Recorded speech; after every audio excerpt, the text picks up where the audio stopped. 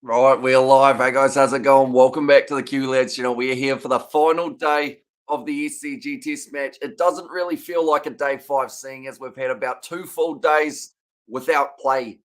And this is a big last day for the Australians and South Africans here. 4 wickets remain in the first innings for the South Africans. The longer they can kind of drag out this process, the better for them and the more likely we are to see a draw. But the Australians, they've been bowling well on a spinner's paradise. It's actually been the seamers who have been taking the wickets. Hazelwood has got two. Pat Cummins, the captain, has got the three. So Janssen and Harmer, current partnership, 12 runs off 38 balls. Janssen leading the charge there, 10 off 33. He did play very well last night. Was able to get through a really tough period of the day when they had Nathan Lyon well and truly on the money with his off spin. Pat Cummins doing brilliantly as well with that seam delivery, just repeatedly striking the body of Janssen, but the man didn't give up, and that's why he gets to start off day five. Here again, we're currently 12 p.m. here in New Zealand. The first session will go for 2.5 hours, a little bit of a longer one, and then I believe the rest of the sessions should be similar to what they normally are. As the sun is out, no chance of rain. Hopefully, I haven't just jinxed that. But Nathan Lyon will be starting the bowling for the Australians. Already, we see 4 men round the bat and Alex Carey, 2 on the offside, 2 on the leg side, and then also that man at short mid wicket just to put a little bit of extra pressure on Janssen here. But for the Australians, they need early wickets because theoretically, to be able to bowl out South Africa in less than 60 overs would be a massive task. Well played straight away by Janssen. And also, we have got there. How's it going, Hamish? May I ask a question? I assume that is from John. That depends on the question, John, but we'll see how it goes. And hi says Shannon. Welcome in, mate. Hope you're doing well. Do let me know. Do you think Australia can bowl out South Africa and then bowl them out again? It's quite a monumental task, but it's still actually not that much of an underdog on the TAB for them to be able to do so. So that is one bonus for the South Africans here, or for the Australians here, is people still feel there's a chance they can do it. In fact, the Winvers last night on the cricket actually had it. That's close to a catching chance, but didn't have the man there. Had a short leg rather than a short mid wicket there. But yeah, it's an interesting one because 85% likely Australia are to win, according to the Fox Cricket tracker thingy mabob. I believe that's taking previous encounters into play. I mean, nicely played down the ground by Marco Janssen. 127. That's how many South Africa need to avoid the follow on, and then that will mean that Australia have to bat again. That takes more time out of South Africa's batting. But certainly a great day at the SCG. So I don't believe there'll be any rain factor. Well played again off the back foot there, Janssen. So South Africa have to be a little bit cautious with how they play this. They can't afford to go too defensive because if they lose those wickets, that follow on's getting enforced. But then they can't afford to be too attacking. Yes, they need 127 runs, but that's still a mile away for South Africa as we currently sit. One ball left of the line over. Oh, the outside edge, but it does just go along the floor to Steve Smith at first slip. Into the over, a maiden for Nathan Lyon. And South Africa still 6 for 149. And also, did the Poison Dwarf want to be captain or want to captain the Aussie side to India given his IPL experience? Sorry to ask, says John. I don't think so because he actually pulled out of his. He was going through a process of being able to become the Australian captain, but he actually pretty much told them to scrap it. So I don't think he wanted to go into that tour as captain. Plus, how many captains recently have we seen their performances actually dwindle when they're captain? Perfect example, Dean Elgar doesn't have a single century since becoming South African captain. Before that, he had 13. So I think David Warner, he'll be keen enough just to be able to open the batting and just be in the side. I think will be the main goal for David Warner. Pat Cummins back into the attack. Last night, 6 overs, 14 runs. Little bit expensive on Cummins' economy, I should say. But did get those wickets, which was very handy for the Australians, getting the 2 in the last session.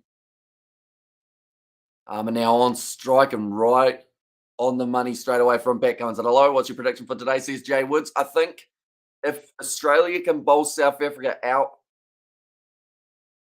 and there'll be less than 70 overs remaining in the day, I think we'll see a draw. Any more than 70 overs, I think maybe Australia have just got what it takes to bowl them out again. But I'd like to think that someone in that order, whether it's Bavuma, Verena, maybe Irvia at the top of the order, someone's got to stick around for South Africa. They haven't shown much fight throughout this series, unfortunately. And currently, Harmer's actually showing a nice bit of it, sitting on 6 off 20 alongside Janssen. It's on 10 off 39. This is an important partnership here because as soon as you get past Harmer, you're into Rabada, and you've got Maharaj and Nokia. They are your three remaining batsmen. Graham Smith's record didn't dwindle for the Proteas, says John Mills. Okay, so you've used one example from how long ago? Just an example there. Pat Cummins been bowling extremely well throughout his first 14.2 overs. 2 dot balls to start off. This one's short on the leg side. David Warner likes it, but it's come straight off the thigh pad. Unless he's calling for an LBW, which would also be not out. I think he was quiet very quickly, David Warner there. I think it's such a weird thing to see sun at the SCG. Definitely after the first 4 days that we've had. Like day one, we got through 43 overs. Then it did start raining, and that was pretty much the end of play, the Don. Okay, so once again, how long ago was that? Armour sitting on 6 off 21 deliveries. And now that's 22. Looking for the stumps here, Pat Cummins. Australia, they've certainly attacked the stumps more than we saw from South Africa, which I think is an important tactic, I guess you could say. Because Pat Cummins, he's hiding the ball. And that means that if it's swinging into your stumps, it's very hard to react to it. Whereas if it's going away, Pat Cummins, he can still get that ball to move quite a bit. So he's shielding the ball and then ends up bowling it in. So they've said that signs of a reverse swinging ball at the moment. Pat Cummins trying to hide it. Almost 61 overs down. Now, I believe I heard them say yesterday they can bowl 98 overs today. So we've got plenty of time left in this fixture. It's going to be a bit of a chess battle. There won't be a huge amount of runs being scored. Pretty sure it will be a draw. Surely they aren't losing 14 wickets in a day to Agar and Lyon on a day 2/3 pitch. It will be an embarrassment to lose from here, says Al Mac. Although I don't think it's going to be the spinners who actually pick up a majority of the wickets. From what we saw yesterday, Pat Cummins and Josh Hazlewood, when they honed in on that line, extremely effective. They've got 5 wickets between them. Nathan Lyon's got the singular wicket, and Agar yet to get himself one. So I think Pat Cummins and Hazlewood are actually the keys for Australia in this scenario. And maybe, just maybe, they'll be regretting not having a Scotty Boland as a third pace option instead of Matt Renshaw, who I don't believe will be doing any bowling. So at least he scored 5 runs, I guess, Matty Renshaw. He's had quite an eventful test match. Hasn't been able to sit with the teammates until about day 4. Then he was out of isolation, per se. Got to join back up with them. Once again, and captain of the Invincibles in 1948 to England. Played about 30 matches, never lost one, says John Mills. Imagine playing cricket in the rain, says Xavier. It's a weird feeling because, I mean, it was a bit different back when I played cricket because we were using a slightly softer ball. We were using one of those, inside edge for Janssen. Tries a sweep shot up against Nathan Lyon. But yeah, we used to use one of those ones that were a rubber ball on the inside and then the leather and whatnot. So they weren't terrible when it was raining, but unfortunately, you'd end up in that scenario how the seam would just end up popping up. But then, like, nothing like they've seen at the SCG in terms of the rainfall. Like, they had 50 mils, which is a huge amount to have in such a short amount of time. They only have 2 pace bowlers. They can't bowl all day, says Al Mac there, which is where the spinners, either economically or attackingly. I think Nathan Lyon's going to be the attacking spinner. Agar needs to try and become economical, but I think at the moment they're playing the opposite role. Nathan Lyon economical, and then you've got Ashton Agar, who's doing a little bit more attacking. Hasn't quite found his line throughout day 4. It's going to be nicely worked to the leg side. by Marco Janssen down to Kawaja, the man who was just narrowly short on making a bit of history for himself. Would have been his first double century if he had scored an extra 5 runs. Wasn't quite able to. The ball just outside of off stump for Nathan Lyon, and he's been able to find some areas that have had quite a bit of turn and bounce. Ashton Agar, the same, he bowled an absolute ripper outside of the off stump. It popped up maybe a good 6 inches more than it should have. Johnson's still on strike, hasn't scored a run yet today. It's looking like it's going to be a relatively tough patch for the South Africans, but like I mentioned, they can't go too defensive. If the ball's still there to hit it, you got to hit it.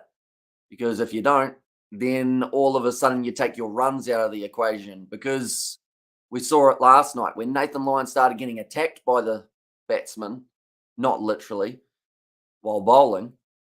He actually then got taken out of the attack. Same with Ashton Agar. Looks like that's going to be the end of another over and another maiden. So we are yet to see a run scored on day 5 of this test match of the first 3 overs. They're just showing the surface. It looks like it's a little bit outside of a leg stump at the moment is where that main rough is from this end. So they wouldn't mind having a left-hander, but I don't believe South Africa have got one of those for a little while.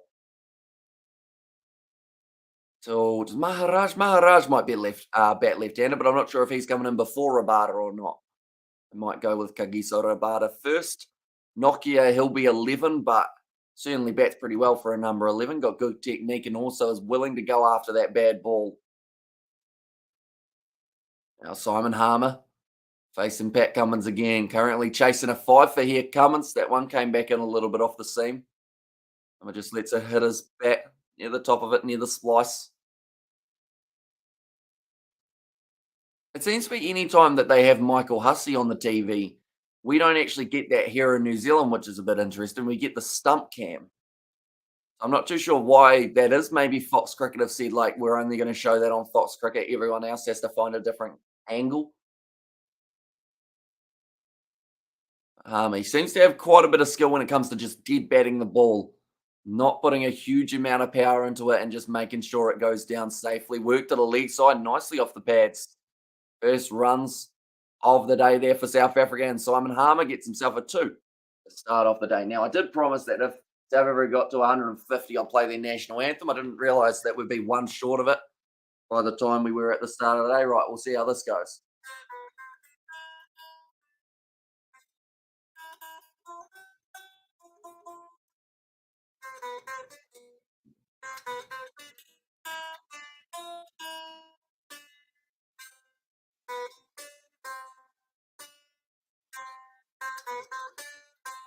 I will mention that is extremely out of tune. Did the Sharks win? No, they lost by 12 points against Connacht. 24 points to 12 in the end. And also, Benetton beat Ulster. So there you go. That's a massive upset for the URC. And New Zealand and Australia don't seem to have many quality spinners to choose from. Are they not encouraging kids to bowl spin, says Al Mack? I would say it's more of the case of, like, that's a big shot from Harmer.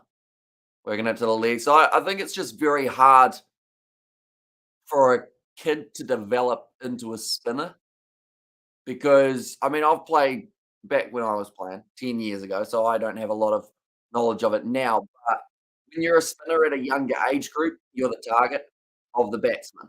And unless you're really getting it up there in the right place, you're just getting tonked around the ground. So a lot of kids lose interest in spin bowling and instead either go to being a pace bowler or they just don't bowl at all.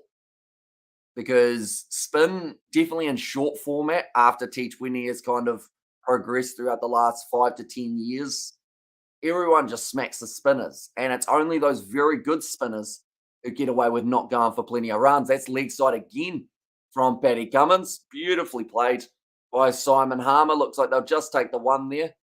Did it too well. He's got 3 runs off just 2 deliveries there, Simon Harmer. And also Sam Henry has said, yo, welcome in, mate. Hope you're doing well. But yeah, it's trying to convince a child, which children are very hard to convince to stick with something if it's not working. So, like, if a child's going for 10 runs and over when his mates who are bowling pace are going for 4 runs and over, and you say, "Don't worry about it. Eventually, when you get better, you're gonna go for less." But Pat Cummins hurt himself. No, he was just staying off the dangerous area. I was wondering what happened there for Pat Cummins. Did you ever find out about the Benetton banana story, Amish? Nah, didn't even look it up. If I'm being honest. Janssen now sitting on 10 off 45 on strike to Pat Cummins. Another short ball. We knew it was coming, as he has been able to hit him with a few of them from the final session of day 4. Yeah, I should mention that he hit it 2, 4, 1. So actually, Harmer getting 7 runs across 3 balls rather than the 3 off 2. Someone have a cow at the ground? What was that noise? Either there's a very drunk guy who thinks he's a cow, or someone's just brought their herd to the cricket for the final day. I know it was a gold coin donation, but cows don't normally have money. Another short ball, well played. And that's going to be the end of the 63rd over, 156 for 6. So 2020 is encouraging dart bowlers rather than real spinners, says Al Mac, pretty much. But it just depends on what type of competition you're playing. I know for us as well, we play on artificial turf. So as a spinner, you have no margin for error. You bowl it short, it's sitting up there as a juicy just ball about just over the stumps, and the batsman's going to rock back and smack you. The ball.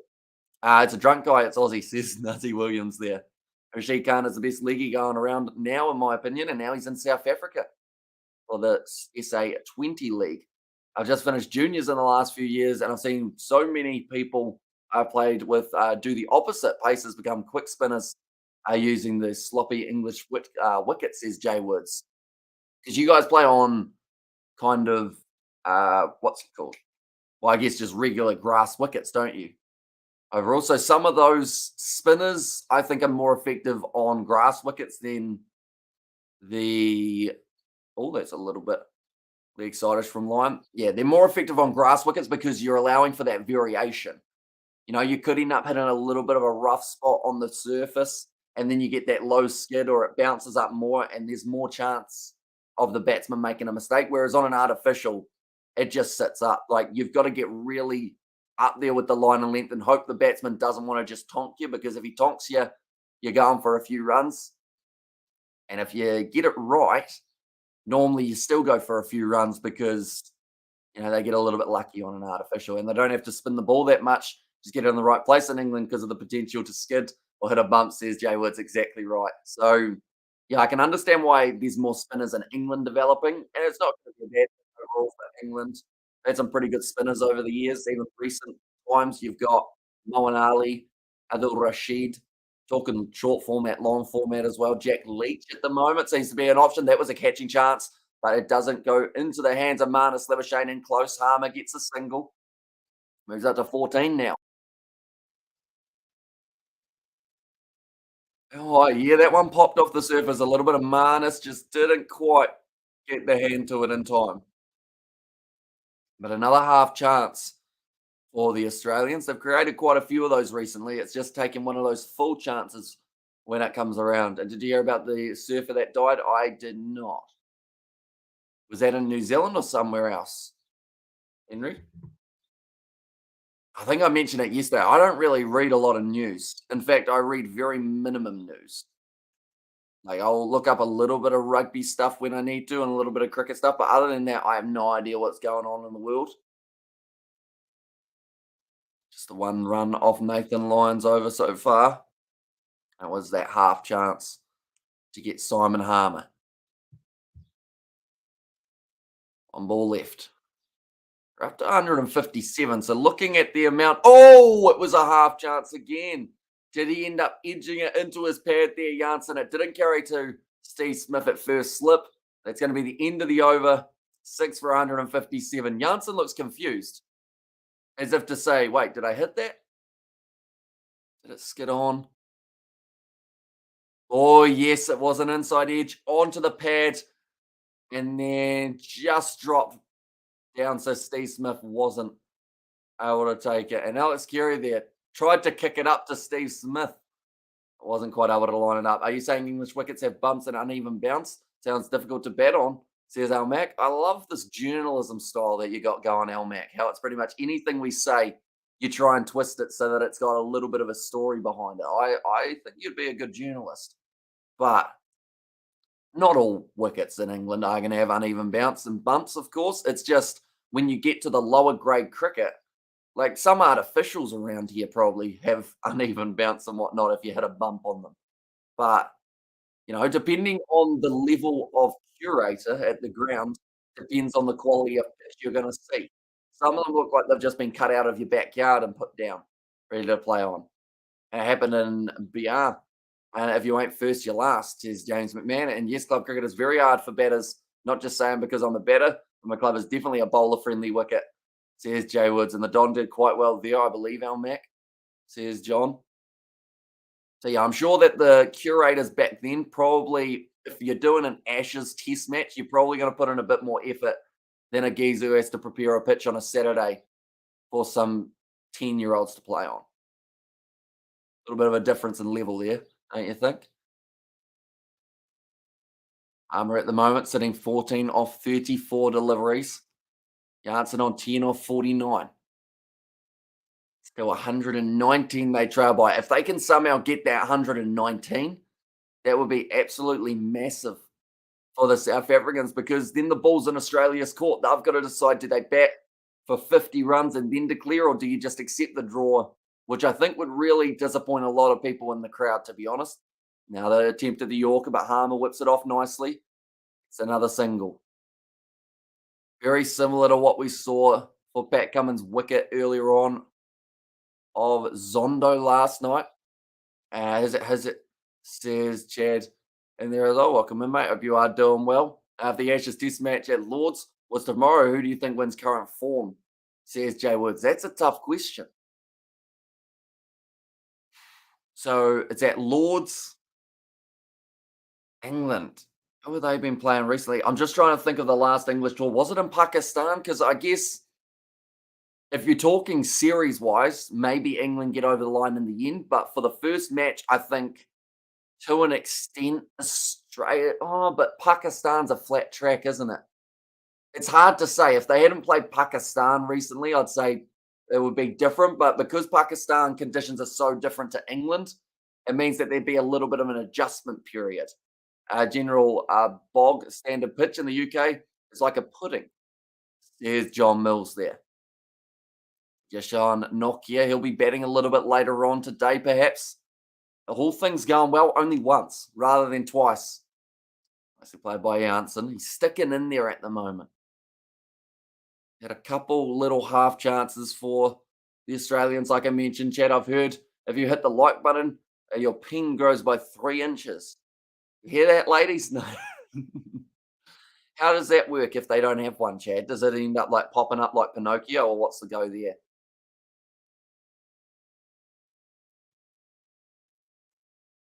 Currently strike rate of 20 for Marco Janssen, so not going at a huge run rate, similar to what we saw for Shaquille in the Pakistan-New Zealand series. And I'm thinking that at this stage anyway, the tactic seems to be keep Janssen out there for a while, and then later on he might look to attack if they need a few more runs. But for now, Harmer's more of the aggressor out of these two for their partnership. Once again, in behind it for Janssen. Got a very solid technique, definitely for a large individual. Like, I'm not going to lie, I wasn't prepared for follow-up questions, says chat. It's probably fair enough, yeah. Yeah, you probably haven't had time to think about that side of things. Nathan Lyon, he's just finding everything inside of that same square in the ball.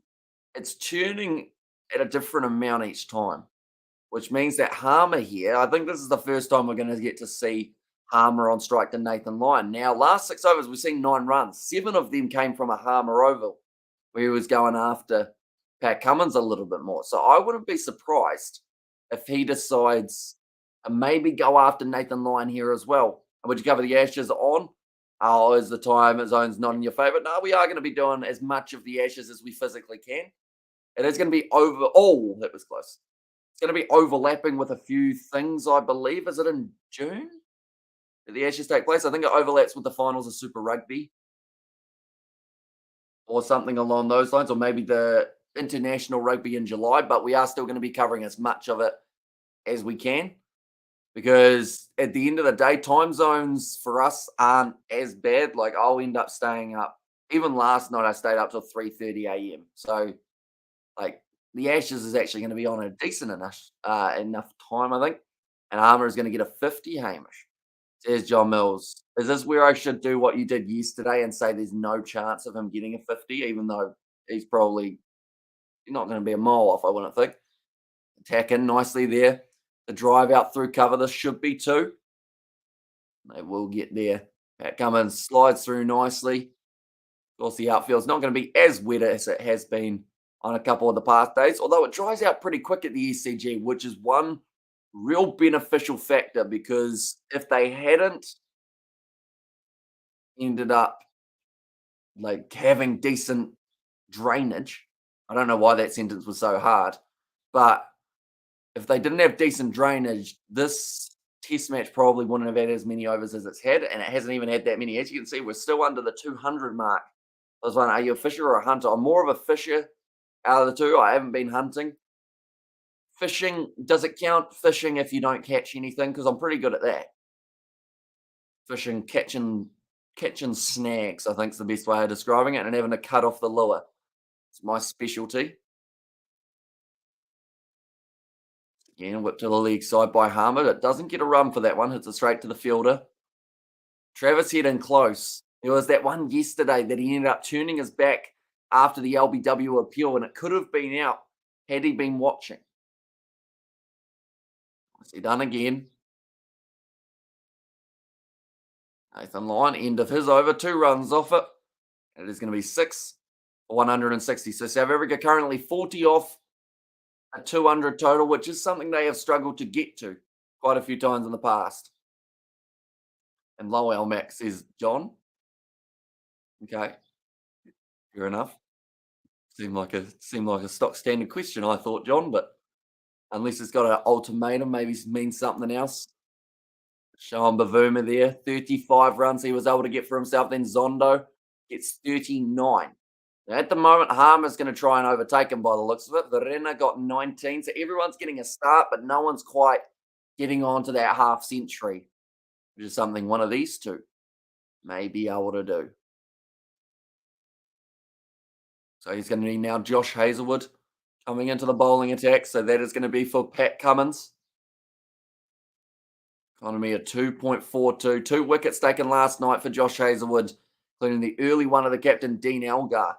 And how are we going to celebrate the Springboks winning the Rugby World Cup on this channel, says Chad there. Well, I'm sure if I didn't play the South African national anthem, I might get stabbed. So that's a good start. Not sure about anything else at this stage. I don't really have a lot of green and gold stuff other than a Sprite can. But I don't think I'll scull a Sprite because I get bloated, won't I? A lot of air in a Sprite. Carbonate, carbonation.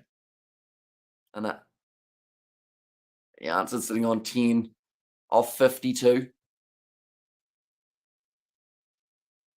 comes Hazelwood. Quite an attacking field at the moment. Leg side based. Man in close at short leg. Also, they've got the man at about that short mid wicket and maybe get some South African beer. What's a good drop, says Almac. I don't know how much South African beer we've actually got in New Zealand. Just thinking through the local supermarket aisle. There's not a lot. There might be 1 or 2 that are sneaking around there. Not best sellers over here anyway. Castle. Yeah, I don't even know if they've got Castle at the local one. We might have to go somewhere else if that was the case. Nice fielding by Marnus. Oh, almost lured Janssen into taking a single that wasn't there. Brilliant work from Marnus Labuschagne. A direct hit there might have been extremely close, in fact.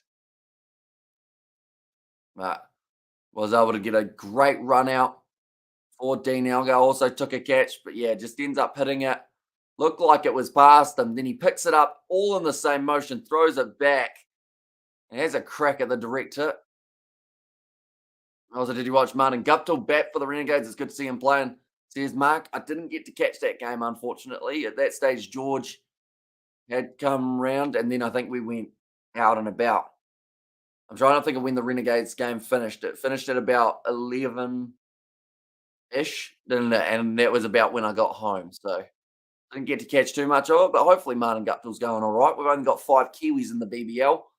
So, yeah, it's good to see them doing well. League side a little bit.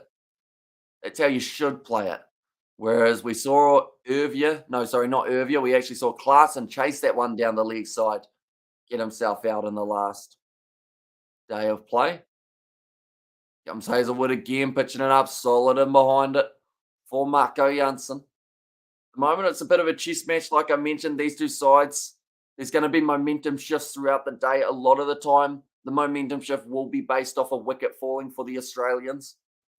The longer that Janssen and Harmer can stick around for, the absolute better it's going to be. I believe it's going to be about a 98 over day. We've only had about 7 overs so far, I believe. We got through 59 last night. A little bit of cloud in the background at the SCG, so it's getting more overcast. Nicely played off the back foot again. It's a very good drop, but it's Namibian, I think, says John Mills. So that might offend the South Africans more than anything. Do you think? One ball left to Hazelwood. He's been very economical. I think it's a massive bonus for the Australians. We're just going through to check the odds. There we go. So Australia to win at the moment is paying $5.60. For a draw is paying $1.10. Now, remembering a draw at one point yesterday was at $1.30. Oh, left alone just outside of the off stump. Good lead from Janssen. Into the over. 6 for 160.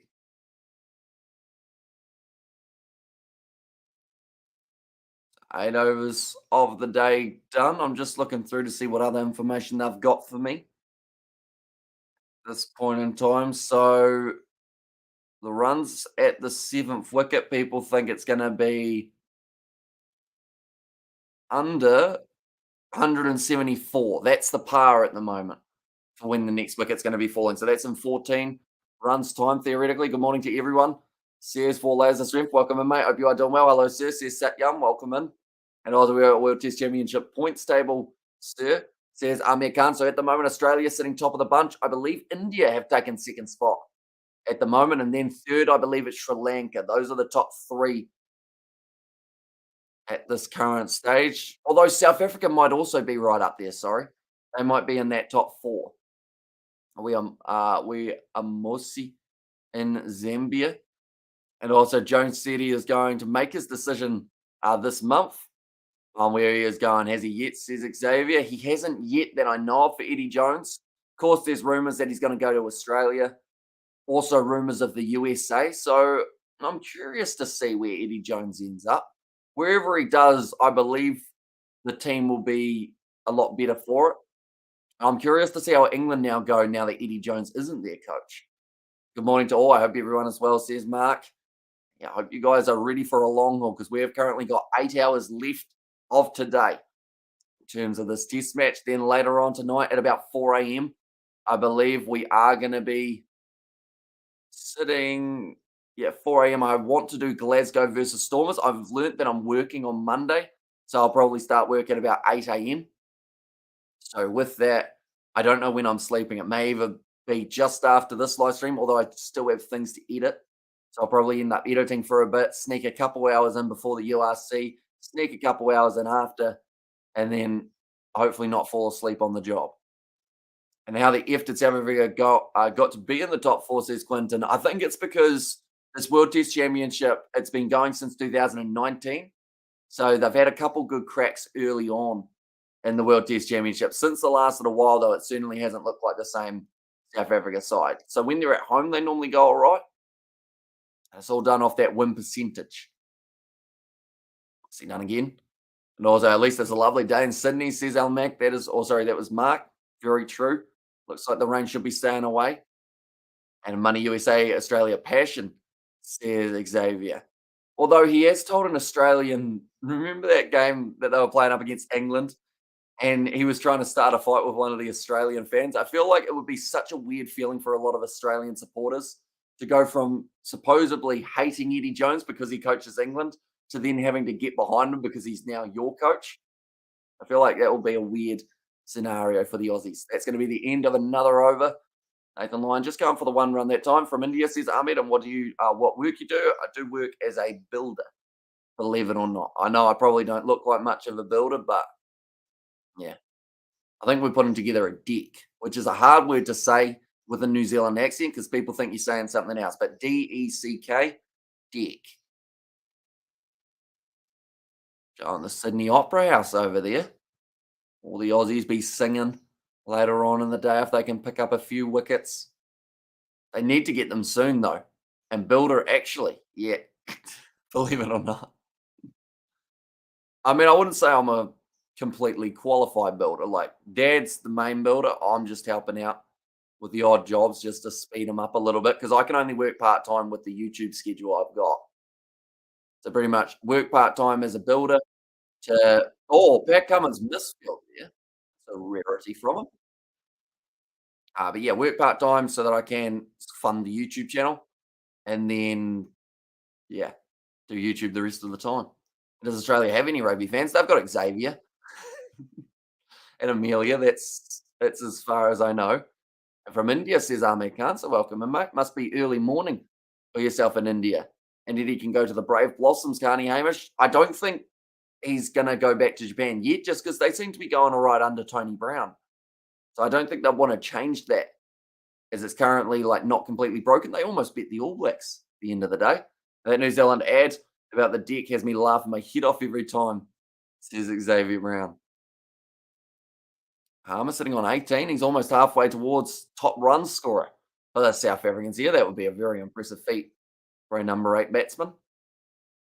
These two, they've already eaten up 100 balls between them. And theoretically, if we work on the theory of 90 overs remaining in the day or somewhere around there, that is an extra, what do we got? 96, 54. We got 540 balls left. So that's still a long time. And also, poor Cummins selfish for declared inning, and Kawaja missed out on the double century. Now they are not going to win, and Kawaja will miss out on golden opportunity, says Ungard. Yeah, it will be unfortunate for Usman Kawaja because he's a nice guy. And like he would have said to Cummins, don't worry about me, just make sure. They're just saying about Usman Kawaja. Nice to get a crack at them this afternoon, I think Usman Kawaja said. Do you think Kawaja's going to go out and get 5 runs and just try and say that it counts as the same century? I don't know what Australia's tactics are here. It probably depends on how long South Africa bat. Joe should they can get them more competitive, says Quinton. And also Longa is talking about giving Agar, or Langer is talking about giving Agar a go with the ball, give Lyon a break because it's a long day, says Mark. Should have bat faster to get us 200, says Quinton O'Neill, to help Tony Brown as he helped Jake White. I mean, so Japan can win the World Cup, says John Mills. Although you'd have to ask the question, is he better off taking a side that's struggling more to just try and show how good of a coach he actually is? Like, does he take a South American team, or maybe, like Xavier said, the USA, get paid very decent money for going over there, help build them into that 2031 World Cup? Because if he can get locked in for long enough to get to there, he's doing pretty well, and he would have made a fair amount of change in the process. Nicely fielded by David Warner at that leg slip. He's quite deep there, though, so almost a bit more of a, you call him a short, fine leg. South Africa still 115 runs needed to stop the follow-on from being enforced. 5 dot balls in a row for Hazelwood. He's been very economical. Hasn't gone for a single run today. There's a run. Commentator's curse. It's just going to be the single, and that will be the end of the over. And it is going to be 162 for 6. And also, please help Australia win this match, says Quintus. Unfortunately, I don't quite have that power, Quintus. If I did, I'm sure I'd consider it. Have you got a bet on them, I assume? And you want them to win? I mean, he is half Japanese anyways, Eddie, says John Mills. And Jones should come to Australia, then leave after the World Cup and then go to the USA, says Xavier. And see, that's the thing. Australia, it's that question of who needs them more. Australia, they're in a tough spot at the moment. with Dave Rennie. He hasn't got the best winning record.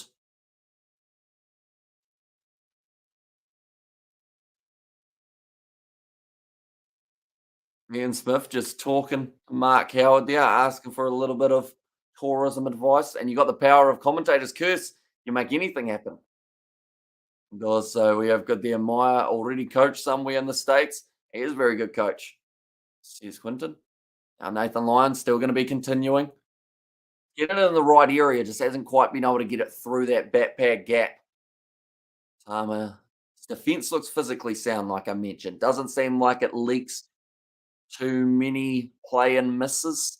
Because I mean, we saw throughout that first Australian innings, they said that it was the lowest amount of play and misses they've had since 2005, which is oh, that was almost a chance. But Travis said Nathan Lyon outside of the off stump. Harmer pushed it that one a little bit. It bounced up on the leg side and just short of Travis head. Yeah, hits up right on the splice and then just short by half an inch. And the USA men's and women's head coaches both left. So there is a spot for him. And to be honest, I think Australia should change bowlers, see if they can get a crack in the South African armour. There's Mark. And did you watch India versus Sri Lanka yesterday? Shirya was amazing, says Angad. I didn't actually get to watch it live. And in fact, as a little bit of a spoiler, I haven't seen the result of it. So I don't know if I want to know the result yet, because I might end up watching it a bit later on tonight.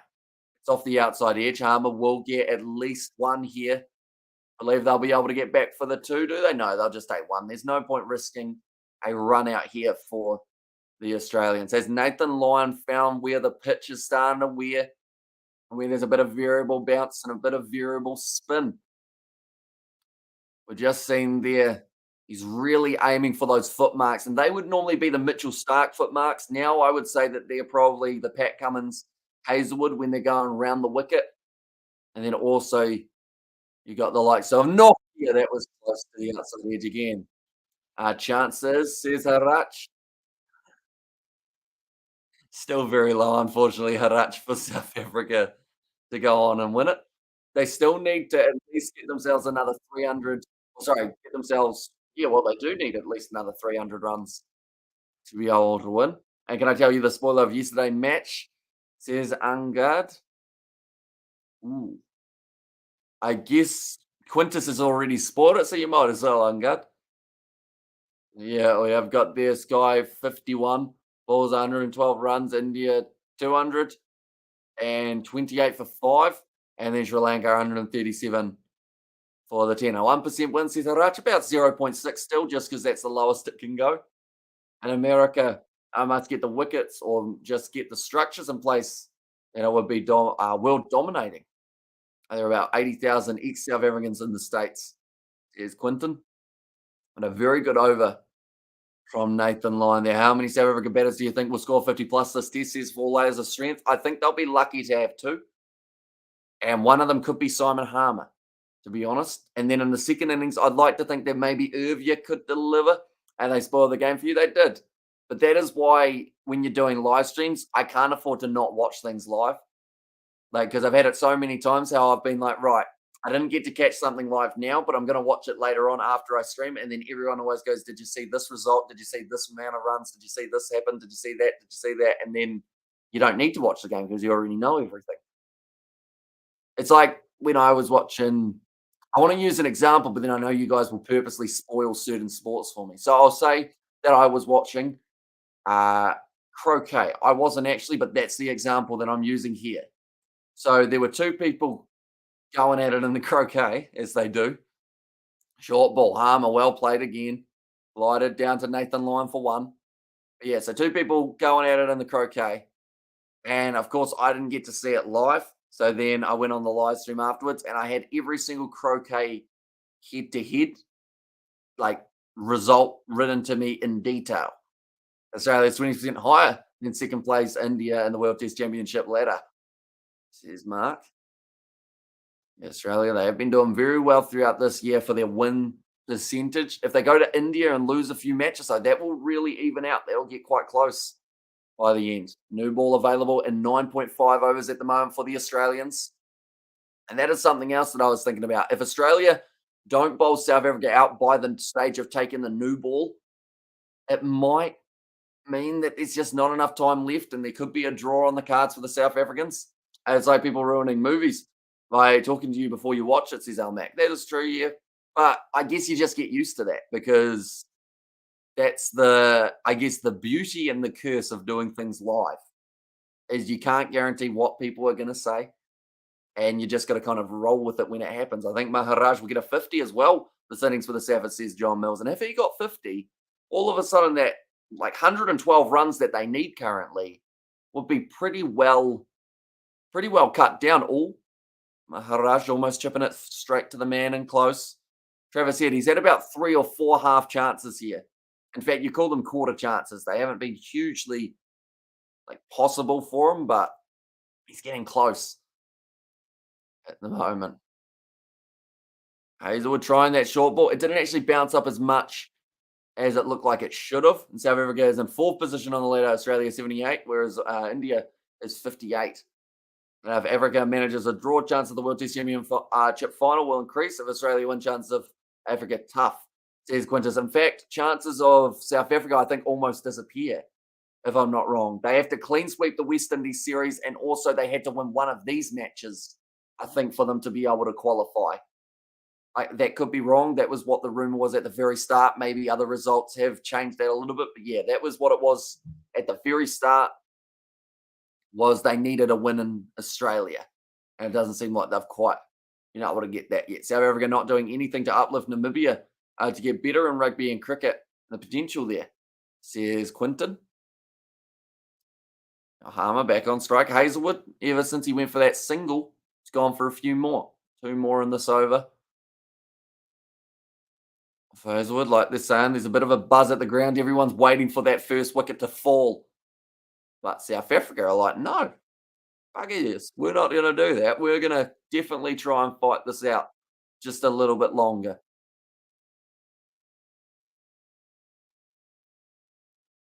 Like they've just set a few pockets around the ground, making a bit of noise. Still not as full as I thought it would be for a gold coin donation day at the cricket. I was hoping to see at least, how many can the SCG hold? I'd say you want at least 30,000, 10,000 more than yesterday if it's only $2 to get in. And Zimbabwe for that matter, Quinton, says John Mills. Here comes Hazelwood. Shorter ball. Harmer tries to pull it away, hits it straight to the man at mid-wicket. It's going to be the end of the over. 6 for 165. True, John, says Quinton. You know, the funny thing is, South Africa here is still batting almost quicker than New Zealand and Pakistan did on a road in Pakistan. So we've got to give them credit here, South Africa. They're not just completely, I guess, sitting down at the crease and just blocking balls for the sake of it. Like Harmer's still attacking, 21 or 58, not too bad. Janssen's taken a longer amount of time to get his eye at the start of the day. But once he does, he'll probably look to attack a little bit more. And here as well. Lions spell today. He's had 6 overs, 2 maidens, 5 runs, but not a singular wicket for Nathan Lyon as of yet. There we go. Janssen, his first run of the day came after 32 deliveries. So he almost faced 6 overs by the time he did score a single. Nathan Lyon, look for that same spot, hit him outside the line. Going to be all right there. Janssen, something he's done brilliantly has been that he got outside of the line of the ball every single time, or outside of the line of the stumps, I should say. And Pakistan, New Zealand, both tests. New Zealand almost won both, but like ruin, that's going to be a nice sweep shot, goes straight out to the man at square leg and David Warner. And where did New Zealand go wrong in the World Test Championship this season? They are defending chances unguarded. I think they just didn't play aggressive enough, to be honest. Up against, who did we play originally? We lost a game up against Bangladesh and New Zealand. We lost a game up against South Africa and New Zealand. And just those draws as well just started hurting New Zealand to the point of other sides wanted it more, and you could see that from the way they were playing. You look at someone like in England, they're going to be missing out, of course, but the way that they now are playing, you think next World Test Championship, they're probably going to have a decent crack. And I think the reason why the crowd is so small would have something to do with the most people thinking it was 80% chance of a draw. Says Mark. Yeah, but for $2, you'd still go to the cricket, wouldn't you? Even if it's a draw. I know if I was in Sydney, I'd still head down for a look-see. Definitely on a Sunday. Theoretically, a lot of people working during the week. In Zimbabwe, we're at the first two Rugby World Cups in 1997. Oh, sorry, 1987 and 1991, and haven't been to one since. There's John. Yeah, probably long overdue getting another crack. Zimbabwe. No, Kenya, they went through the repechage, didn't they? But they weren't able to get through in the end. I believe it was Portugal who actually managed to get themselves through to the next stage.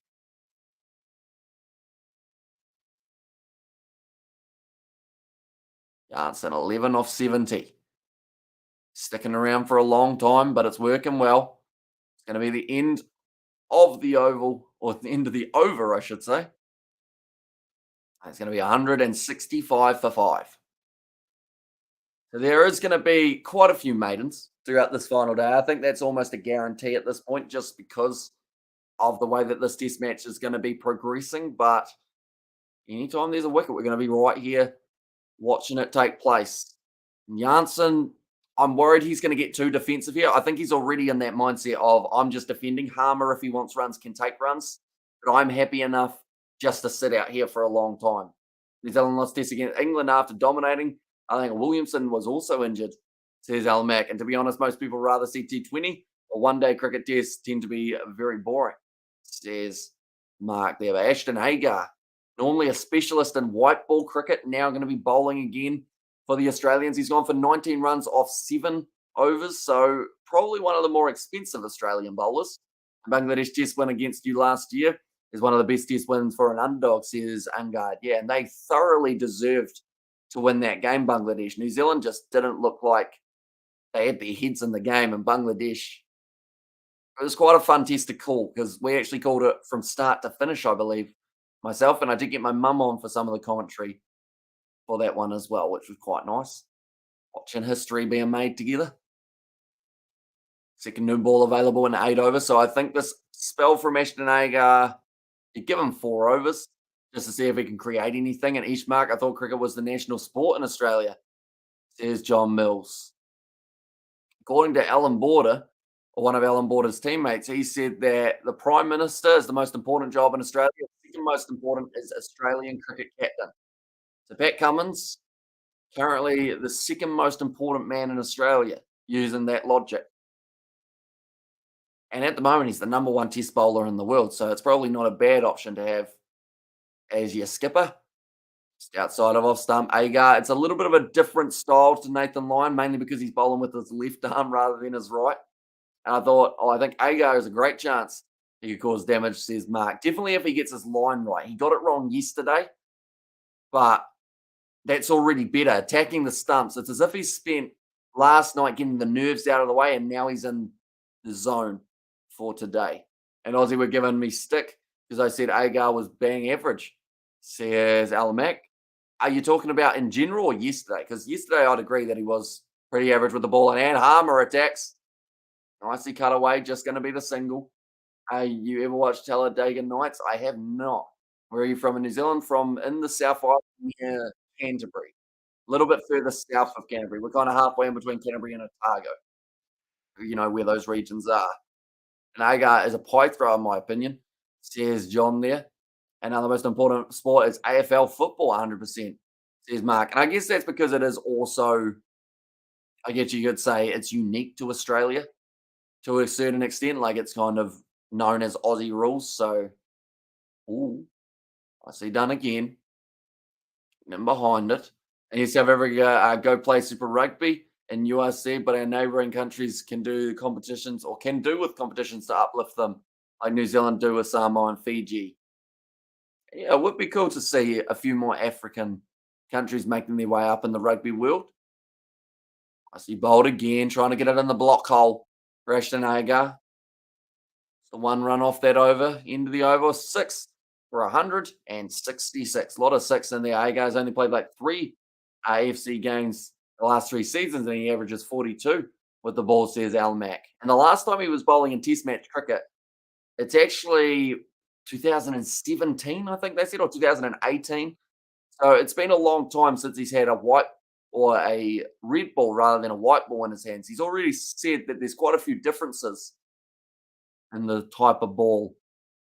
He said that the red ball roughs up the fingers a little bit more. Oh, Travis Head. Here he goes. New ball just around the corner. So Travis Head's going to get a crack. He went for 6 runs in his first over. Now, I'm interested to know why they decided to go with Travis Head rather than Matty Renshaw. I'm glad they've gone Travis Head. I quite like watching him bowl. Which city is closest to your town, says Ungard. Probably, see, city-wise, depends on what you call city. Because do you know Timaru? You might not know Timaru, but if you went Christchurch, about 2 or 3 hours south of Christchurch, somewhere around there. Why was he selected then, Almac? Does he know the selectors or something, says John Mills? And yes, Hamish, 100%. It's because it's unique to Australia, 100% our sport. I love that fact, says Mark there. And also, we have got about the pies. Travis said he might throw a few pies up there as well, but sometimes the pies can be the effective wicket balls. Yeah, getting him, pushing it a little bit there, Harmer. Just takes the single again, moves up to 23 runs. He's really not looking unsettled at all at the crease at the moment.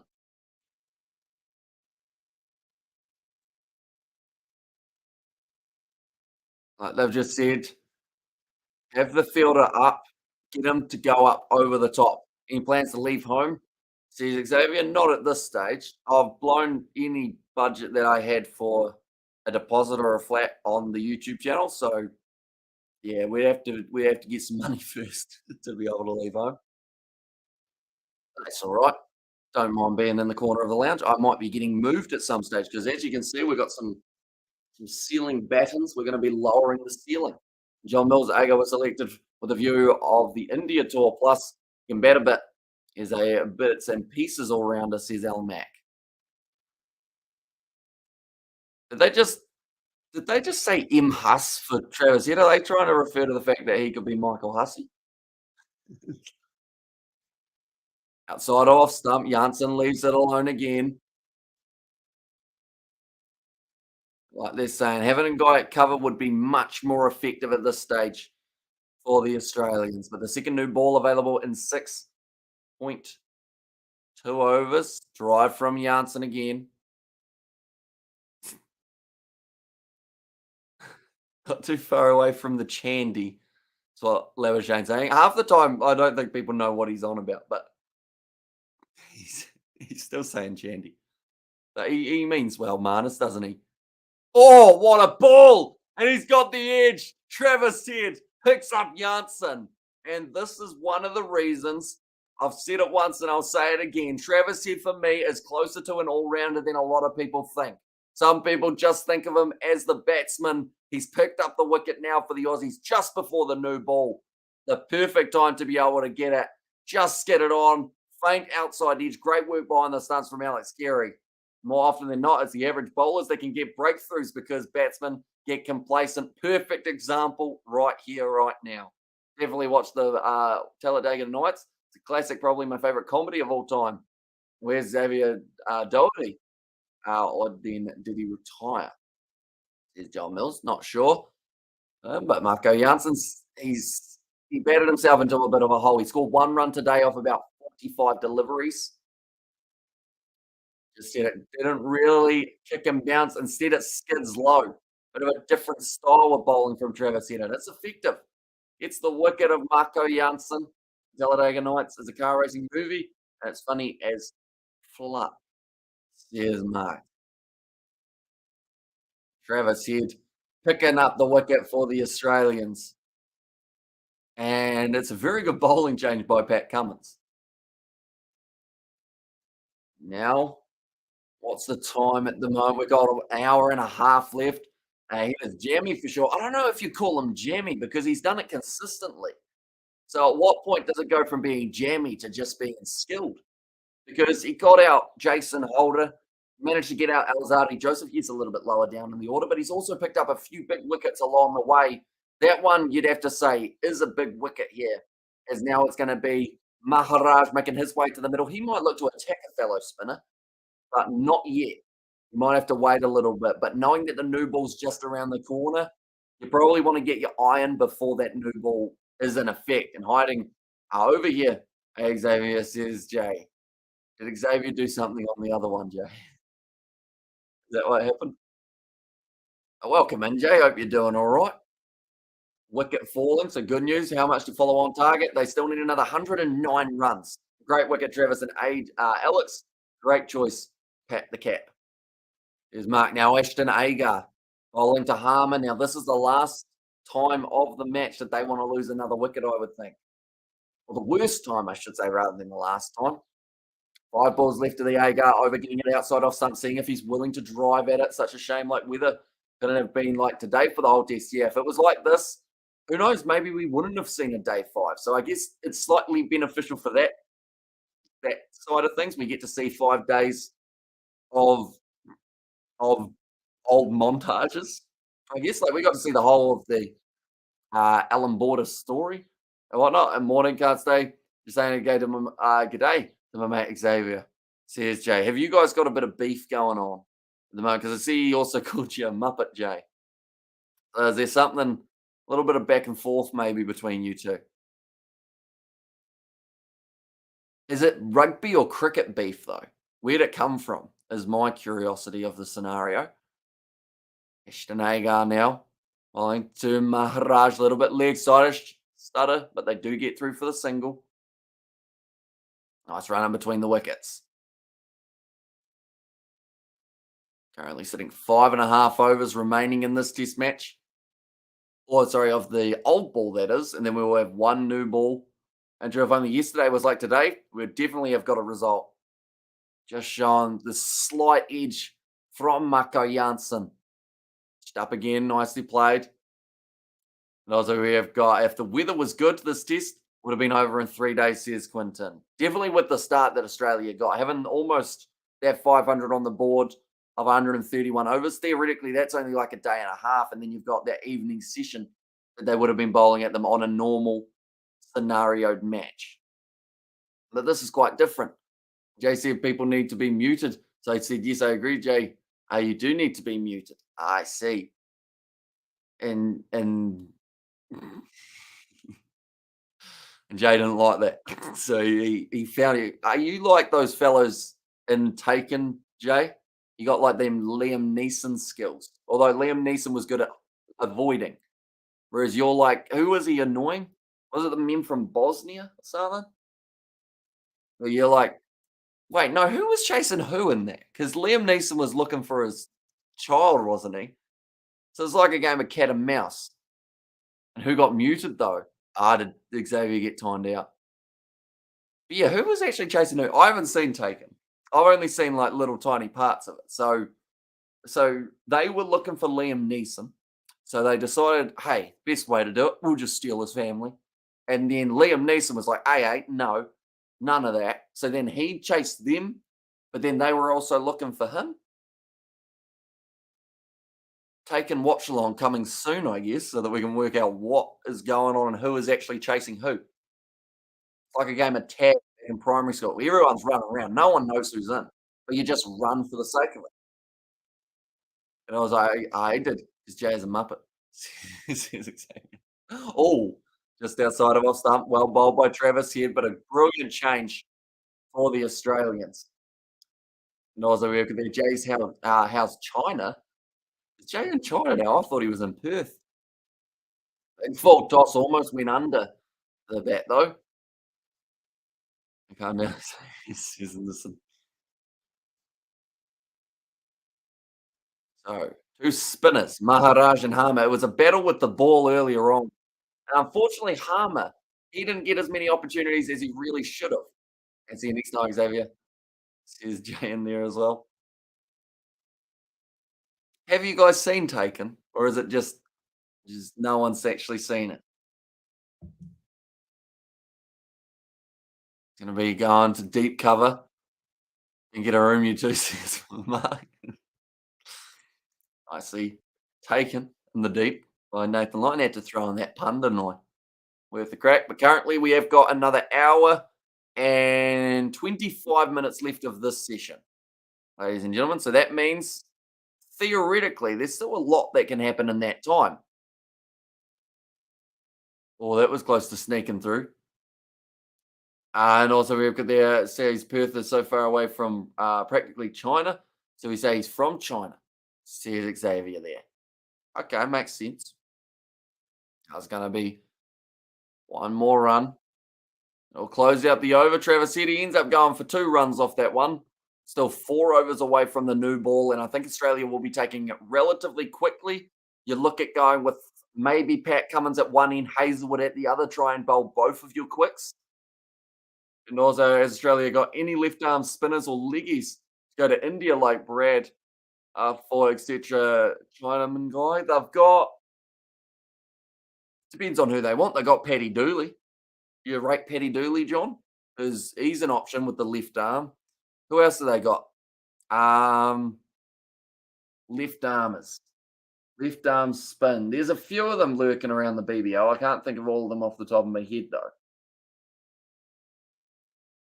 Yeah, Paddy Dooley's one that I can think of, although he might actually be left arm off spin. Now that I think about it. Australia, oh no, I read that one. And Taken as a classic movie, you would enjoy it, says Al Mac there. Yeah, I need to watch more movies. I know it sounds like a weird statement, but like I watch hardly any Netflix, hardly any. What else do they have? Uh, what other services? Is it, Hulu? Is that a thing? I think that's a movie one. What else? Amazon Prime, Disney Plus. Where else can you watch things? That's about it, really. I've like I don't watch any of them. And Dooley does okay in the Big Bash, says Mark. Yeah, I think he's got potential, Paddy Dooley. The future currently Harmer, he's sitting there on 25 off 72 deliveries. And also there's a few there in first class, says Robert. There you go. He can pick up this wicket of Harmer. It would be absolutely huge for the Aussies because then working on the theory of still another 2 and a bit sessions left, that is enough time. Paramount Plus.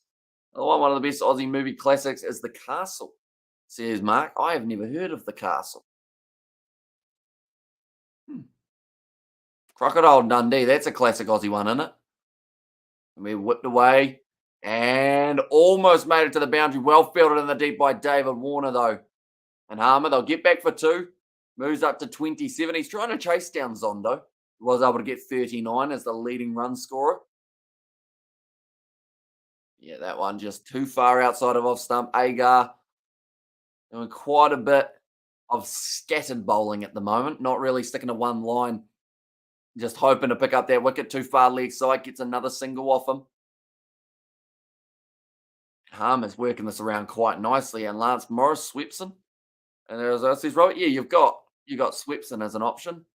A rabbit fence for mine, says John Mills. It's a mustache 100% worth watching.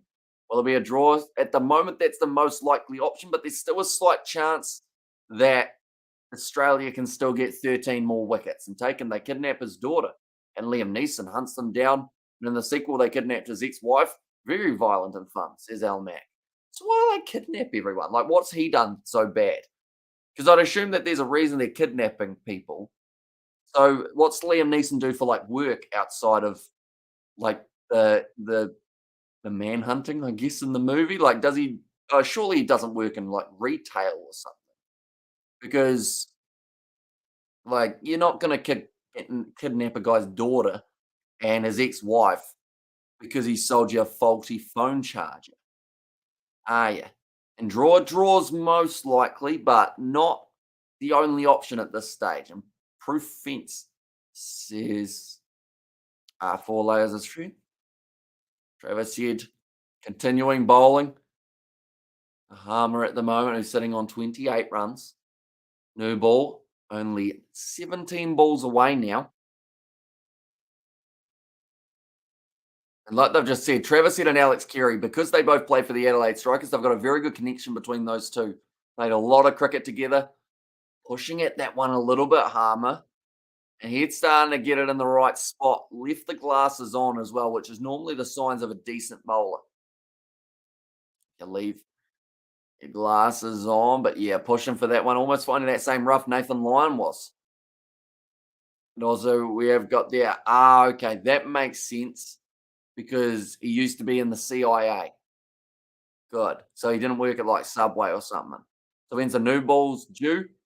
3 overs. Do you take it and give it to Cummins and Hazelwood? I think you do. I think that's the plan at the moment for the Australians. Which is also why they've got two spinners bowling, just to give Hazelwood and Cummins a bit of a rest. I think we'll see about a 4 over stint from Hazelwood, 5 over stint from Cummins, and then Nathan Lyon will be back in the attack for one of them, and then the other will continue just a little bit longer. Oh, it was a half chance for Labuschagne. Was it in the air, and could that have been Harmer's wicket? I think the way Australia are reacting, this was a chance for Marnus Labuschagne. Yeah, it was, and it just hit him in the hand. Just too quickly for him to be able to react. Sometimes they stick, sometimes they don't. Oh, what a ball! Did Alex Carey just drop that? He might have. I think Alex Carey's put down an edge. Works the Subway. Now drive for Uber. It looks like it's a drop catch. Oh. I don't know if he hit that, Harmer. Little teeny weeny edge, maybe. No, there's still a pretty big gap between bat and ball. So I don't think it would have been given as out. Alex Carey's still acting like it's a drop catch, though. So I think there's a good chance. And how many overs remain? So in this day, I believe they can still go for another 70 or so overs, somewhere around there. So there's still plenty of time left, if not maybe 75 to 80 overs left. So still quite a wee while. But once we get down to about 50 overs, normally they do start to let us know a little bit more. Currently, we've got another hour and 18 minutes left of this session. And then we've got 2 more sessions to go. That's straight. At Matty Renshaw in close. He's done well to field that one. Second new ball, 10 balls away now, still 2. A bit sessions. That's what else says Robert. So, yeah, plenty of time for the Aussies to get these last 3 wickets. And then they have to try and bowl out South Africa again. Oh, Maharaj considered going forward, but then went back. It's an 80s Aussie comedy. Another great movie is Two Hands. Says Mark. Now, he could have worked at Subway, the fella in Two Hands, if he's got to.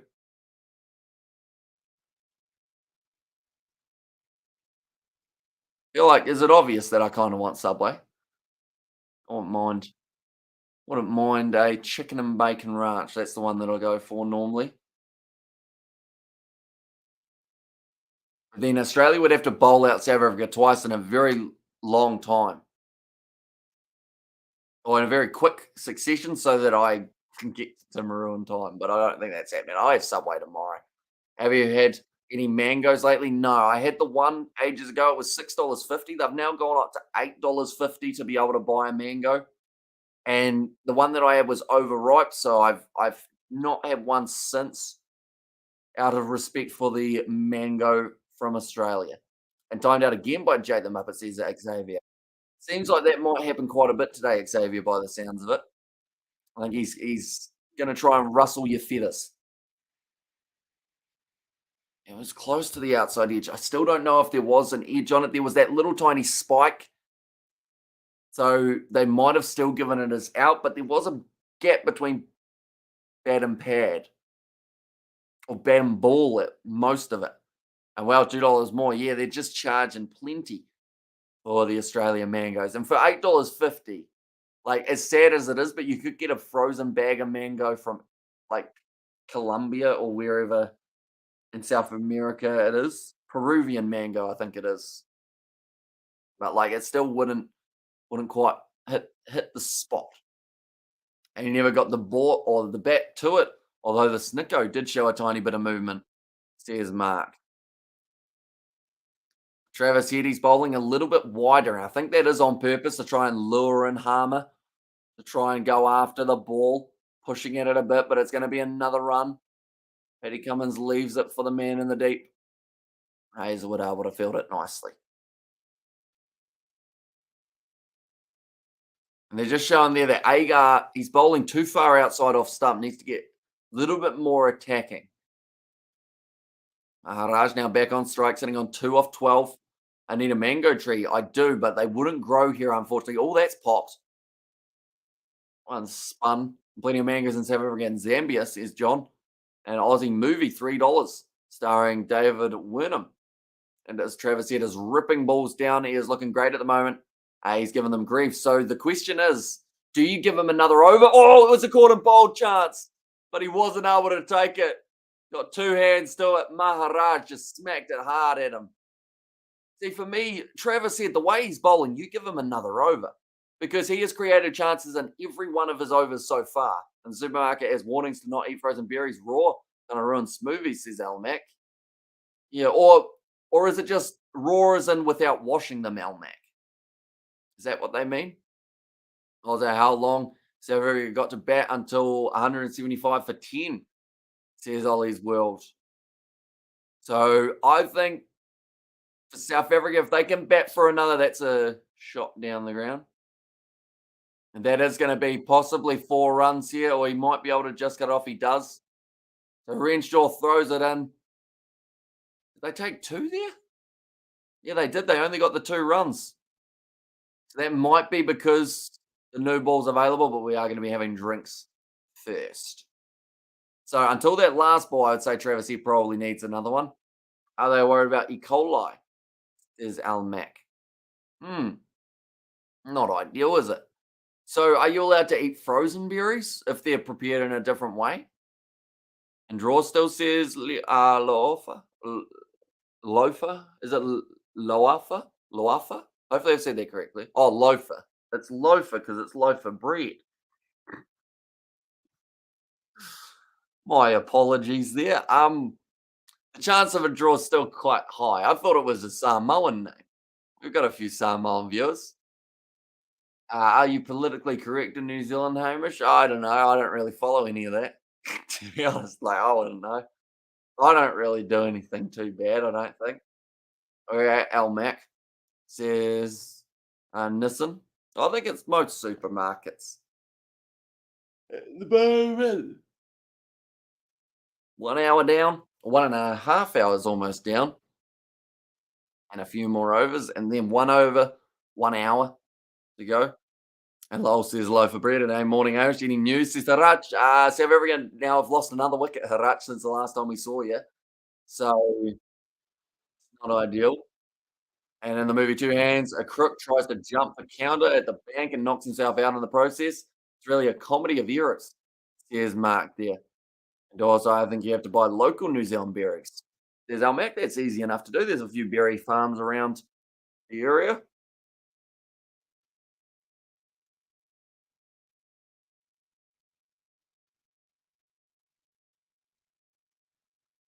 Warner just saying that he's over there with a non-existent crowd. And the new ball, I think they're going to go for it.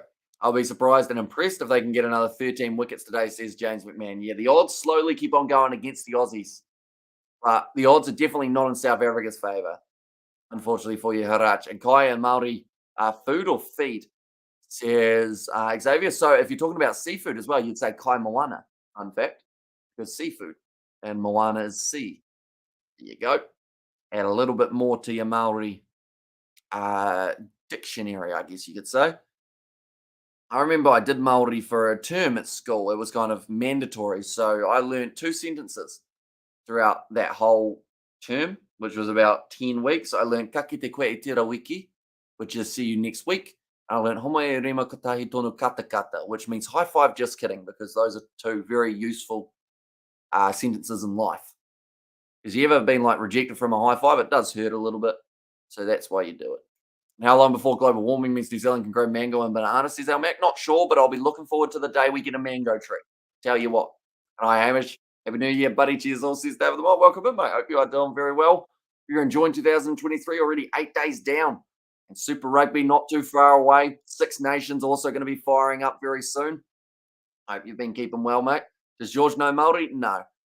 No, if I told George a sentence of Māori, he would forget it within about 5 minutes. No, also we have got the Aussies to be patient and not take the new ball yet. 5 to 10 more overs, says 4 layers of strength. And happy new year to you, David. And Hamish, says Robert. Back at you, mate. And in New Zealand, do you have a spinach problem? Like, as in, like, our spinach isn't, like, growing, or as in, like, we don't have enough spinach? I haven't heard much about a spinach problem, I'll be honest. Happy New Year, Hamish, just passing by, says Cooper Croc. Happy New Year to you too, mate. And yeah, look forward to seeing you a bit more frequently on the Super Rugby and whatnot live streams that are coming up relatively soon. Also looking to do a bit of NRL for this year, which is something we didn't do much of last year. But George knows Maori girls. He does, yes. And not a chance Australia can get 13 wickets. They might get all of them out, maybe 4 or 5. However, someone will dig in and get the draw. That's what we hope anyway. But we've thought that in the past for the South Africans, and every time when they look like they're getting 200, they lose their wickets. Like at the moment, it looks like they should get 200 easy peasy. But if they lose these two relatively quickly to the new ball, that's when it all of a sudden once again put South Africa in a hard place. And it was defective in Australia. So, like, you have bad spinach. How is spinach bad? Like, is it not full of the minerals that it needs? It's just a leaf. Did they just eat trees? They picked up poisonous weeds and mixed it together. Oh, nice. Nice. You don't really want poisonous weeds in your morning smoothie, do you? That's why I don't eat spinach, you see. Obviously, for that reason and not any other reason. I don't eat vegetables, so no spinach problems for me, says Al Mac. And I say, hey, brother, happy new year. Hope all is well, mate, says David. I heard here there was no lettuce and I had to use cabbage leaves. Is that correct? Hamish, it was, yeah. So in KFC burgers and whatnot, they'd have cabbage rather than lettuce, or just very minimum lettuce. And then you look at Subway and they're throwing that stuff around like it's free money, you know? Who's tooting? No one tooting at me? Nah, we're all right. Oh, I don't often get tooted at. Only 80 overs bowled. They did take the new ball. Now, Mac, are you turning to George if you don't eat vegetables? See, that's not a bad thing, though. George is a nice guy. Overall, he's strong. He got that farm boy strength, though. Like, he'll pick you up and throw you if he needed to. That's why I try not to annoy him too much. I kind of want to do what I saw. Who was it that did it? I think it was a member of the Axis of Awesome, got thrown around by a strong man in a harness. I feel like me and George could do that. It'll go relatively well. The only problem with Aussie spinach is it's very bland, says Mark. Although most spinach to an extent is, isn't it? It's an acquired taste, the spinach. I would say that Australia theoretically will have less than 80 overs remaining to try and bowl out South Africa this time, and then the next time, as I let George run it straight at you, that would probably end up me either getting concussed badly or breaking some bone or a few. If I ran it straight at George, same thing, I'd probably end up with the concussion from it. South Africa at the moment sitting 99 runs away from enforcing the follow on. Let's finish this random, says Xavier there. And I know this might be a bit on the left field, but I'm putting my money on the Wallabies to win the Rugby World Cup. That's, it's not a bad shout. As long as they can avoid all their injuries, they're a good enough side, the Wallabies. Like, they've got talent. It's just trying to put it together. And they will have quite a few of their older players returning, whether that's Kurtley Beale, Samu Karevi's going to be back. You got Quade Cooper back at 10, a couple of those experienced forwards as well. So they've got a chance. They're one of about 8 sides, I think, that have really got a crack. I love you, David. That is 100% correct, says Xavier. Yeah, buddy, just another day, says David the Mod. Harmer yet to get a run away in this over with the new ball. And he had to play a couple. Hazelwood just getting it to swing away from him. Hasn't played at anything he hasn't needed to yet, Harmer. In fact, his decision making throughout this innings has been pretty good. Oh, that popped. That one came off the surface quite a bit. He's done well to be able to deflect that one downwards rather than up. If you ask Popeye, it tastes great. However, I'm happy for him. And Olive, I'll be happy giving it a miss, says Mark. And Super okay now. He's in their training squad. I don't know if he's going to be travelling anywhere anytime soon. I think he's playing for the Waratahs in Super Rugby, though. So, yeah, we'll see how he gets going in about 6 months' time, whether or not he will be a goer or a knower. Or that. And Hamish can't grow, or sorry, Australia can't grow good spinach because it's the cold weather crop. New Zealand has better spinach weather. Should I grow some spinach? Could do, couldn't I? I'm actually heavily thinking about growing strawberries because, like, the amount of stress that it takes to get strawberries around Christmas time, like, if you had some plants, you'll be right, you know? So I'll get some strawberry plants. You have to get some netting to stop the birds from chomping on them. Try and keep the bugs away as well. That's the hard thing. Gotta do all the parts. Oh, that one's gone nowhere. Maharaj, this is gonna be a troubling over, I think, with Pat Cummins bowling to Maharaj here. That's if the ABs don't win, of course, says David. Yeah, that one's popped up and just hit the thumb of the Proteas batsman Harmer. Curio Keeps just said the pitch is just starting to get naughty. My name is Dex, says Jayesh. Welcome in. Hope you're doing well. Outside off stump, wow. He's thrown his hands at that Maharaj. Decided that he wants to go after Pat Cummins when it's well, I wouldn't even call that a bad ball. It's just he's gone at it that hard that it's worked out well for him. And he'll still be the captain, Willie Xavier, says John Mills. And 7 for 7. Ahama doing okay on 29. He may get that 50 that I think John stated earlier, says Mark. Yeah, he's currently only the 21 away. He's 10 off being the leading run scorer for the South Africans in this innings, and score for the follow-on, says Railway, so they will still need another 95 runs to avoid the follow-on. I agree, raspberries and boysenberries over the bird ate the entire crop. Need some netting, says Al Mac. Yeah. Outside off stump, punches it straight to point. Where Ashton Agar was waiting. Harmer not harmed.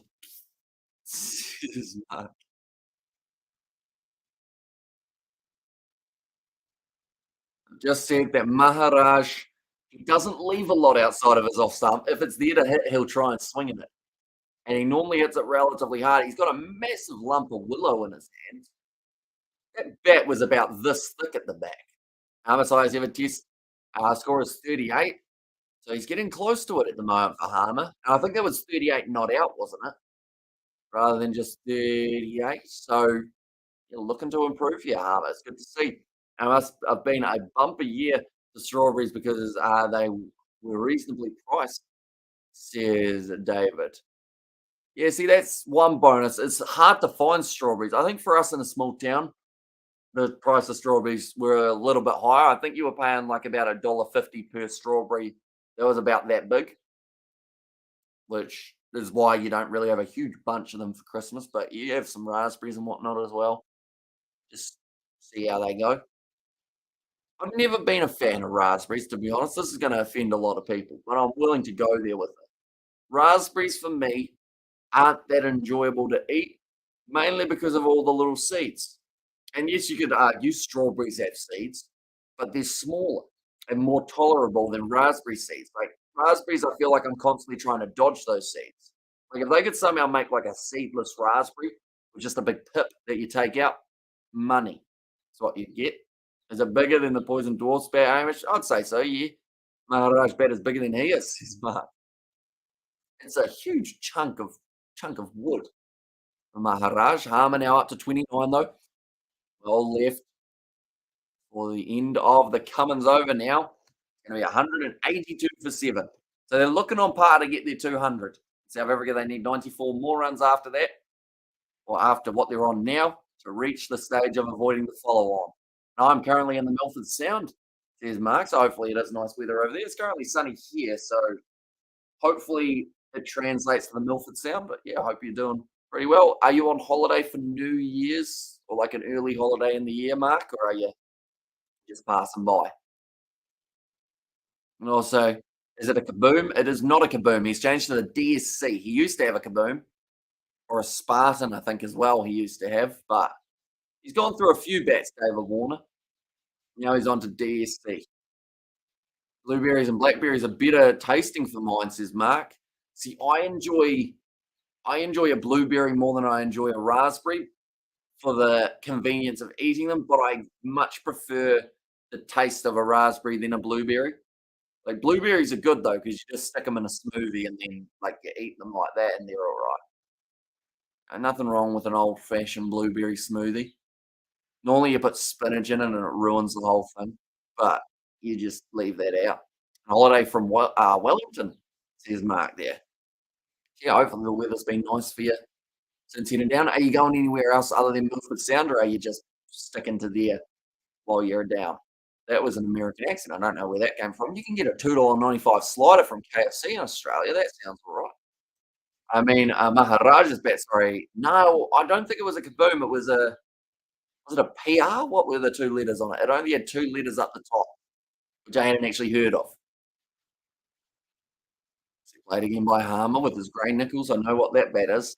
You get a giant bowl of whipped cream and dump a couple of punnets of berries. Good for putting on weight, says Al Mac. True. Aren't berries like good antitoxins? They are. Yeah, what else is good in a blueberry? They've got a few vitamins too in there.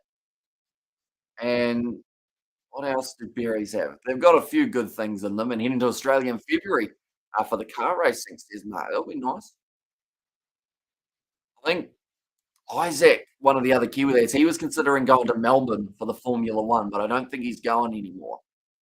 That was going to be in about March. That's gone through the slip cordon, down to the third man rope, and it's going to be 4 runs. Muffins. Muffins are also very good for putting on weight. Definitely if you eat 15 of them, which I don't.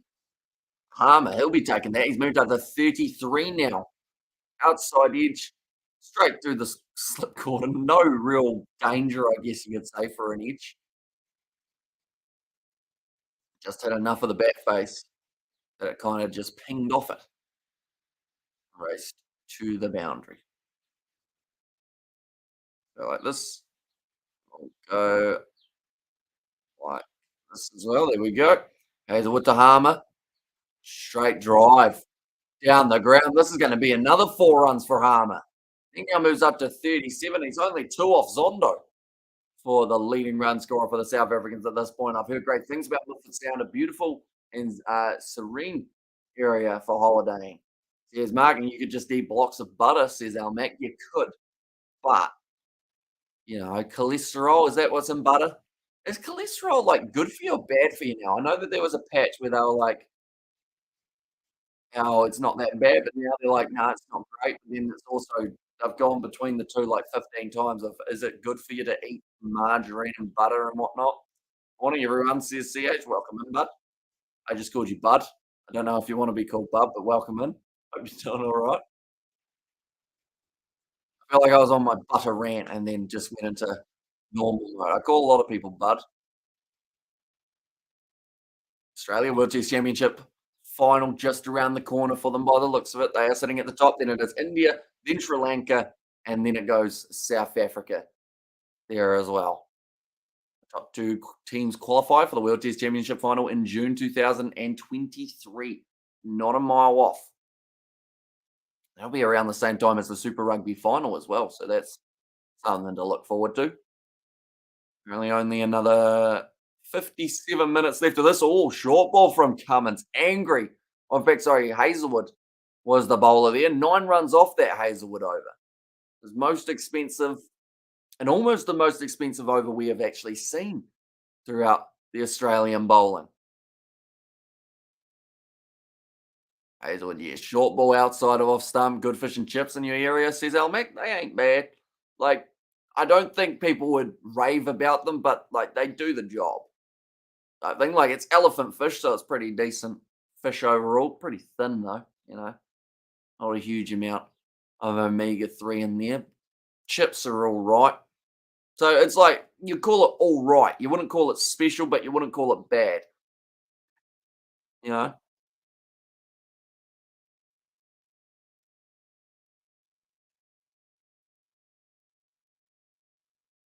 Here comes Pat Cummins. 2 slips. Well played by Maharaj under the eye line.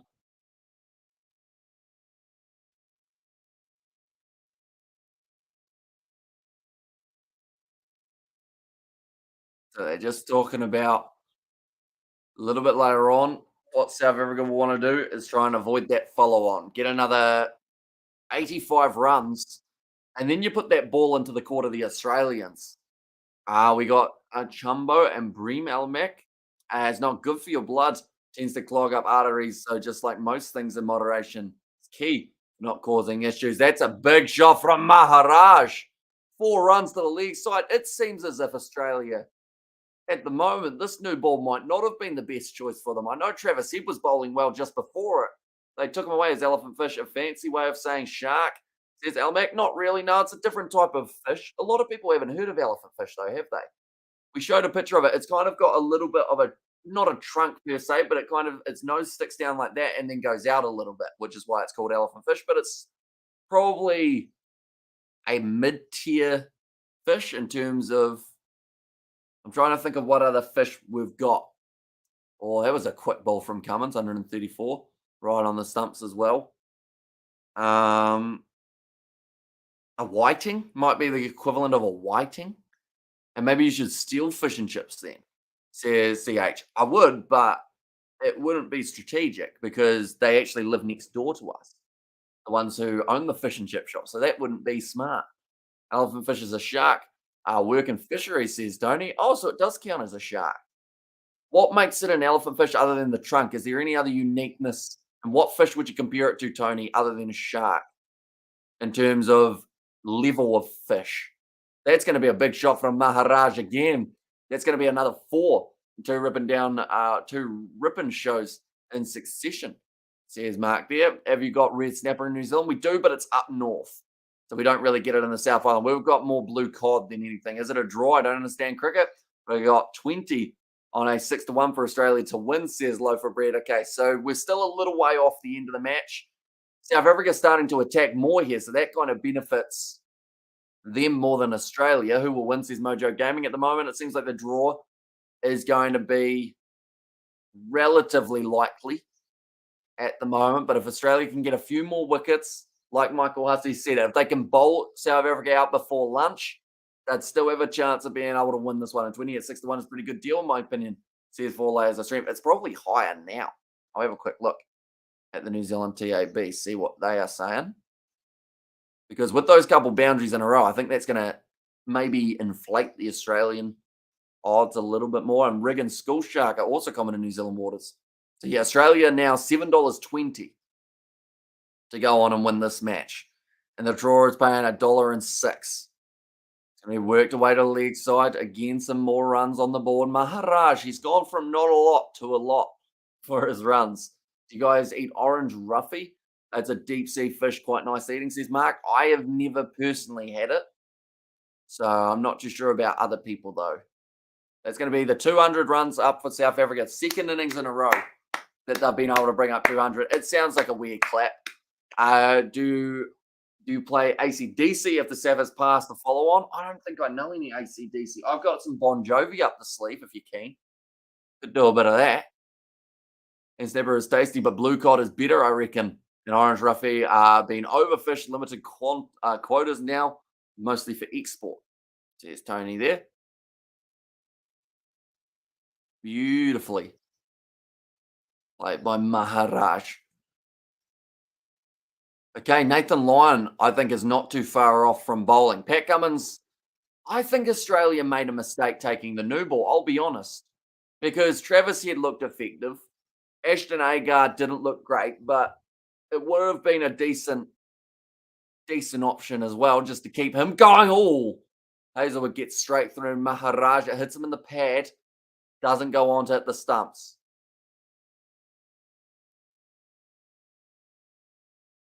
They're also mentioning maybe you could end up. Did he get an inside edge there, Maharaj?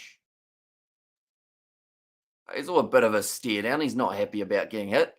Prawns in New Zealand, says John. I believe so. I don't know if we import them or we get them now. An orange ruffy is a fancy fish. Too expensive for fish and chips, says Alamek. And blue cod and blue nose, my favorites. Currently, it's all albacore tuna. Have I said that correctly?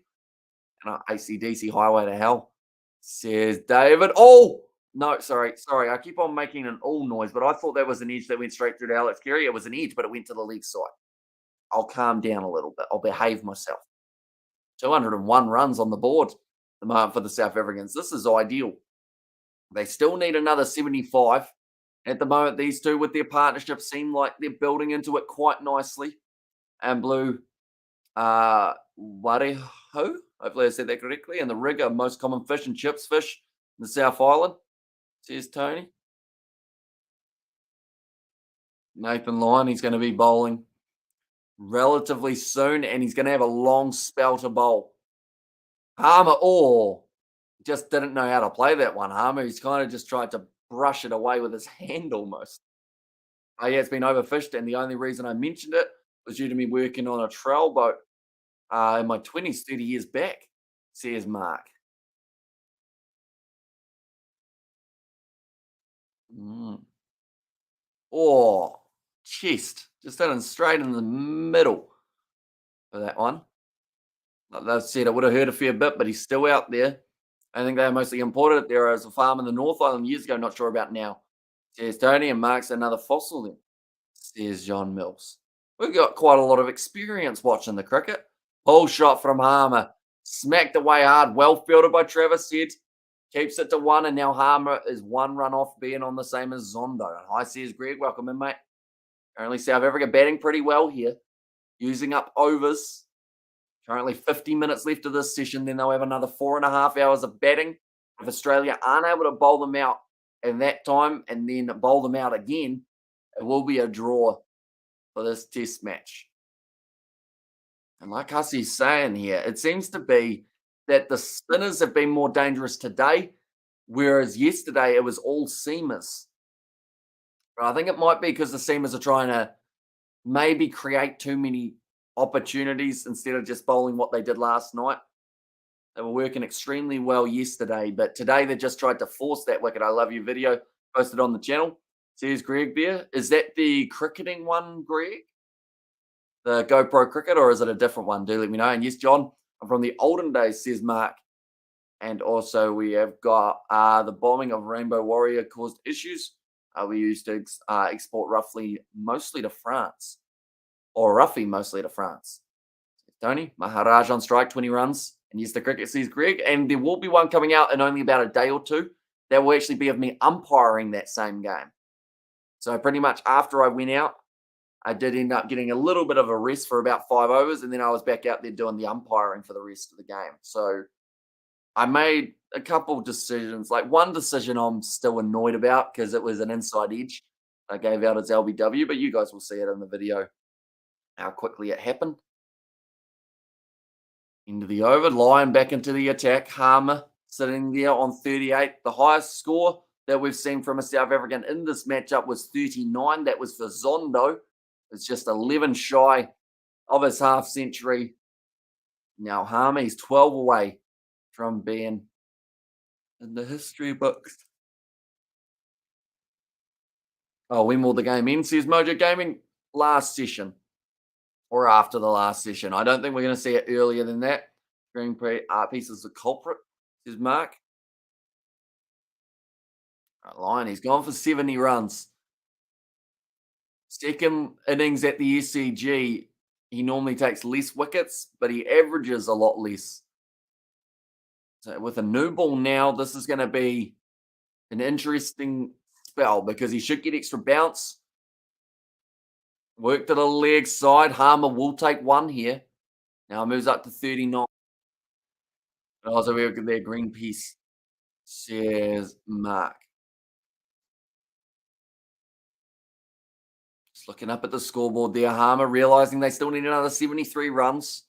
But Australia, to a certain extent, if they have to bat again, I only see them going out there having about a 10 over slog fest and then putting them back in for the South Africans, because you're still going to give South Africa enough of a taste of a victory so that they'll actually look to be relatively aggressive.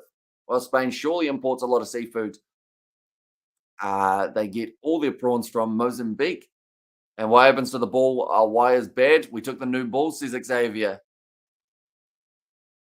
Oh, the ball, which is bad. I assume you're talking about what happens to the old ball. They'll end up just putting it somewhere. Either it becomes a training ball for the Aussies. That's what happens at my level anyway. If you end up using a ball and then the overs, you finish them, then that becomes your training ball. Where's George today, Hamish? Oh, that's close. But Nathan Lyon, Not a mile off here, maybe a bit of steep bounce. I think he might be working. Though he didn't end up working yesterday. That was due to the bad weather. And then it looks like he's carrying a spare tyre around the belly region. Here's Mark. They're looking. They say no. They don't want to go upstairs. And also, we have got the Are you an Aussie or a Kiwi? I am a Kiwi. Or you may be going down leg. The LBW there. Plenty of revolutions on that ball, though. But was there a shot being played? No.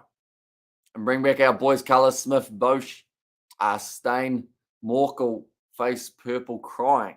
Says L dude there. And Liam looks like he's, oh, sorry, Lion rather than Liam. Lining down legs, the call from Mr. Cricket.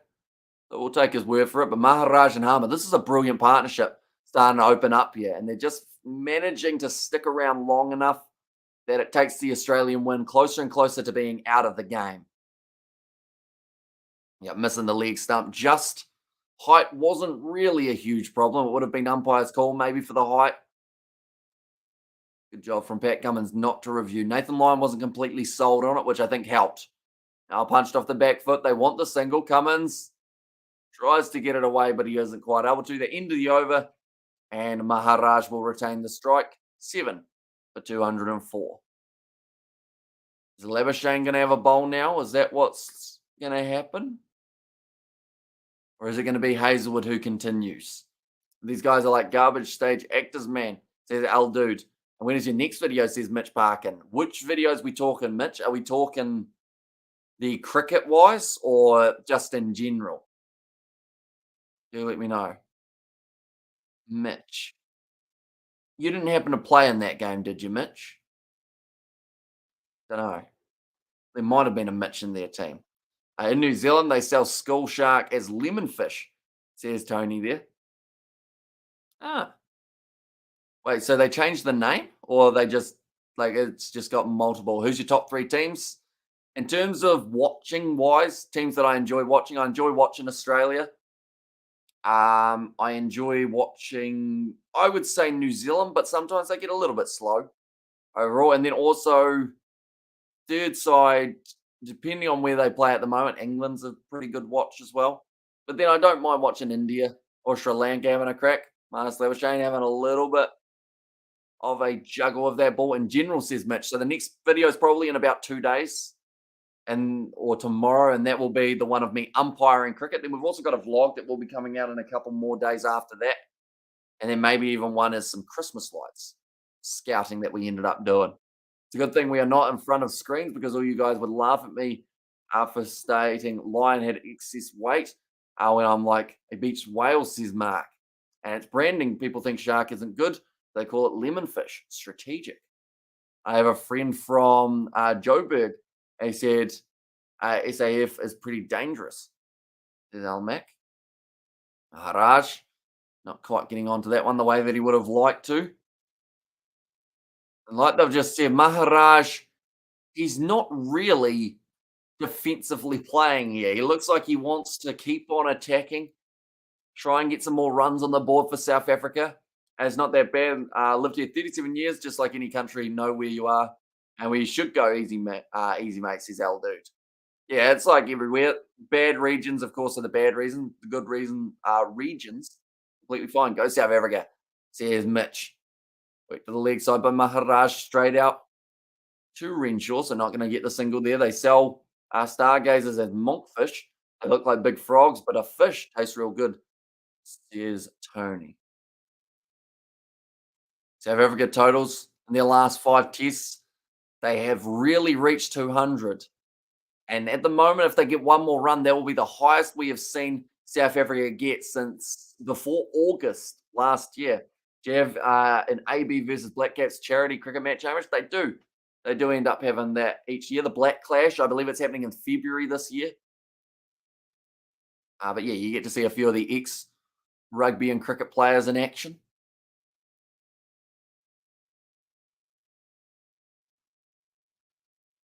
Under 45 minutes till they get to lunch. They need 3 wickets. That's what they're going to have to do. They want a chance. For Josh Hazelwood, they're just showing how accurate he's been, just hitting that same line and length every time. We're going to need 72 more runs to avoid the follow on. That is the number that currently almost could be the difference between a loss and a draw here for South Africa. If they make Australia have to bat again, because Australia can't use up too much time if they still want to chase a victory. So if you're in that scenario, South Africa might be able to get the Australians in the spot of having to, oh, that's a big shot from Maharaj. No one out there is going to get two for it. But yeah, they might make Australia have to set a total that they're not completely confident with, but that they are willing to risk to try and get those last wickets. I heard Kieran Reid is real good. He's not too bad, the old cricketing side of things. And they should play a neutral sport like basketball or soccer, says Al Mac there. Mm.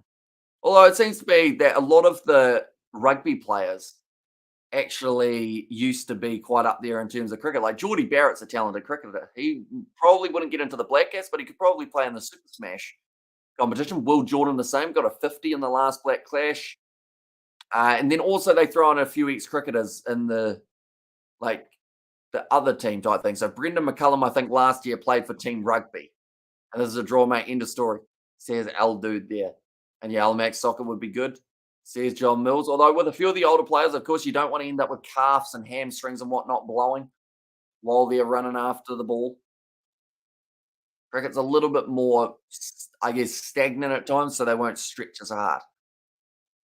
Anyone who is new to this channel, be sure to leave a like and subscribe. We've got plenty more cricket coming up in the near future, whether that is BBL cricket. We've got the URC later on tonight that we're going to be covering, or the Stormers taking on Glasgow. And it's an interesting match, that one, because Glasgow on a 10-match winning streak at home.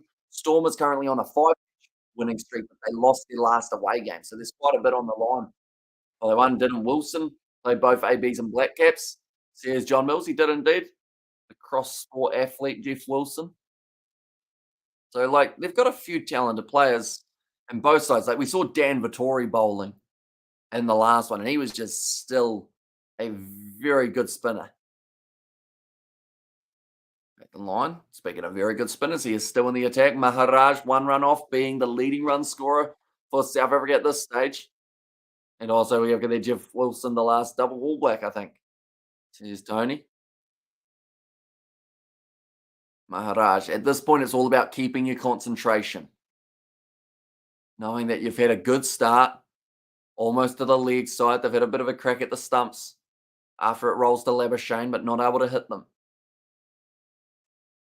It's a better line from Nathan Lyon. Outside of off stump, getting onto that, as David Warner described it, get it on that pancake and try and make a little bit of variable come into your favour. And also played rep basketball. There's Tony punching off the back foot again. And Jeff was a legend, mate, says El Dude. And what's the highest cap, or who's the highest capped All Black? Ooh. Richie McCaw, and then after that, it's who else is highly capped? I know Richie McCaw had a lot of caps for the ABs, but then that first shot again. I'm trying to think who's up there. I know Kevin Mialama's had 100, but he's not really hugely up there, I don't think. Caps wise, or is he? No, he might have had about 120. Aaron Smith is the highest bat, says Xavier. Richie McCaw says Tony.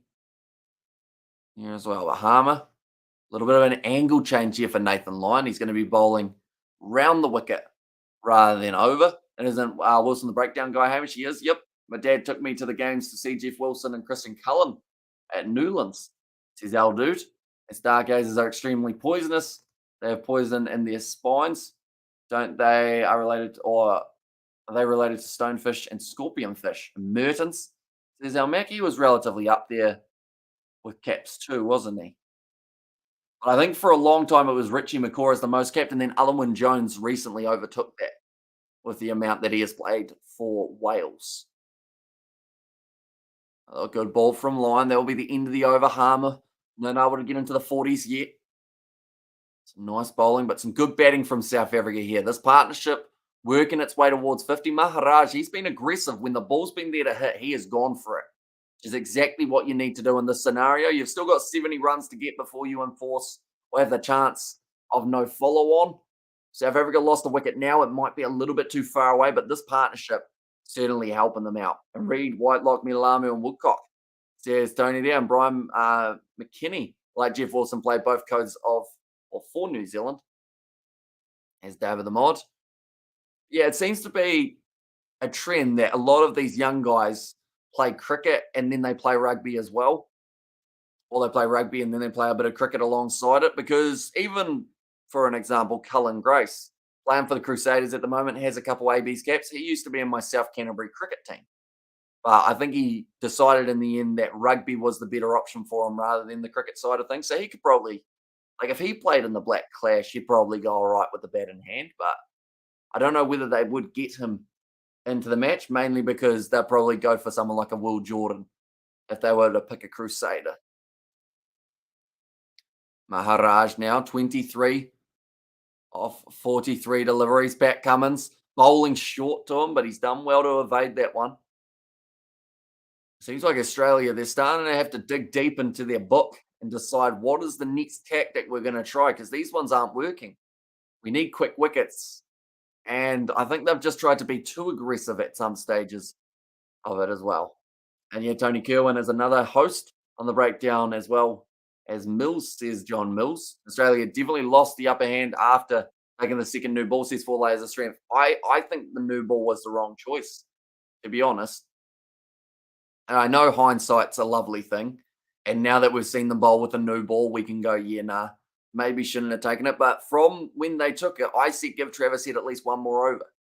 And he was the most, I guess, dangerous looking bowler of today to a certain extent. He was able to pick up that early wicket. And there was also the chance of a caught and bowled, and also on the leg side, a drop catch. So I would have kept him bowling for a bit longer. I think the problem for them was they didn't know who to bowl from the other end in that scenario. If you had to add another Kiwi Super Rugby team, how would you put in, or where would you put in another team? It's a tricky one because you'd probably have to go with another North Island team, but you've already got the Chiefs for Waikato, you've got Auckland region for the Blues, and then you've got Wellington for the Hurricanes. So you've either got to go on the Hawke's Bay side of the North Island, like out on that right-hand coast, or you go with the side from like Tasman for New Zealand up round Nelson Way. But a lot of the Crusaders players played for Tasman and vice versa. So you'd have to find quite a few more players in the South Island to be able to have a team. But those are probably the two most likely options if they were to ever add another side. And how much does Dan Vittori still play some form of cricket in New Zealand? He doesn't. He's actually with this Australian side. He's the spin coach or the bowling coach for the Australians, or one of them anyway. For mine, Sir John Kerwin had some good but controversial ideas, I think. Says John. And McKinney was the batsman who faced that Greg Chappell and the underarm ball, says David. And he went, nah, I'm sick of this. I'm going to play rugby. No, that wasn't the case quite, but yeah. Bit of a trivia question, that one, wouldn't it? Dan Vittori is an assistant coach for the Australian cricket team, says Al Mack. So yeah, he's been working closely with Nathan Lyon recently, working on that spin. Has moved up to 40 runs, so only 10 away from the half century. Maharaj sitting on 23. But if the ball is there to hit, he's going to hit it. And he's going to go relatively aggressive in the process.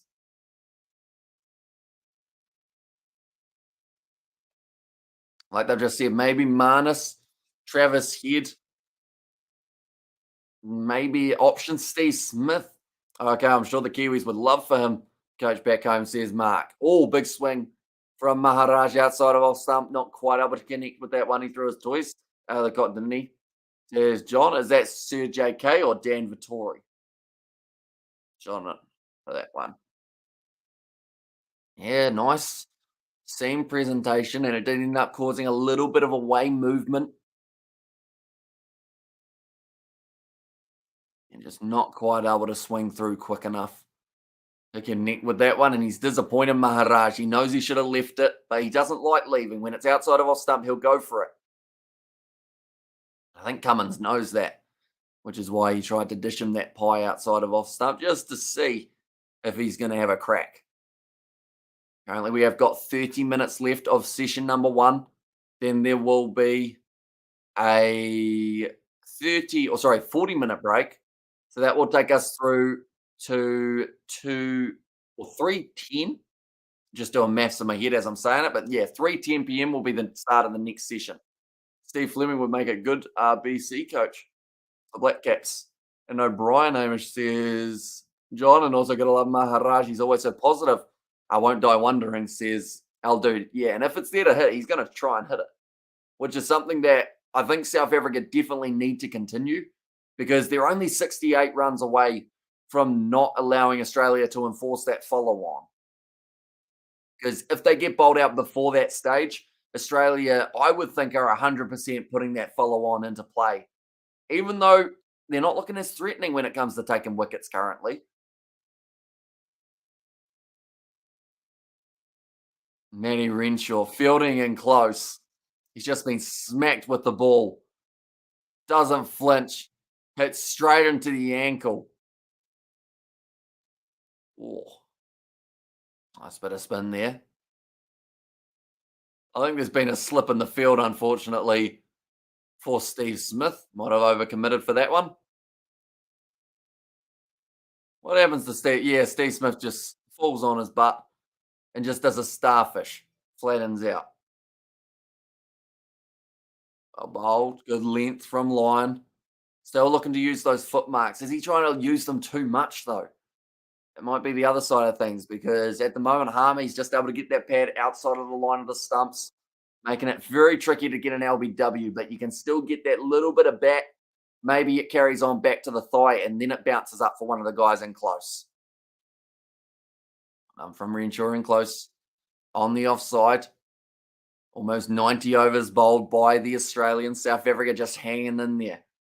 It's best they know how. And they've actually, this will be relatively close to the longest South Africa have batted throughout this series as well, with 90 overs. We don't normally see them reach that new ball. And when they do, it's normally the tail enders who are out there. And poor bowling by the Aussie Quicks with the second new ball in this innings will definitely play on their minds in the second innings, says 4 layers of strength. Yeah, I still think they took the new ball 4 overs too early.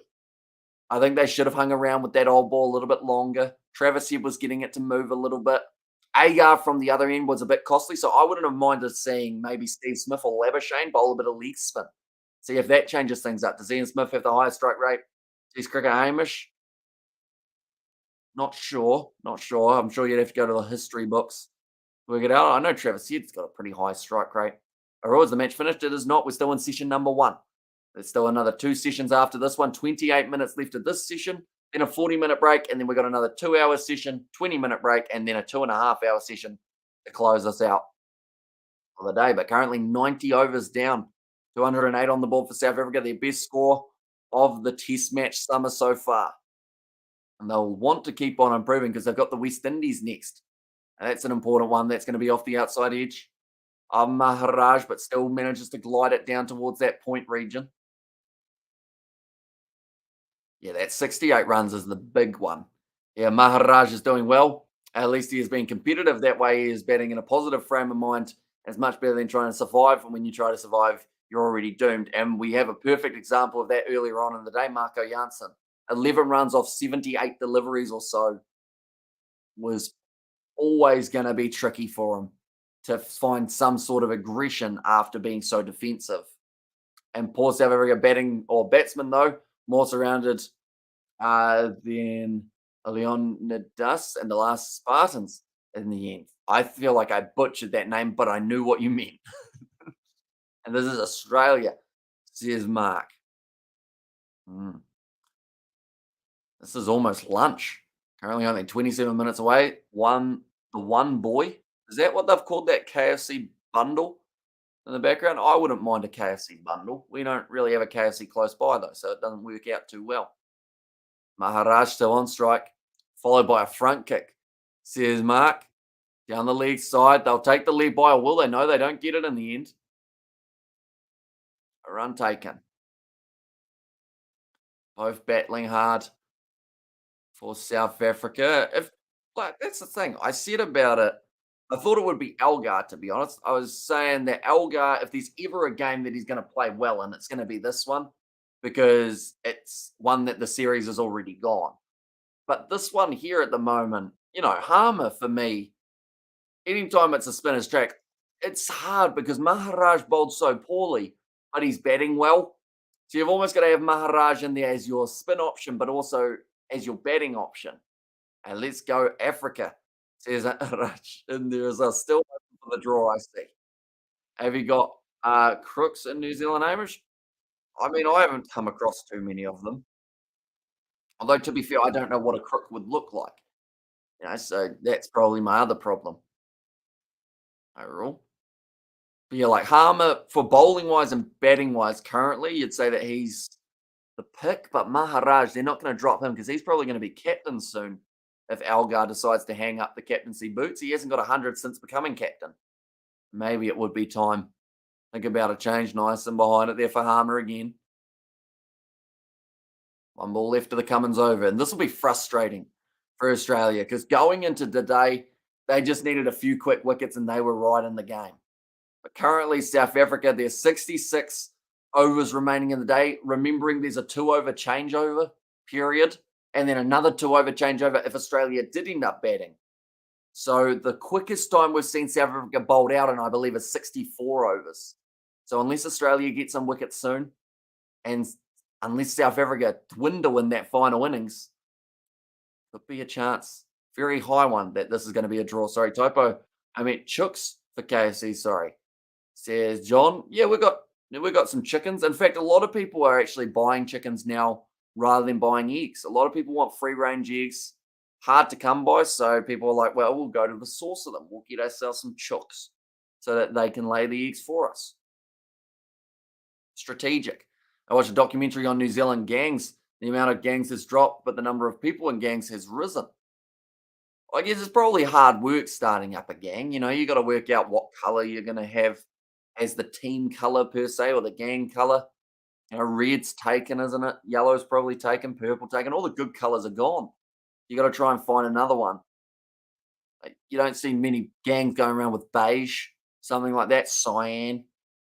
Not quite the same, is it? I don't think I'd do well in a gang. I'd just end up laughing all the time and just annoy everyone. I'll probably get kicked out of a gang very quickly. Video idea. Not a good idea, but it is an idea. Maharaj sitting on 24 of 53. All came back in a little bit for Nathan Lyon. Still relatively unthreatening for Maharaj at the moment. Yeah, you got to give him width, but you got to pitch it up. That's a beautiful shot from Maharaj. He's going to get 2 runs for it. I think if he can get it up on that maybe full length outside of off stump by about a foot and a bit, like that is going to be where they get Maharaj out. I'm calling it now. Cyan Soldiers, says James. And yes, and a good name like the Kitty Cats, says Mark. You make a mean omelette, don't you, Hamish? What filling, says John. I normally go for a cheese and ham omelette. Something not too fancy, but just enough of something. Like sometimes just a plain cheese omelette does the job. That's a brilliant shot from Maharaj. Not wide enough from Lyon. And that is going to be racing to the boundary. He will now end up with 30 of 55 deliveries. Come on, Australia, Hamish, says Kurt there. Yeah, Maharaj. Straight enough for him to just drive down the ground where there is a gap. Australia are blowing this a little bit, you'd have to say. But I think it's also just the class batting from the South African middle order again that has caused this pressure. It always seems to be the case when the top order don't deliver, the middle come through. Currently, these two, I believe that's close to a 50-run partnership. And the commentators talking like there's another day. What are they on about, says James. I think they're all wishful thinking. I can hear Mark Moore in the commentary box. He really wants to see Australia bowl them out. Raj got the ball thrown at him there, so he just picked it up and gave it back. Alex Carey cuts it away again. Great shot. Anyone out there? There is certainly not. So Maharaj moves up to 34. He's going to overtake Harmer at this point. Very good over so far. 10 runs off it and still 1 ball remaining. Counterproductive attacking from the South Africans here. They know that they need some runs on the board, and this is really hurting Australia because now 57 runs time. I do a good mushroom omelette. No, I don't really. I mean, I'm not a fan of mushrooms, so if you made me one, I wouldn't eat it. But I'll take your word for it. Mushrooms for me, they're a bit weird, aren't they? Like they're like crops, but they're not. Like I'll eat a carrot from the garden or a lettuce or a broccoli, but something about a mushroom, the fact that that's come from like just sitting down and a dog's probably like pissed on it. I don't know. You know, dogs like mushrooms for some reason. A nice omelette is a mushroom and a sprinkle of tasty cheese. And why are so tired of the top order, man? They're so bad, says L dude. Or or we are so tired of the top order. I see what happened there. Yeah, they just don't do the job, and they need to do the job. You look at Australia's side. How many times have we seen the top five score absolutely all of the runs for Australia? And then you look at South Africa, and it gets to the middle order, and it's like, hey guys, now that we've bombed at the top, now you got to go out there and try and revive us. I want day 70, Stamish, says Kurt. I mean, it would have been interesting if they were able to add on days for this test match, of course, but this is the 52-run partnership of 108 balls. Very well batted between Maharaj and Harmer, both contributing to it quite nicely. Harmer slowed down a little bit more recently, but Maharaj has picked up that and kept on going. Right, Harmer on strike. If you cook mushrooms and butter with a splash of wine, it gives them some grit, says Mark. Pitched up too far by Ashton Agar. This new ball, this really hasn't done a lot for them. If anything, it's actually dwindled their bowling so far for Australia. Only 19 minutes left here. Cutaway again, too short. Australia don't have a bowling plan, it seems. It seems like for the first time in this series, this match anyway, this session, they have no idea what they want to do, and all of the bowlers are doing different things, which isn't working. It's too full from Ashton Agar again. So Lyons going in that rough outside of off stump. Agar's pitching it up fuller, which gives the opportunity to drive. Cummins was bringing it back a little bit more in the length. Hazelwood was bowling full outside of off stump. That was a better ball from Agar. That one skidded on a little bit. And then Travis Head was bowling those low skidders. So every bowler, whereas normally they're all on the same wavelength, which is what makes Australia such a dangerous bowling attack. Everyone seems to have their own mindset and own plan of what they're going to do to get these two out. And so far, 52 runs have come from this partnership. And I think there's going to be many more around the corner if Australia can't work it out. I feel like the Aussies just thought South Africa would just crumble. And to be fair for Australia, in a majority of the other matches they have, like we've only seen 204 as the high score for South Africa. Australia would have assumed they could bowl them out in about 70 overs or so and then have a good 80 or so at them by the end of the day for that final 10 wickets. 93 overs down, 7 for 219. Hence 57 varieties. And should have just used, or should have let Uzi get his double. Feel like that's made them pressured to get it done, says James. Yeah, you got to feel for Usman Khawaja. They would have thought they were in with a pretty good crack, Australia. Here comes Travis Head, right. Now, I would have much preferred seeing him bowl a little bit more with the old ball than the new ball, but I'm glad to see him back in the bowling attack. I've mentioned this throughout this whole series and the West Indian series. I think the fact that he's not really classed as an all-rounder is quite surprising. It's just because they've got Nathan Lyon. He doesn't get much of a bowl. Australia at this stage to win this test match is now paying $13, ladies and gentlemen. South Africa paying $251. Agreed, James. Brutal 5 runs, man, says L Dude. And there as well, it's today the last day. It certainly is. So they've got another maybe 64 overs remaining in the day, I believe. So far in the Pink Test virtual seats, they've sold 240,000. It is a lot, but they've had a lot of rain around. Does he have a golden arm? I think he's a very handy bowler. And I think he's an underrated bowler. I wouldn't be surprised if he picks up the wicket here of Maharaj or Harmer within the next 3 overs, if he is allowed to bowl that much. And that's the next 3 overs for him, not the next 3 overs for Australia. So the next 6 overs. Here we go. Travis here bowling to Maharaj.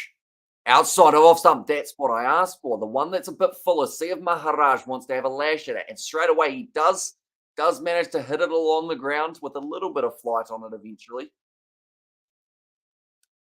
I'm leaning in quite far here. I feel like Travis head's the guy. Spun a long way there. That one came right back round. Maharaj considered the cut, but it just ended up following him too much. Yep, that one spun and bounced for Travis Head. Third ball now coming. Outside of off stump, in the air a little bit, but once again, it will fall all right. Nathan Lyon cuts it off. They just run the one. Like they've said, Travis Head gets plenty of revolutions on the ball. A good combo is a cheese omelette with a chicken breast parma. Oh, tell you what, she's getting close to lunchtime. And that does sound all right. Again, whip to the leg side. By Harmer, no run taken. South Africa still need another 56 runs to enforce the follow on or avoid the enforcing of the follow on. And also, we've got I thought Zondo was the guy, which is John Mills. I mean, he got 39 runs, which is more than majority of the side got. I know you don't like him much, but he still batted pretty well, I thought. You look at the players around him, like him and Bavoom had the right idea of going a little bit more aggressive. It's just Zondo may have gone a bit too aggressive in the end and then forgot to help his stumps. What a ball that is. It's hit the helmet. That's an extra 5 runs. Hit the helmet. Penalty runs. It's ended up cleaning up the helmet for the Australians. 5 extras. There you go. 5 runs for that one. Yeah, just stayed low and then boom, straight on the side of the helmet. Spun around nicely, actually the same way as it was placed originally. It did its 360. That was close to the outside edge. Yeah, perfectly turns. So it's going to be 5 penalty runs against the Australians. South Africa will take that, won't they? They won't mind it too much. Should be buys, they're saying. And Travis said he knew. He said, oh, 5. And you knew what that meant. First 5 that we've seen throughout this test match. And why was there a helmet on the field? Pretty much it's when you've got a few men in close and one of them drops to a little bit further out on the field. They leave the helmet behind the keeper, normally assuming it will be relatively safe. But yeah, if it does end up hitting that helmet, it is penalty runs. It looks like they've now actually taken that helmet off. That is a brilliant ball by him. Travis Head. The closeout is over. Didn't know whether or not. Oh, sorry, that's actually Agar's first ball, I should say. I don't mind Zondo at all, Hamish. I just don't think he's a test player, that's all. Says John Mills. And also we have got Harmer might get to 50 or the 50. That has eluded most of South Africa's top order. Nice shot down the ground. Maharaj now moves up to 36.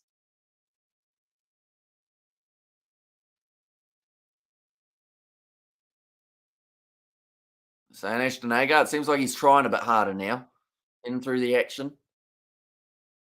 Only 49 runs away from being 200 behind. They need 50, and then they avoid the follow-on. Big factor for South Africa here in terms of the result of this test match.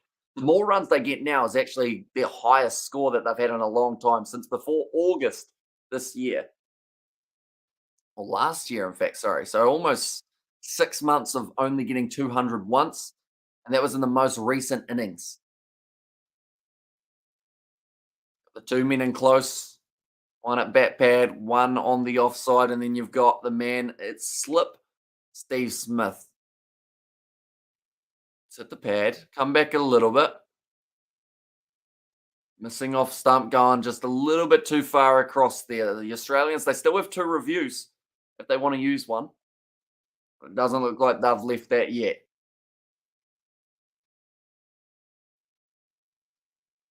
It's a good leave from Harmer, but it's a risky one to be leaving from there. He's had it nicely.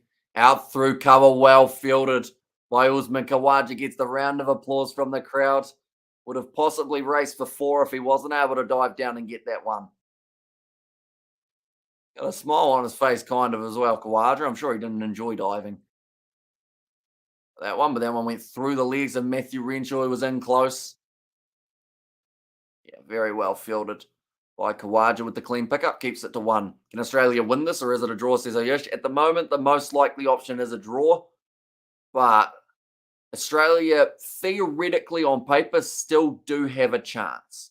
It's a very slim chance, but they still have that chance. 148. South Africa currently behind. They're just showing Travis Head. He actually bowled exactly where I said that he should be. I said he should be bowling wide outside of off stump. Try and lure in the big driving shot from Maharaj, as that could be the one that gets him. And same with Harmer. South Africa were a no contest. There's Vernon. And maybe you go in a training video. How bowl like Agar Hamish, says Kurt. That would be very tricky to do, as Agar's left-handed. So I feel like my bowling as a lefty would be absolutely shocking. I can hardly bowl with my right arm, to be fair, so that might take a bit. Now Harmer on strike, outside of off stump, almost cuts it back onto his stumps and joined at the right time. Vernon says Ollie's well, yeah, he's back and ready for more. That was wide outside of off stump. And Harmer, he'll know that he probably stretched that one a bit too much. Nice and solid. Wanted the quick single. He doesn't like facing Travis Head by the looks of it, but not many batsmen actually do, believe it or not, and really needs some Scotty bowling right now. He would have been a perfect option rather than Matty Renshaw. I'm saying it, and I've said it since the start of the test. When Renshaw tested positive, they should have switched him out. They still had time. Can Australia win, please? Says Ayush. They've got a chance, but it's thin, very thin at the moment.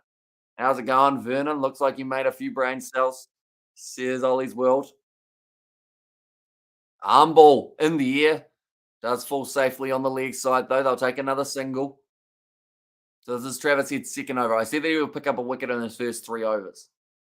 Well, I didn't say he would. I said that there's a good chance. But Travis Head really gets some good spin on the ball. And I think that's why it skids on as well, because he kind of bowls it with the seam at a different angle. Drag down. It's going to be dropped short, and that is hit for 6 from Maharaj. Nice delivery. Zondo is a fair age now, isn't he? Late 20s? Yeah, I think he's somewhere around 28, 29. What happens if South Africa all out today? Can Australia win, says M. Kumar? They still need to bowl them out again after this. So pretty much, if Australia do concede another 42 runs, Australia will have to bat again and then send South Africa back in. Cam Bancroft should be playing in place of Poison Dwarf for mine, says John Mills. Big full toss. From here, it's going to be a single, the end of the over. And that is going to be 96 overs down now. 235 for 7 for South Africa. If they were going to bat like this, I wish there was one more test match just to see if South Africa continued to improve, or whether, like, maybe it was going to be once again another loss. I'm just thinking day 2 was when the first test ended. Day 4 was when the second test ended. Day 5 is when this one's going to end, but that is because of the rain. So really we're only the equivalent of about a day 3 at the moment for the two sides. The SCG Gold Coin donation gets you into the stadium to be able to watch the action today. Ashton Agar, you're going to be able to pick up the wicket here. Oh, once again hits it into Renshaw's leg. That's something that has happened a few times today. Hit into Renshaw, but then it doesn't end up carrying to anyone else in the field. He's hitting the ball hard, Maharaj, and he's actually overtaken Harmer now, sitting on 43 of 67 deliveries outside of off stump. Once again, cuts away. That'll be one. Very nicely played.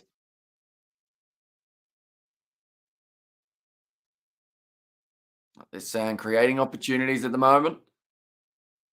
Harmer now going to be on strike. 42 of 129. Yeah, Vernon seems like he's left. Unless he's still processing what you said last time, Ollie. And Renshaw just capping this entire test, or copping at this entire test. Yeah, he's just getting smacked with the ball everywhere he is. Had the umbrella earlier on that fought him. I think Sondo in his 30s, actually, Dave. Says, John, do you think Sydney Cricket Ground pitch day 3 pitch question, Amish. I think it's playing like about a day 3 pitch, but there is a little bit more in it for the spinners, which is why it's always known as a spinner's surface at the SCG. Like this and like that. There we go. Oh, still playing at that wide one.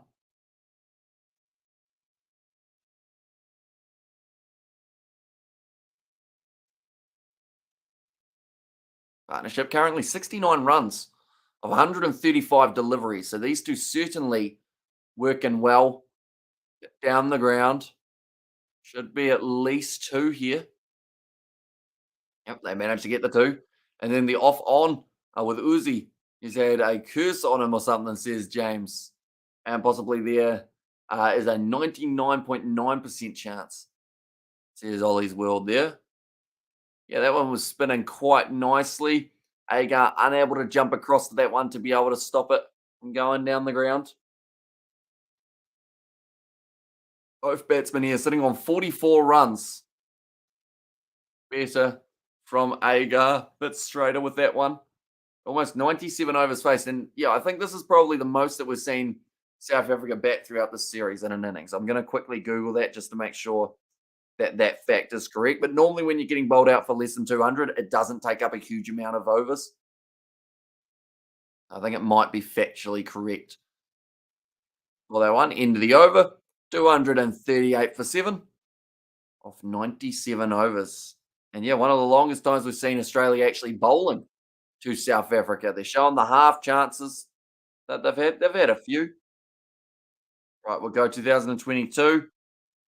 We'll go to December. South Africa for their 204. How many overs did they face? Scorecard. They faced 68.5 overs for their 204. In their first innings, they faced 68. Wait, no way. They faced 68.4 overs. Did they actually face? They faced one extra ball when they got 204 than they did when they got 189. So that wasn't great from South Africa in terms of batting time. And they had 152 and 99 they were bowled out for. So I don't think that's going to be a huge amount of time. The 99 was 37.4 overs and then 48.2 overs. So they've struggled to bat time. But the fact that they've had 37 overs and they've been bowled out, that will still give Australia a little bit of confidence. And I would have loved to watch the cricket myself, but it's 1:30. Here's Ollie's well, big shot down the ground from Maharaj. Goes after it, well fielded by Usman Khawaja. How much time left, please, Hamish? Says David. At this stage, 3 minutes till the lunch break. And so is your old man a builder then, Hamish? He is indeed. Yep. Put up a frame to lower our ceiling. Fun fact. That is why those random bits of wood are up there at the moment. But this one, I would say we've got one more over after this before we get to the lunch break. Nathan Lyon back in. So they decided to ditch Travis Head. Whip to the leg side, another run. Moves up to 45 as well. At the moment, it's a race between these two.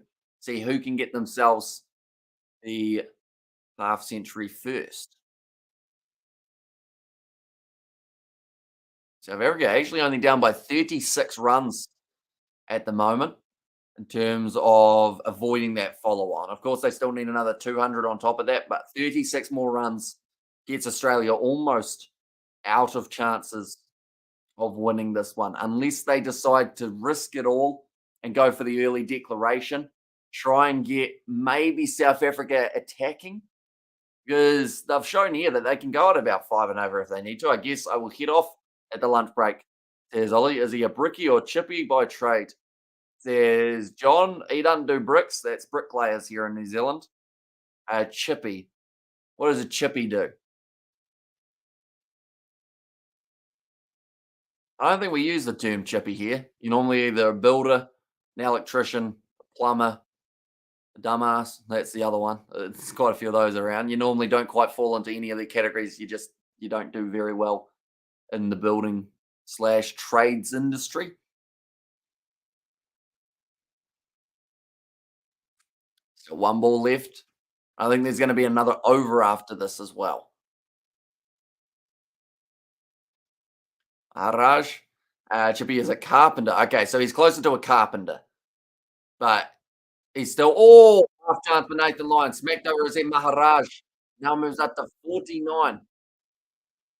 That was another close one. That will be the end of the over. Nathan Lyon just lying on the turf going, I was a little bit taller. Maybe I could have got that one. They'll have time for one more over. Are there many gangs in New Zealand?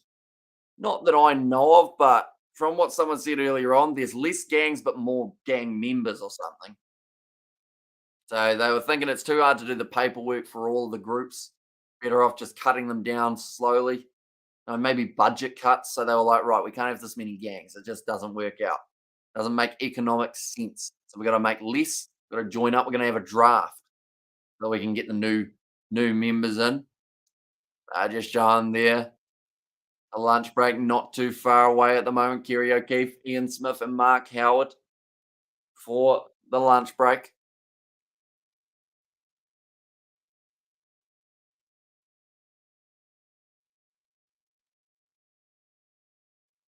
Right, Steve Smith gets the final over. This is something I would have done about 3 or 4 overs ago if I was Pat Cummins. I think it's bowling decisions since the new ball have been quite poor. And does he need another helper, Hamish? He can do everything except plumbing and electrics. Says John, no, he's good. He enjoys being a one-man band and me giving him a hand when he's needed. But then also, I guess it's one of those ones that the cost of flying you over when he could just get like a local to do it, it just makes more sense that if he was going to hire someone, it would be someone locally rather than someone from Zambia or in Zambia. We are part of that. Says Ollie. Of 2 dot balls in a row here. Bowling to Harmer right up there. Decent line and length at the moment from Steve Smith. He normally does this. He kind of goes straight into his action and doesn't have any rough deliveries, which is exactly what you want from your spinner. You want everything to be right up there, threatening the stumps, threatening the batsman. Well, they've changed Labuschagne to now be on the offside here. Very slingy, little bit full. Goes straight out to the fielder, Pat Cummins. And hand pink waving. Well, hand pink, says David. Oh, we are part of that, says Ollie. And everybody have brain cells except Ollie's, who's have a poop brain, says Vernon. Wow. Got him. We hit down the ground. I can stow away on a ship to New Zealand, Irish, says John. Yeah, it's still the case of you'd probably rather pay a local to do it if he was to, and he doesn't have any workers for him. He's just a one man band, and me tags along, and here he is. He just processed it, says Ollie. But John could supply you in mango sandwich, says Robert. That is true, or I could unfortunately have to buy them for $8.50. And got some excellent carpenters in New Zealand, says David. But that will be the end of the session. I should mention it is 244 7 for the South Africans currently. 99 overs down. Maharaj sitting on 49 going into the lunch break off 73 deliveries. Harmer doing very nicely as well. 45 of 140 balls. And this partnership has been effective. It's sitting on about 75 at the moment between the two, if not a little bit higher.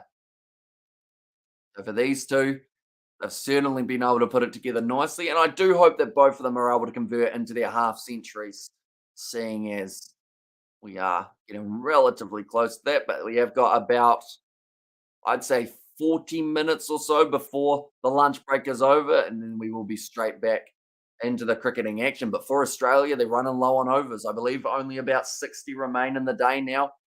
For the Australians, they need to pick up wickets early. They have bowled South Africa out in less than 60 before. In fact, they have been able to get them out in only about 38 in a final session or final innings of the Test match. But South Africa 1 over off facing 100, which is more than they have faced almost by 1.5. If you're Robert, they cheap as here, says John. Australia, they need to bowl South Africa out before South Africa get 32 more runs. If South Africa get 32 runs here, it will then mean that the follow-on cannot be enforced. Australia will then have to either bat or declare, and then South Africa will still have a little bit more of a crack. Also, we have got there. I speak you are around 8 years old, who sits and plays Xbox all day and doesn't go to school. That's why you don't make sense, says Ollie. I used to sit around and play a bit of Xbox, but that was because we were doing gaming for the channel. And I'm also not 8, so I don't fall into that category. Still don't use words very well though myself. That's something I've learned. Yeah, I'm just gonna be talking to Kerry O'Keefe, Ian Smith, and Mark Howard on the big break, but we are not too far away from another session. It's going to be a 2 hour session, this next one, ladies and gentlemen, compared to the 2 hours 30 that we have just seen. But what we will be doing is we will be popping away for the lunch break.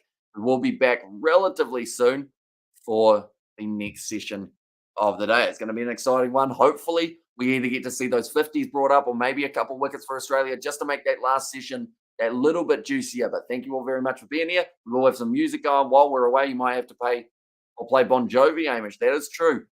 What was it that they needed? They needed to enforce or avoid the follow on for a bit of Bon Jovi and send your wife or daughter, Ollie's on. They will tell you.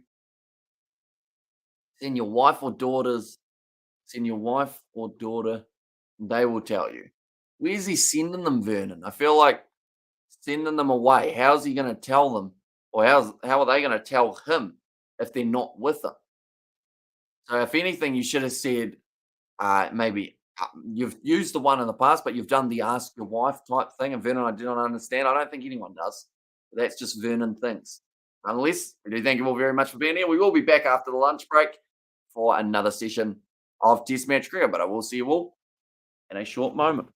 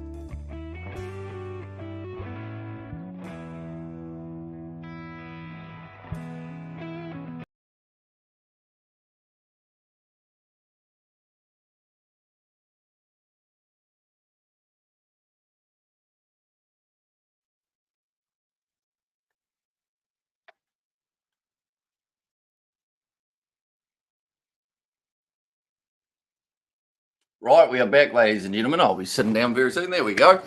Welcome back. Session 2, just around the corner, ladies and gentlemen. This one is a big one for the Australians. Theoretically, to have any chance of winning this test match, they probably need to take, not even joking, probably about 7 wickets. And they first need to clean up these 3, which is Maharaj, Harmer, and then one of either Rabada or Nokia to then be able to move on. They've had a few half chances. That's kind of been the wording of the day. Half a chance for Australia. But South Africa, this partnership has developed absolutely beautifully. currently sitting on about a 75 to 80 run partnership between Harmer and Maharaj. Maharaj one off his half century, Harmer only 5 away. And these two have really fought back for the South Africans. It's been quite enjoyable to watch. But currently 32 runs is all South Africa need to avoid that follow on. Then from there, they can put the ball into the Australians' court. So Australia need 3 wickets before losing or conceding another 32 runs. And then from there, they'll be able to try and bowl out the South Africans, similar to what they did in the first test match, in only 35 overs or so. They've still got about 60 overs or so left of the day, though. So there's plenty of time theoretically on paper. But Australia, they seem to be getting their bowling tactics slightly wrong. A lot of individuals not bowling to a group mindset or a group plan, instead just trying to do what they think will get a wicket, and it hasn't been effective, as we've seen by this great partnership. Brandon has said, hey, welcome in, mate. Hope you are doing very well indeed. Hope you are excited for the second session. They've just said South Africa. Ooh, they're talking strategy here, and they're saying that South Africa, once they get to being only 200 runs behind, do they then declare? Say to Pat Cummins, what type of total do you want us to chase? And then we'll see if we can do it. Imagine if South Africa declare, then Australia declare straight away and say, we don't think you're going to get to 200. That would add quite a bit of intensity and quite a bit of enjoyment into the last stages of this match, because that would mean anyone's got a chance. And day 5 going to end soon, says Brandon. It is indeed. This session going to be running from about 3:13, I'd say right through to, I'd say 5:13. They normally go 2 hours here, roughly. Around that stage, it looks like Pat Cummins is going to be back into the bowling attack. Now, I'll mention already, South Africa, this is 40 more runs than they have had throughout this whole series in one innings. So that is pretty massive for them. New high score. Harmer sitting on 45. Maharaj 49. Maharaj going to have to strike here for the South Africans. And now Paddy Cummins, the captain, and ready to go. Like they've said, the game is not over by any stretch.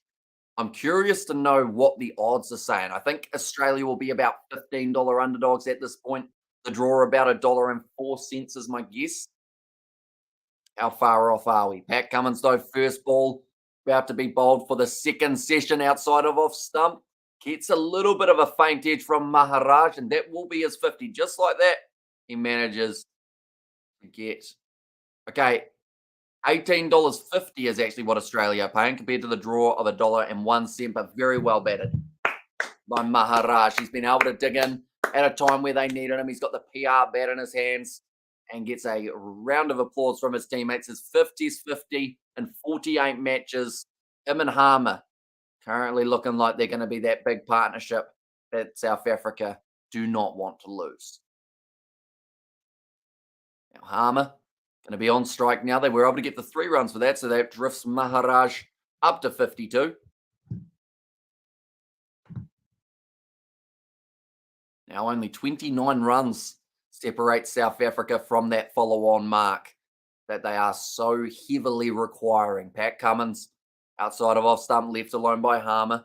He hasn't raced forward in his innings, Harmer, and I think that's something that's quite tricky to do in this scenario, because all you want to do is get that follow-on total out of the picture. But you can't go too aggressive, or else then sometimes you lose your wicket early, put your rest of your teammates under pressure. Maharaj, he's gone a bit more attacking. He's got a strike rate of about 66, whereas Harmer, a little bit more of the rock at the other end. Just keeping out there as long as possible. And I think that's exactly what he will continue to do. Pat Cummins, third ball of this over. It's on the money. It was on the stumps, but it's a misfield from Australia. Will now lead to just an easy single for Harmer. I thought they might have pushed for 2 there, but instead they just get the 1. He moves up to 46. And Australia have been leaking a lot more runs in the last session than they were yesterday. It seems like they've gone from that economy rate of about 2 for that run rate. All of a sudden today, South Africa are looking at about that 2.5, which I know doesn't sound like a huge difference, but it's certainly helping South Africa out. This is the longest they've batted throughout this test match or the series. Almost at 100 overs. Actually quite a big achievement for the Proteas here. Cummins once again on the stumps, but Maharaj well defended. The last thing you want here is an early wicket in this session. That will just give the Australians that bit of confidence to push them towards possibly taking those last two with quick succession. Yeah, I would say any less than 4 down for South Africa in their second innings here, had they not got the follow on, or if they do end up following on and having to bat again, I would say Australia will feel that the draw is their only option. I don't see them taking more than 7 wickets in one session, although that's what I'm asking for them to get here. So it sounds slightly ironic to an extent. It's going to be just the one run there down the leg side. That worked out as a single or a leg by. It is going to be a leg by. Just glancing the body of Maharaj. And it's a no ball as well. So that's an extra run, something that Australia can't afford to be doing. It's leaking those runs. Yeah, just overstepping the mark for Pat Cummins. He'll be annoyed here, Cummins, because yesterday it seemed like Australia had this one almost in the palm of their hand. They had it lined up. They just needed a few wickets today, get rid of those first few batsmen, and then they were expecting to be bowling at the openers in that first session. But it's not how it's worked out. Harmer at the moment, another beautiful shot to the leg side, well fielded by Matty Renshaw. They take the single. They did not, just a dot ball. No, they did get the single. Scoreboard very slow updating. Maharaj worth the final ball off Pat Cummins over. Just showing Travis Head, the one that ended up hitting the helmet. 5 runs.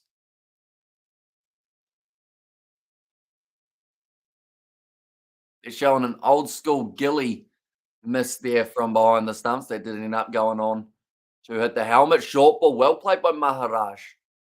Just watched it, made sure he got over the top of the bounce, works it down to fine leg. Down to Josh Hazelwood, and that will be a single to close out the over, and that is now 100 overs that we have seen South Africa face. 53 off 77 for Maharaj, 252 for 7 now for South Africa. And the thing is, Rabada can still bat, so you'd like to think they'd be able to get this 25 runs. I think that's beneficial for this test match. In terms of adding a little bit of an extra layer of drama, South Africa, it would be brilliant to see them go all out attacking after getting the 275 runs or so that they need, 276. If they then declared at some point straight after, made Australia set the total, and then I want to see if Australia are willing to bat for a while, try and take this test match out of the reach of the South Africans, or whether they're allowing South Africa that if they played at 5 and over, they'd be able to win this test match. I don't see Cummins doing that though, because his bowling attack hasn't quite been doing the job. Alyosha said a draw. At the moment, the draw is still well and truly the most likely of all options. Nice back foot punch from Maharaj, well fielded by Labuschagne there at short cover. We did see Steve Smith bowl 1 over before the end of session number 1, and it was a maiden, so maybe he wouldn't be a terrible option to add back in. Interesting that Australia have gone back to 2 seamers. Both of them, don't get me wrong, they're not bowling badly. It's just the case of, I think, South Africa just getting those balls away that are the slightly rougher deliveries. Hazelwood, good ball just outside of off stump. Not a lot of carry there going through to the keeper, Kerry. So he might consider walking up a step or two for Josh Hazelwood here just to make sure that that ball doesn't go down and bounce, because that would be worst case scenario for the Australians, is to finally get a wicket, either bowl or no ball, or end up in that scenario of it not quite carrying. It's day 5, says DK. It is indeed. They have had 2 rained off days, relatively fully rained off days. So out of the 450 overs we would have been expecting for this test match, we're only going to get to see about 300, which is why either Australia need those quick wickets or South Africa.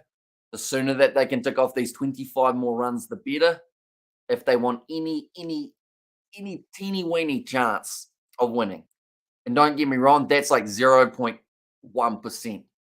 But also we have got there's no time for them to take it put of South Africa's reach, or to put it out of South Africa's reach, which is why I hope we see Cummins either make the mistake of saying we've got 200 still as the lead, we're okay with trying to defend that, because we've seen them bowl out South Africa many times for less than 200, but this is the best total we've seen from the South Africans so far. Oh, did they hit the pad first? It's given. Maharaj might be on his way. They will review this surely, but I believe it's clipped the pad and then it's hit the bat. This might be the big wicket that Australia have been after for the last 80 runs of this partnership. He goes upstairs because it's on-field umpire has given it out. Means that if it's umpire's call on the stumps, it's still going to be remaining as out. Right, it's a fair delivery for Josh Hazelwood. Has he pulled out a ripper here to try and get monumental breakthrough? Now, they might try and say that's simultaneous, but I believe it's at the pad just a little bit first. There it is. Makes contact with the pad at that moment. They need that frame from the other side to be able to check it here. Yeah, I would say it's gone pad onto bat. Here it is again. Yep. Pad first, bat second. They're going to say it's close to simultaneous. Ideally for South Africa, they would want them to end up saying that that's at the bat and the pad at the exact same time and that they can't reach a decision. But I don't believe that's going to be the case. I believe that's at the pad before it's at the bat. Pad first, then bat. The crowd cheer. They know that now they're going to go through to the DRS, the ball tracker. What's the result of this one going to be? It's hit in line and it's hitting the stumps. 3 reds. South Africa lose their review and they lose Maharaj as well. A massive wicket for Australia at the start of the second session. What does that do to the TAB odds, I wonder? They were $18.50 underdogs. Draw this is, says Ayush there. Although there's still going to be a fair amount of action, I think, throughout this final few moments. Australia, that knocks them down $10 just like that from taking 1 wicket. It just tells you how important of a wicket that one was for the Australians to be able to get. South Africa, of course, still paying $251. It's just come back in beautifully. Josh Hazelwood, still 24 runs to get here for South Africa to avoid the follow-on. Maharaj, you can see the disappointment on his face. He got 53 off 81, a decent innings. He still raises his bat for the crowd who are cheering for him, but certainly not how we saw the start of this session going. The second over, we've seen the wicket from Josh Hazelwood. And once again, it seems like a pacer's paradise. I said spinners earlier on in session 1 seemed to be more dangerous. Last night, it was definitely the seamers who were getting the job done. Thought there was a courier van. It was not, sadly. But without the swing, that ball was going through maybe about a good 6 inches to a foot outside of the off stump. The celebration for Josh Hazelwood, as soon as he saw it was going to be the 3 reds. Next task, though, it's getting out Harmer and also Rabada, and then maybe Nokia. Depending on who they get out, they need Harmer gone, though, because he's the type of batsman who could get this 24 runs ticked off in a quick succession. And if you're Rabada, what is your tactic when you make your way out to the middle? Do you bat time or do you bat power? Got an average of 11. So if he bats defensive, it's only a matter of time till Josh Hazelwood gets him out. He'll know that. 2 balls left. You just block these out or leave them, I think. Give Harmer the strike for the next over.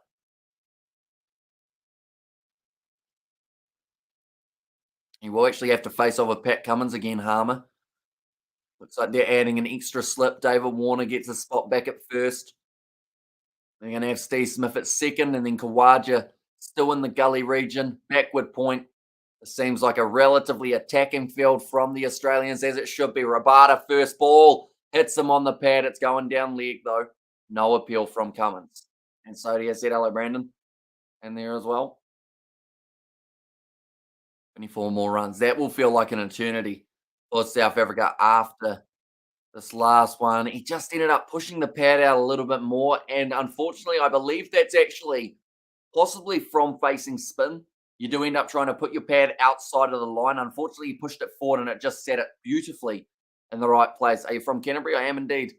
Angad, born and raised. Labuschagne certainly excited with that one.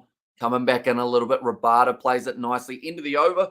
A good one for the Australians. 8 for 252. And I believe every time Hazelwood has picked up a wicket, it has been a wicket maiden.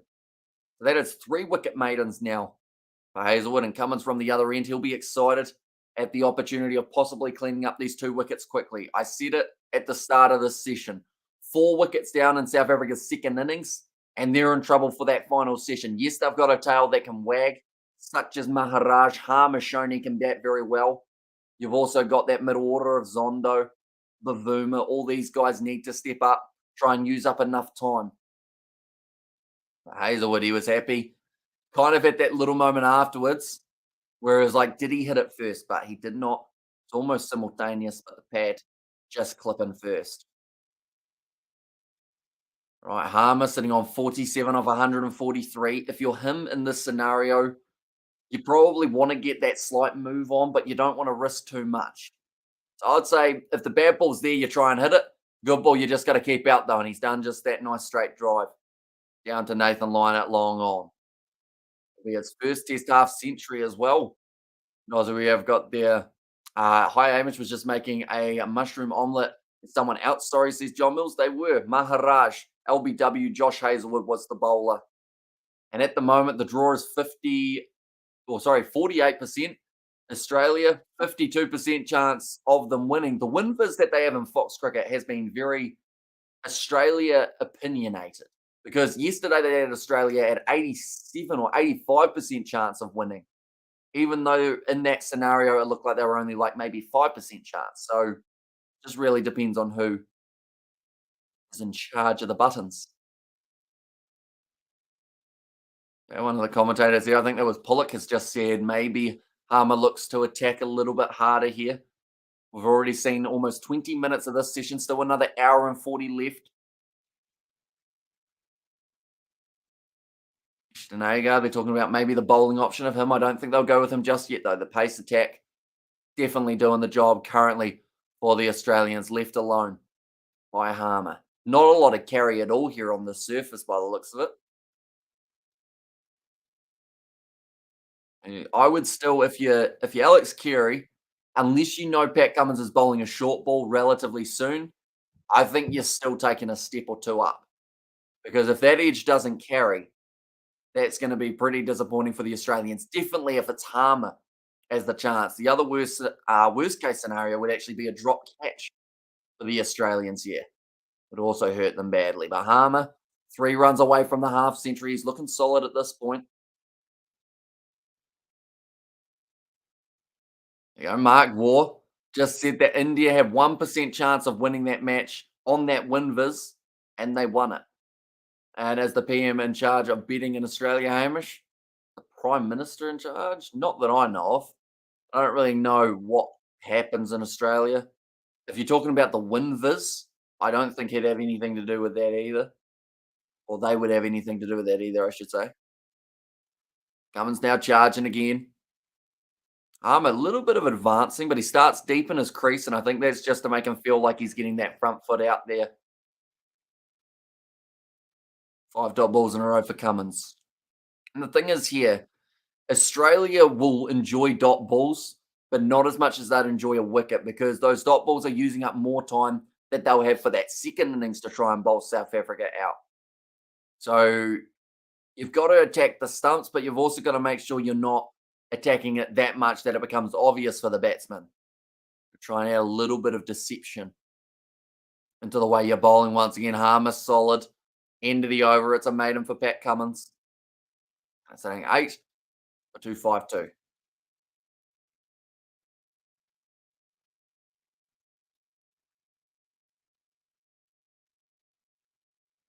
Okay, they're talking about Nokia and Rabada, the difference between the way that they both bat. They're saying that Rabada will go aggressive. Well, I'd like to think he would anyway, although maybe he's been told before he makes his way to the crease, look, block out a few more overs before you start swinging.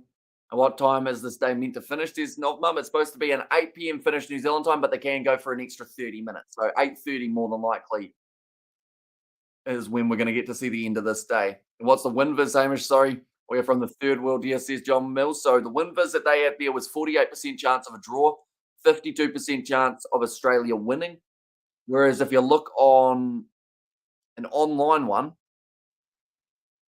we'll do now, I believe Australia will be a lot lower in terms of chance of winning. So Australia to win on this win vis is 5.3%. Draw is 94.2% and South Africa 0.5%. So the Australian win vis is definitely a little bit more biased towards Australia, as you probably expect, because it feels there's an extra 45% chance that Australia win compared to the online live win probability. Australia, no chance, mate, says John Mills. Rabada yet to get off the mark here. Shorter ball from Hazelwood off the outside edge, well fielded in the slip caught in by Kawaja. That's about the fourth time we've seen that man dive today. Gone well in the field. He's still got that extra energy. He didn't have to burn it, get in the 5 extra runs, bring him to the 200. It's 195 not out. His best score, what will probably be for a while, I would think, for Usman Kawaja. Very nicely fielded in that gully region.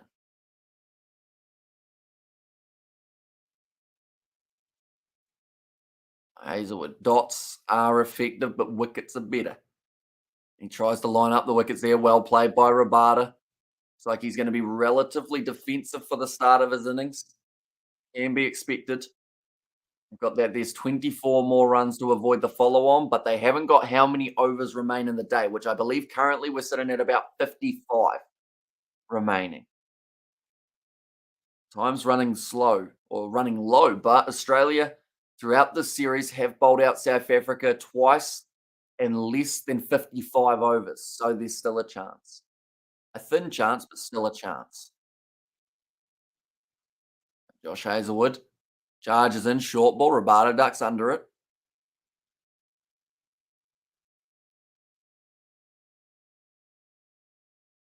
I'm wondering here for South Africa, let's say they do chase down those 25 runs. They might bat for a little bit longer, trail by about 190.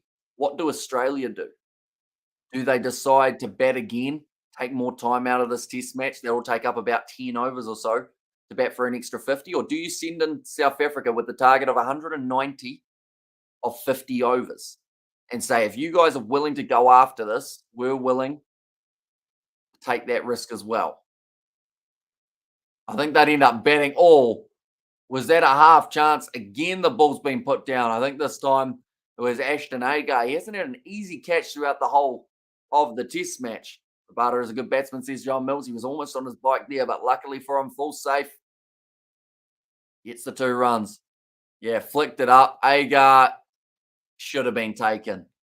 That one, Ashton Agar, didn't even need to really dive for it. Just stick the hands up and would have been able to take it. That would have been 9 down, a difference maker for the Australians had he been able to take it. Hazelwood, you can see the frustration. He's disappointed. Should have been taken.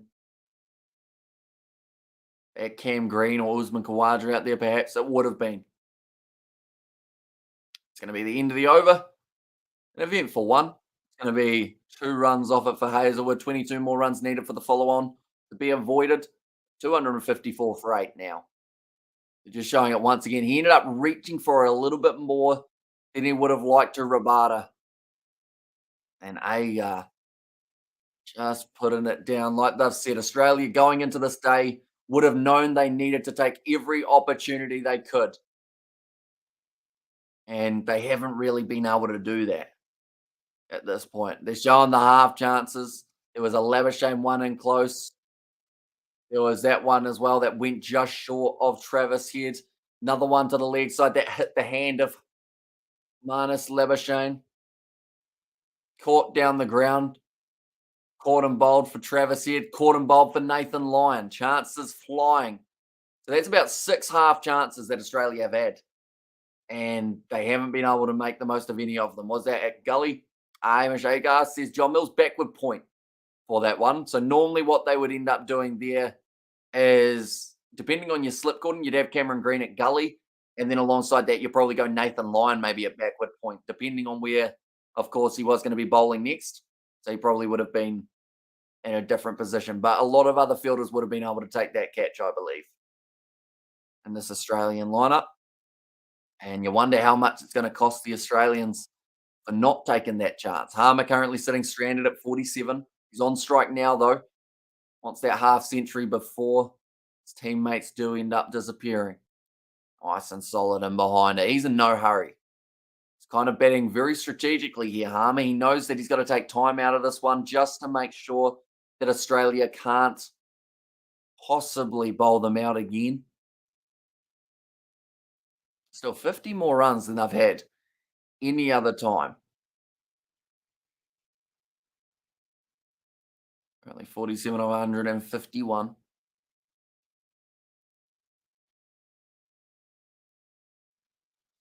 Jeez, it's really anytime it goes down, you just see that puff of dust for Nathan Lyon. He's bowling straight. I think he needs to bring that length back half a smidgen. Not so much that he can pull or cut shot at it, but just a bit more. Get him to that stage of not being sure whether he's going forward or back. Because then you rely on that pitch to give a little bit of variable bounce, and perhaps that's how you get your wicket. You got to make sure a bit further back. Better from Nathan Lyon. Much better. Might have been spinning too far down leg. Oh, it looks like your best fielder should be a backward point. Jonty Rhodes, the great Safa, right. They're going to go upstairs. They've got 2 reviews in the bag. They've actually maybe got an extra run because give it a look. Yeah, they're going to do it. Might as well. It might be spinning a little bit too far down leg. 2 reviews left. They've decided they might as well take that risk. See if there's any chance of it hitting. It might be height factor though. But I said bring it back a little bit. But Nathan Lyon, just to get him reaching. That's what you want because you've got so many men in close that if he reaches too far and ends up hitting that ball too early, yeah, that one might be spinning too far. I think it's going to end up being umpire's call. It's hit him in line, I believe, though. And also, Australia hasn't been as good as usual in the field. I reckon the pressure they put on themselves, get them quickly. Cheers, James. And I felt that in the first innings as well. Or in the first session, sorry. It seemed like they were always, every single ball they wanted a wicket and they were trying to buy one and it just wasn't quite working for them. Right. Impact, in line, umpire's call. So it could have been out if the umpire had given it, but you can understand why he didn't. That ball was spinning a long way. It's going to be not out.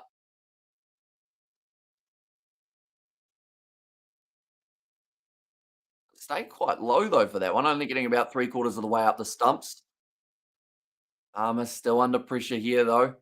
Yeah, it came back massively, which you can understand why umpire for impact and also for where it was going to end up. Oh, tried to whip that one to the leg side better from Nathan Lyon again here. He's got Harmer under a little bit of pressure. He needs to try and take those last 2 balls out of his mind, though, or else this is when he loses his wicket if he gets it slightly wrong.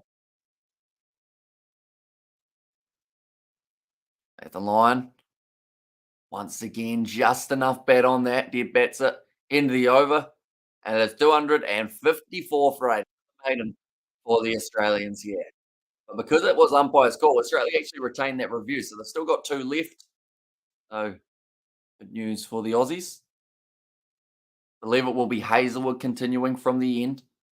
Cummins has been very keen to take himself out of the bowling attack early. Can the Proteas bowl Australia out for 50, do you think, Hamish? No. Plain and simple. No. As much as they'd want to, and as much as one of those other test matches made it look like they were going to be able to, it was more the circumstances of it, which was why Australia did lose so many early wickets. Nathan Lyon, you can see the frustration on his face. Second one Gaz has. I had that would have hit, but on the outside, so lucky. Or so unlucky, says James, I should say. The outside edge of Rabada goes to Gully, Matty Renshaw. In fact, backward point now. He is finding himself fielding that. So the time that Agar was there was when the catch was the chance. Oh, I think it was the leg side square leg, wasn't it? For that one. Nathan Lyon at the moment signing all of the hats and t-shirts and bats that are getting thrown near him in the crowd. Rabada, 2 off 9 balls. Currently already 30 minutes gone in this session as well. Still another hour and a half left. Solid. And behind it for Rabada. Ishigua just said how many overs are left in the day, but I didn't hear it. 52.4. Okay. I'm going to write that down. In fact, why write it down when we can take a picture?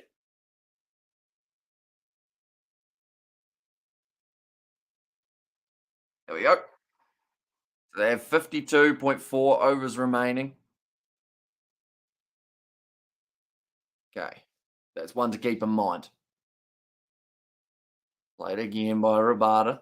Sounded very woody, that shot. If the bat handle broke. Still 22 more runs to avoid the follow on. Like I mentioned, twice in the South African series, we have seen South Africa bowled out in less than 50 overs. In fact, one of them, it only took 35.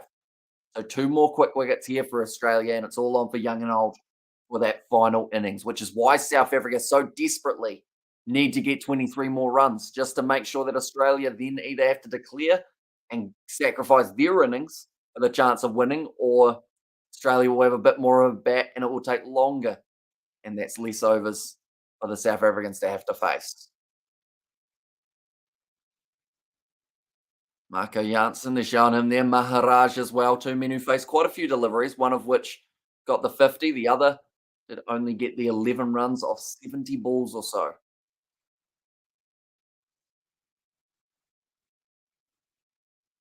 Next batsman to the crease, it will be Nokia. We know that he can dig in when he needs to, but we also know he's got some pretty big shots in his arsenal. We have to see whether or not he tries to bring out any of those. Rabada playing a miss just outside of off stump. Good bounce and a nice seam presentation from Hazelwood to get that one to slightly go away from Rabada's bat.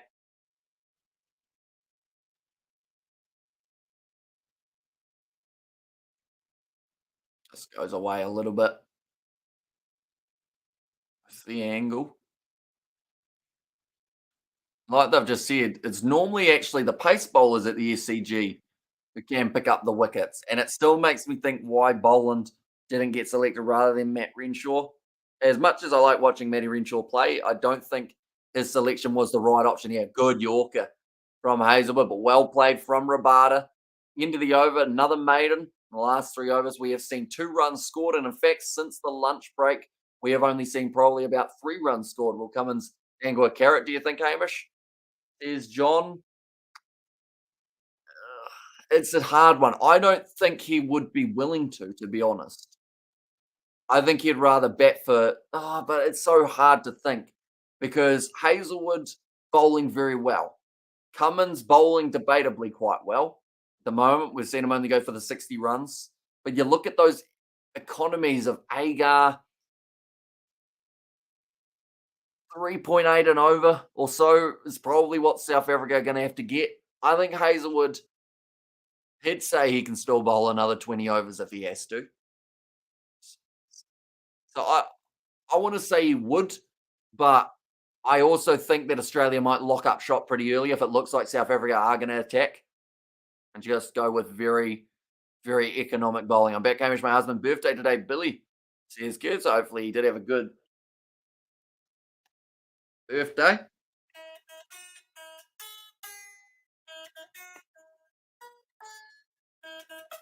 Mm.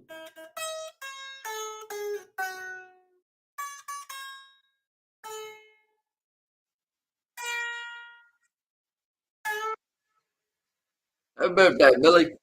Oh, my headphones are stuck on the guitar. We need 2 more runs for the South Africans here. Nathan Lyon at the SCG, he's taken 43 wickets. He's got 1 so far in this innings.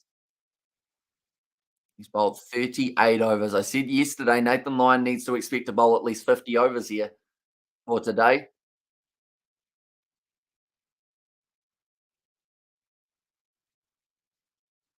Harmer's still on 47. I mentioned he was stranded there a little while ago. He is still there and still trying to get through this tough patch. At the moment, Australia, ever since taking that wicket, they've been able to slow it down massively. They're going to look to keep on going that way too. Slow down South Africa, stop them from getting enough runs to enforce a follow on. Oh, that's close. Not out called. Nathan Lyon asking for it. I think this one was outside of the line for impact. Was there bat on it though? Because if there was bat, it's gone up into Marnus's hands. They're going to go upstairs again. This is desperate from Australia, but you can understand why. They need this wicket now more than ever. Heavy umpire. I think this is going to be hit outside of the line unless it's come right back round. The thing is, though, if there's bat on it, Marnus has taken the catch. So they might even be going upstairs to check that as well. Right, the DRS. How much does this one spin back in? Oh, tell you what, that's going to be in line. How many stumps is that? Is that leg stump? Or, okay, no bat involved. How many stumps? I think it's going to be going down leg and maybe the height. It might actually spin too much. Marnus was happy about it. You know that man's been working hard when he's got the red stain under the armpit from when he's been going like that, trying to get the sweat out so he can shine that ball up. We're getting a long, slow motion of Marnus appealing, but they haven't got the next part yet.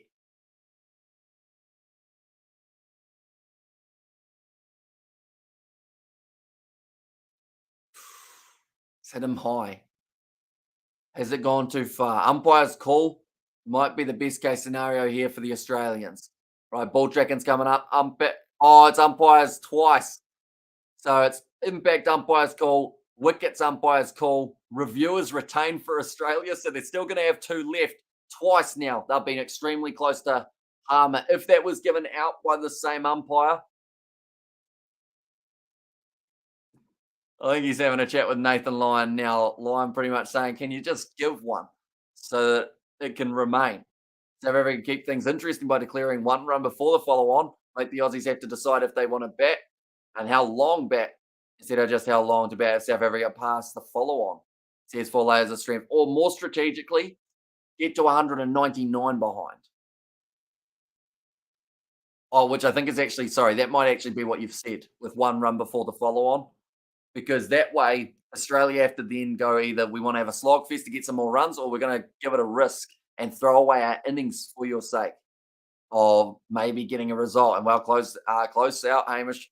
There's Curtin, brother. Please tell me if South Africa can't make 274 and they still win.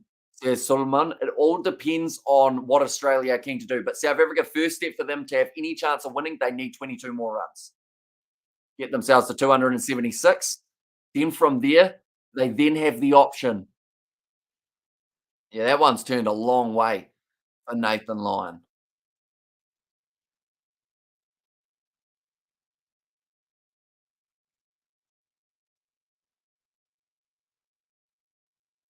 Just said excellent umpiring. That was Mr. Cricket Mike Hussey saying that. Really Harmer, 47 still. He's been on 47 for the last 35 balls or so. But he's still out there. That's the main thing for the South Africans at the moment. So in a battle of survival for the Proteas. They need 22 more runs to avoid the follow-on. Rabada, how long is he willing to continue defending and when does he decide to have a little bit of an attacking shot? I'll be honest, if I was Hazelwood, I'd throw up a pie outside off stump on a half volley. See if Rabada's willing to go for it. Because if he does, then you go, okay, I can try and get this one to go slightly a little bit closer to his stumps, maybe find that outside edge. But if he doesn't play at it, then you just go, okay, we won't try that. And brother, please, there's Solomon. So chances of South Africa winning still very slim, depending on, like I said to you, depending on what happens if they get to 276. If they don't get 276, they lose or draw. Those are the two options for South Africa. But if they get 276, then we have to wait to see whether or not Australia are going to declare. We can't predict that at the moment, hence why we can't say if South Africa do have a shot, because the only way they do is if Australia declares straight away, and then South Africa are able to bat out the last 200 runs required. Is Gilchrist part of the commentary team, Hamish? He is, but not in the box at the moment, I don't believe. Mike Hussey, Ishigua, and then I'm not too sure who the third option is there as well. Armour at the moment sitting on 47 of 161 deliveries. He's back on strike. A nice single for Rabada to rotate that strike a little bit more. I think Harmer prefers facing the pace than the spin. Got a massive outside edge on his bat, Harmer. I hope he doesn't have to use that in this delivery. Oh, well played. Solid and mine it. John Mills, please tell me. Do you want to relay the message that I've told him, John? I feel like he hasn't quite worked it out yet. Do you have a bet on them, Suleiman? Is that why you're so curious about it? Normally, that is the case when people are asking. They ask about whether or not a real underdog side has a chance. It's because they've got money on them. It's going to be going through. Nice and solid. Middle of the bat there for Harmer. Or swinging a little bit there, Josh Hazlewood goes towards the leg side a little bit more. Talking about Josh Hazlewood, he's trying to get the ball to get a little bit of reverse swing here. 106.4 overs down as we currently sit.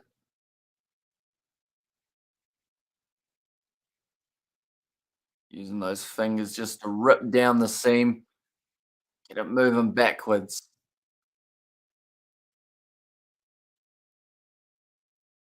21 runs now. It's slowly getting down there. It's still a lot with 2 wickets in hand. Harmer, nice solid drive. South Africa can't make 275. Can they still win, John? Please tell me. Says Suleiman. No. Simple answer, no. I feel like no's a universal language, so you should understand that part, but no. If they don't get the 275, they theoretically, I don't think, will win because Australia will enforce that follow on. I have no idea what's going on. Sorry, Suleiman. And even if we still win the series, says Shannon, that is true. Australia would end up winning it 2-0. Although I'm sure the Australians at this point want to somehow, bowling! Harmer's gone. Hazlewood gets the ninth. Is that going to be your answer right there? Harmer gone. He was stranded on 47 for 30 balls. Maybe went a little bit too negative. He played that one with soft hands. It continued on and hit his stumps. And now this last partnership of Rabada and Nokia need to try and get 21 runs to keep South Africa in the contest. And with that wicket, Australia are now $10.20 underdogs to be able to win this one. South Africa still $215 or $251, in fact. Hazlewood picks up his 4th. What a welcome back he's had at the SCG. Harmer, he was brilliant out at the crease. 47 off 150 or 165, sorry. And now South Africa 9 for 255. They need 21 more runs to avoid the follow-on here. Australia, they'll be feeling good about this because I believe we're going to have a 10-minute changeover. No, 50 then for Harmer Hamish, says John. He actually got the same number as on his back. So maybe if he wears 50 next week, he'll be all right, even though they don't play for another 2 months in Test match cricket, South Africa, which is a bit of a shame. He called it, says John. Hazlewood, they've said that he was trying to get it to swing away, and it didn't really move that much for Josh Hazlewood's delivery. Celebrating it big time. Oh, what a feeling they've got in the bottom corner. You can see the celebrations. And this makes me wonder, did South Africa at times throughout this innings, I know it's easy to say now that they're 9 down, they go 2 defensive. Janssen, 11 runs. Could he have made the most of it? Got a quick fire, maybe 30 off 60 to the deliveries, and at least help South Africa towards that total because that's your extra 20 runs right there. Now, Hazlewood, that is the first time he's taken a wicket, and it hasn't been a wicket maiden. Also, Suleiman has said thanks. And there, but now Angrik Nokia at the crease. Australia don't want to leak runs. It's going to be Josh Hazlewood bowling to Rabada. This will be a tough over right here for the Proteas. Here we go. Nathan Lyon picked up 1 wicket so far. Hazlewood 1 off his 5 for. Might even be opening the bowling. And the next one, nice and solid from Rabada. 1 less ball. It's the main thing. Watch Nokia blast them now. He should.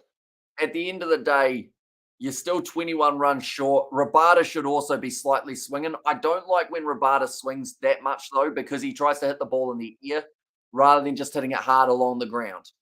Oh, he's done the leave, similar to what we saw for Irvia, almost getting his off stump cleaned up. Yeah, I prefer when Rabada's hitting the ball hard along the ground rather than trying to hit the ball in the air because he always ends up top edging it, unfortunately. Solid again. Right in behind it.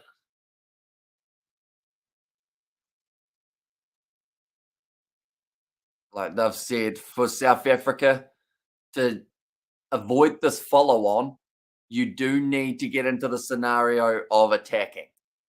But then attacking can be your downfall. So, how much time do they want to use up here for South Africa? The over's ticking away in this contest. I took a screenshot earlier on telling us how many overs remained in the day. 105 with 52 remaining. So, still another 48 or so, 47 remaining in the day. Still time on the clock. So as soon as Australia start batting, if they do have to bat, that's when you know that this one more than likely is going to be a draw. There just won't be enough time. Well bowled, Nathan Lyon, caught and bowled. That's the wicket. And Australia bowl out the South Africans for 255. They trail by 220. I believe the follow-on is going to be just around the corner now. They've got the option. Right, Captain Cummins, what does he do? He's got to enforce it. There's no other option here for Australia. If they want a result in this test match, they must enforce the follow-on. Just giving Hazelwood the high five as well, but Lyon picks up his 44th wicket at the SCG. It's that spin, and Rabada just spoons it back to him. And nice take from Nathan Lyon there to be able to avoid Anrek Nokia, who didn't face a single delivery. He's not out, though, so that works well for him. That'll be the end of the South African innings, 255. They trail by 220. Now, Australia have a decision to make. It should be about as simple as it can be. It's like sitting down for your year 11 maths test, and it's like, what is 1 + 1? You think you've won the lottery, but this is what Pat Cummins needs to do. He needs to go, right, we've had one innings. What's another +1 of a bowled out innings? It's a win for Australia, and that's what they need. That was weird maths. No wonder they don't put that in the exams. Okay, Pat Cummins, I think I've just read their lips there, and I think he said, "Will enforce, please." I hope that's what he said. We haven't seen Warner running off the field. We haven't seen Kawaja sprinting off either. And now Australia win look impossible. And so Aussie make them South Africa bat and get them all out for 200. So that would mean that Australia win. Yep. So now I'm just going to have another quick look at the odds for what that's done to them, because $10.50 was what Australia was sitting on before getting those couple quick fire wickets. Now Australia to win, sitting $7.20. So interesting. South Africa, their top run scorer, Maharaj, it was 53, 47 for Harmer. Those two had a brilliant partnership. And then also a very good partnership between Zondo, who got 39, and Bavuma, who got 35. So South Africa, they were close. It's their best score of the whole series. But now I believe they're going to be batting again. We've got the innings changeover now, ladies and gentlemen. The wicket recap. The first one of the day was a Maharaj. Or in fact, sorry, the first one of the session was LBW. Josh Hazelwood did very nicely. And the next ball that he did bowl a little bit later on for his wicket, it was up against Harmer with the inside edge. And then the final one, Nathan Lyon, caught and bowled. 20 away from avoiding follow-on. They do end up just going down early there for the Aussies. Or sorry, for the South Africans. So now I believe we're going to see Elgar back at the out at the crease. We're going to see Irvia out at the crease as well. Has there ever been anyone who would send down a night watchman for this innings? Probably not. Not against the new ball. It'd be too risky. I'm just thinking in terms of trying to eat up a few balls so that your top order can have a bit of a spell. Because the middle order might be out relatively soon. Stick Nokia out there to open. Just see how he goes. And the Proteas will shut up shop. It'll be an easy draw for them, says John Mills, which is why it's still paying $7.20, but it's not as much as it was paying earlier on. The shirt seems like it's too small. The sleeves are too short anyway. Showing the SCG, there is no sign of rain. There is no sign of bad light stopping play either. We're going to get a result at the end of this day. It's just whether or not it's going to be a draw or it's going to be an Australian win. They'll have about 47 overs to bowl at them. Okay, they're just saying it's turning into a dust bowl out there on the pitch. And the thing alongside it is it's only really a day three, which I should say. So if it was day 5, this one would almost be unplayable with the spin. South Africa, they've gone with the heavy roller. They want to flatten it down as much as physically possible before they go out there to bat. But that might benefit Australia's seamers to an extent as well, you would think. Yes, it will maybe take Nathan Lyon out for a little bit, but quick bowlers will be definitely enjoying this pitch being very flat. And there's a few cracks about halfway down the pitch at the moment. They've got a 10-minute changeover. They're just repainting the lines. The moment Cummins ain't that clever. Should have dangled a carrot. There's John Mills there. I mean, so what? You would have had him declare? I guess, John, you would have had him just straight up declare and say, South Africa, if you want to chase down this total, you win because we haven't got another innings. I assume that's what you're thinking. Australia hasn't forced to follow on, though. That is something that has been confirmed. So they will be bowling again, opening more than likely with Josh Hazlewood, who currently has his tail up, taken 4 wickets in the first innings. We'll be looking to clean up the openers relatively quickly as well. With South Africa shutting up shop, that can actually be a little bit more risky. We've seen here that if you go too defensive, it can actually cost you. South Africa selectors really need to overhaul batting lineup, says Christian. Yeah, at the moment, it just seems to be that they don't really have a top order, is the best way of describing it. Elgar's been poor. Irvia's been average. The number 3 spot, they're going to have a new guy there every week at the moment by the looks of it for South Africa. And then, like, Bavuma's done all right, but he hasn't been able to convert into any real huge totals. That's probably what he wants to do here.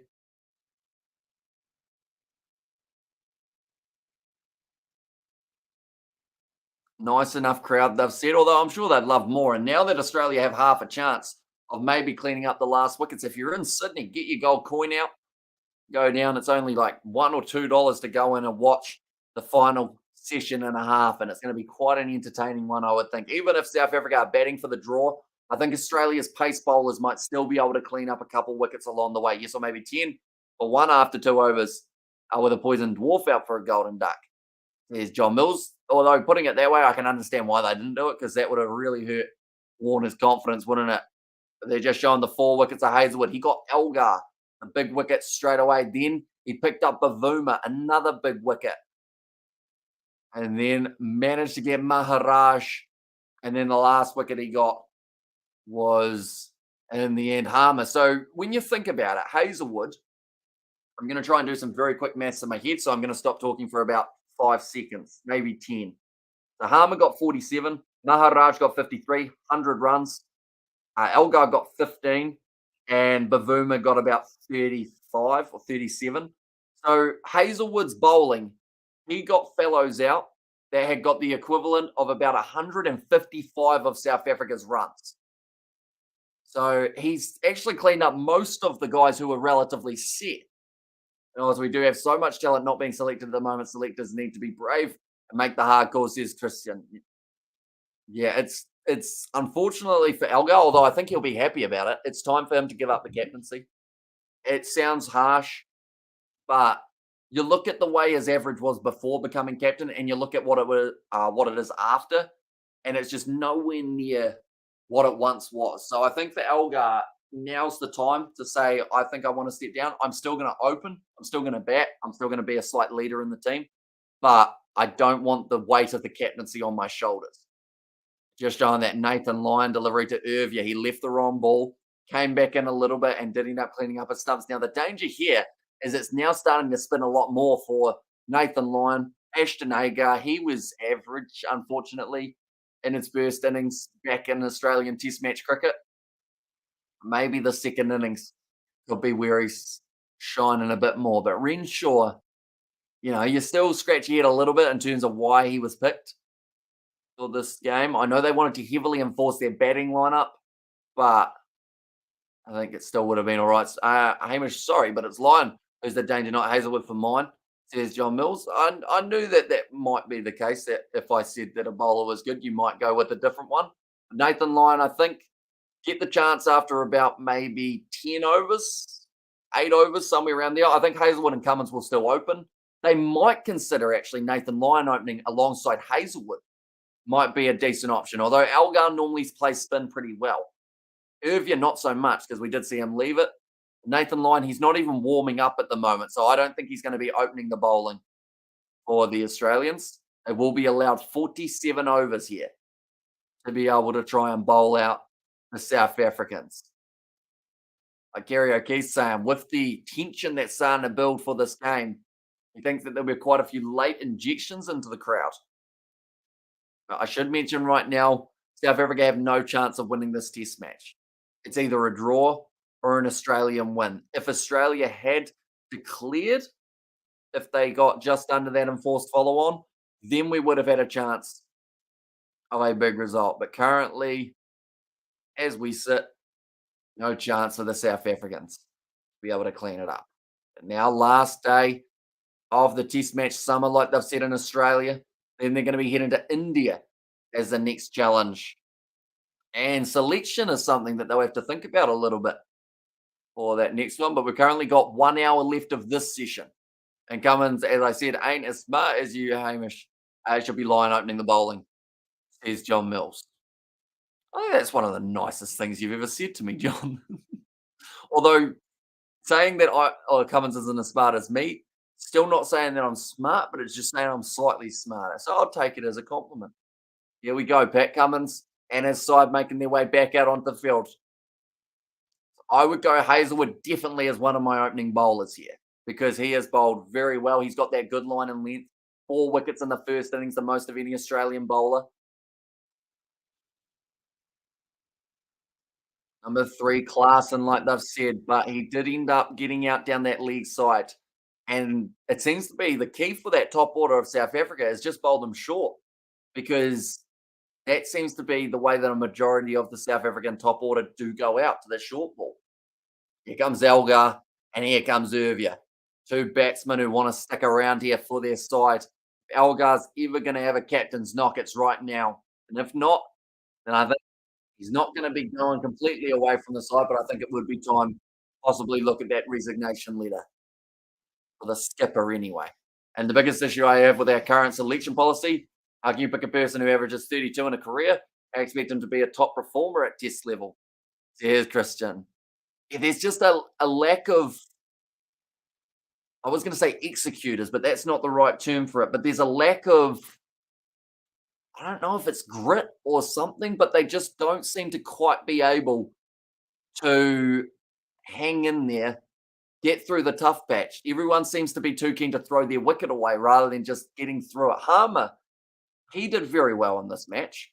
He showed that if you actually just stick out there for a bit longer, you get through the tough periods, you get some runs. Yes, he went out eventually, but at that stage, there was not a lot going for the South Africans. They were losing wickets flat out.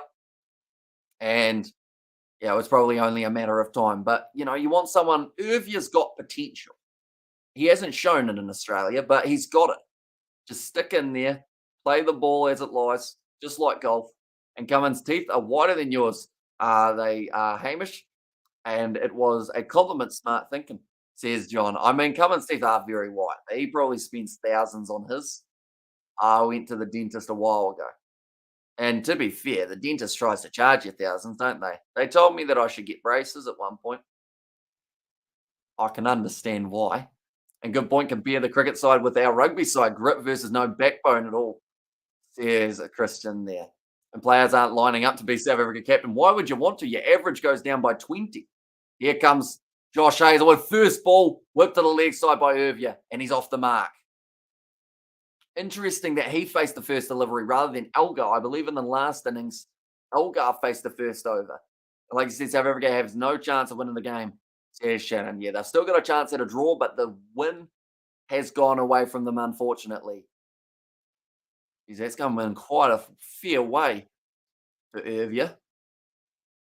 And now Elgar I believe the reasoning behind putting him at the non-strikers end was that he didn't have to worry about too much of Hazelwood for this first over, and now he's got 5 balls that he's got to face. Hazelwood going round the wicket, creating that extra bit of angle that could possibly lure Algar into a false shot. Here he comes again. Hazelwood, 4 wickets in the first. Oh, that's close, but it's gone high. It's gone over the top of the pad. Do you have free medical in New Zealand, Amish, like the NHS? In the UK, we do have some free healthcare. I don't think dentists are free, though. Or the last time I went, they weren't anyway. A little bit of an inside edge from Algar. Now, in the first innings, he went a lot better when he stopped jumping around like he was a bunny rabbit. If he can keep his feet planted, because like some of the shots he was doing before he played them, oh, there was actually no inside edge, apparently. He'd sit there, and then when he play it, it was like that. Nice shot. It's gone in the air, but it is going to be racing away for a couple runs at least.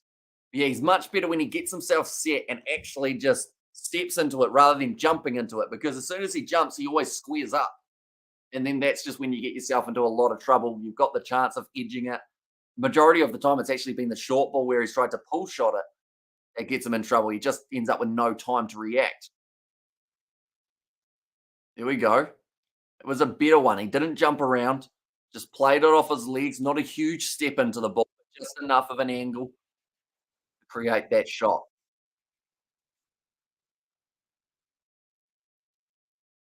Pushing it, that one there, wasn't willing to allow it to go past, searching for it, like they've said.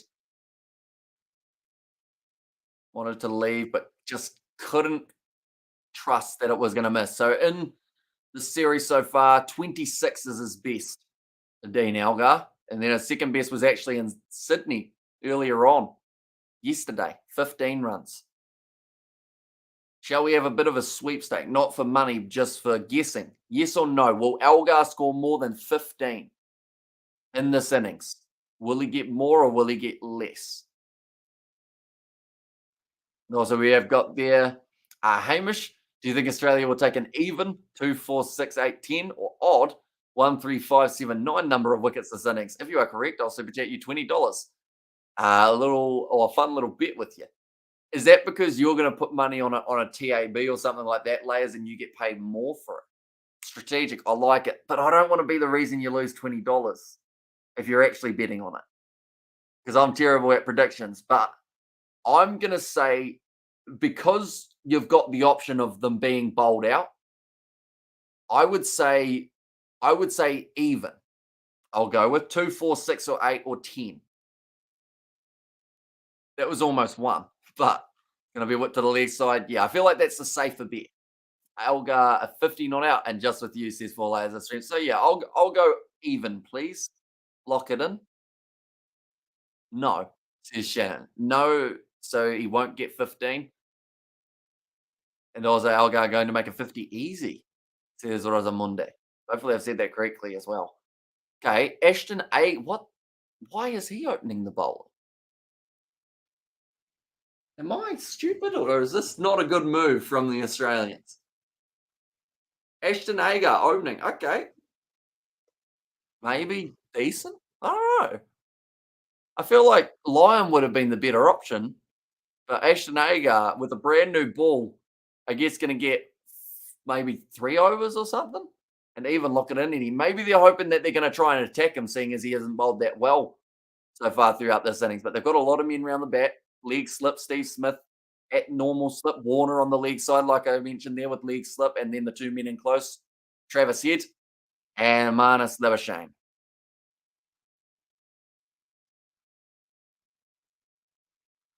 Okay, Ian Smith said he's loving the thinking, but he doesn't know if it's going to work. That's pretty much what he said there. Whoa, that's a big full toss from Ashton Agar. They take the easy single. And 50 for Algar. South Africa will act like we won the game, says Christian.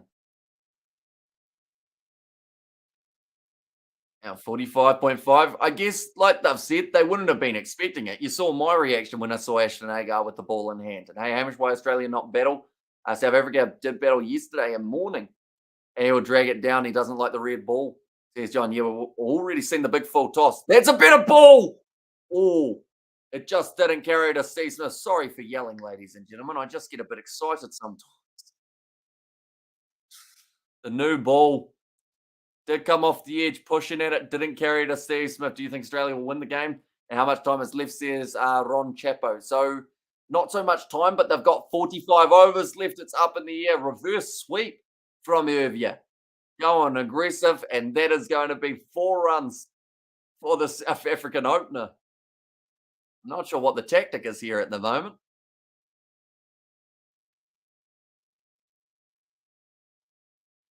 Nice reverse sweep from Irvia, getting it over the fielder and Steve Smith. Hagar, 5 deliveries.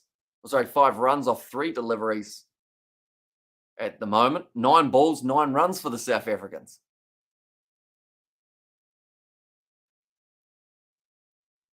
A bit more leg side, well blocked by Irvia there. We need an even number of wickets. Oh, question. 4 layers of strength. Did 0 count into that category, or was it minimum 2 wickets for the even number? Oh, it's straight into Labuschagne and close. In fact, that was Matty Renshaw. Got smacked by that one. Yeah, 0 and even number. Does that count in that category, or is that just counted as void if they're only 0 down at the end of this? They shouldn't be 0 down. I think Australia will pick up a few wickets, but just curious. Drag down a little bit more from Agar. Hit out. And that goes to the boundary. Agar, goes for 9 runs of his first over. He had a half chance there for a catch. The question is, do they stick with Agar here, or do they go with possibly, to be honest, I would go Travis Head over Agar. A 0 and even number. I'm not sure. We're going to ask Siri. Is 0 an even number?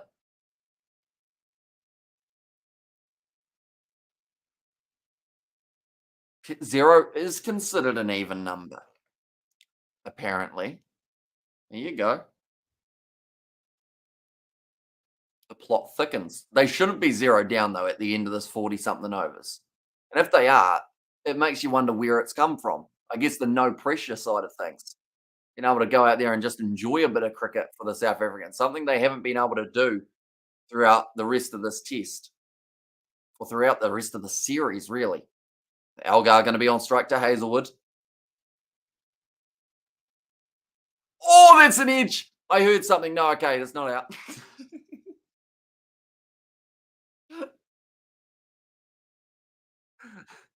What is it? There's a noise. Oh, he clipped his pad. The little cheeky bugger. He ended up hitting his bat on his pad, and that's where the noise came from. No, he didn't. There's just a random noise. What did that hit? I don't know what that noise is. As to why mathematically a 0 an even number. Because any number that can be divided by 2 to create another whole number is even. 0 passes this test because if you have 0, you get 0. Ooh, left alone. It's official. Says 4 layers of strength. Very fancy, official way of wording it, isn't it?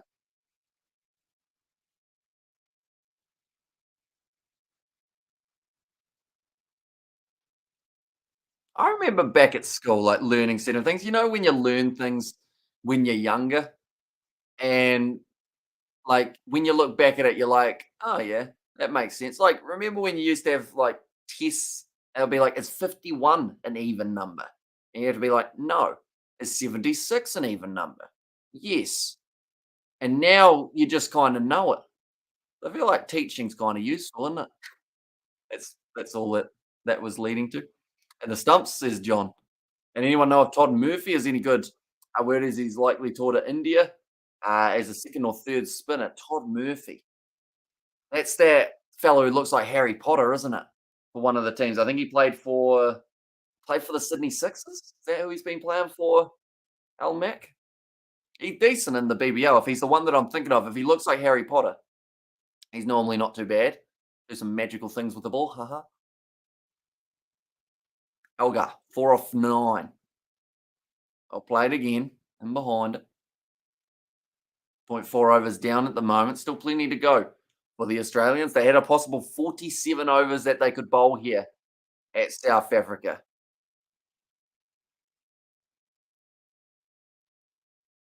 Just talking about the fact that Algar, selection wise, they're talking about maybe he doesn't even get into the side as one of the openers with his recent form, even if he's skipper.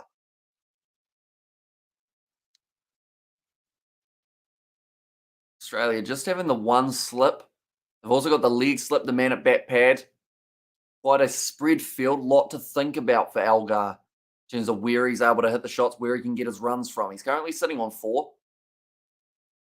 If you're a lot more aggressive though, 9 of 6 deliveries. Waiting, no run. Straight to the man who was fielding at Gully, Usman Khawaja, and JK bowling. Says John there. I see what you did. And I was like, yes, he looks like a wizard, says Al Mac. Yeah, so he's normally pretty decent. I haven't seen how he'd go at Test match cricket. I assume he goes all right in the Shield in Australia, if they're willing to give him a go at the Red Bull side of things. And morning there, Kiwi lads. I can't believe I'm awake. 5:22 a.m. in Cape Town. Need my cup of tea and chocolate. Aussies should win no problem, says Ruth. Now, yeah, currently they've got 44 overs to try and bowl out South Africa. They've done it once before in this series off the edge. Doesn't quite find the hands of Steve Smith, and that will be 4 runs for Algar. Into the over, 17 for none off 3. Quick scoring at the moment for the Proteas. I'm going to check what that does to the odds. I know there was $7 earlier on for the Australians to be able to go on and get themselves the victory. Like they've just said, the leg gully. Oh,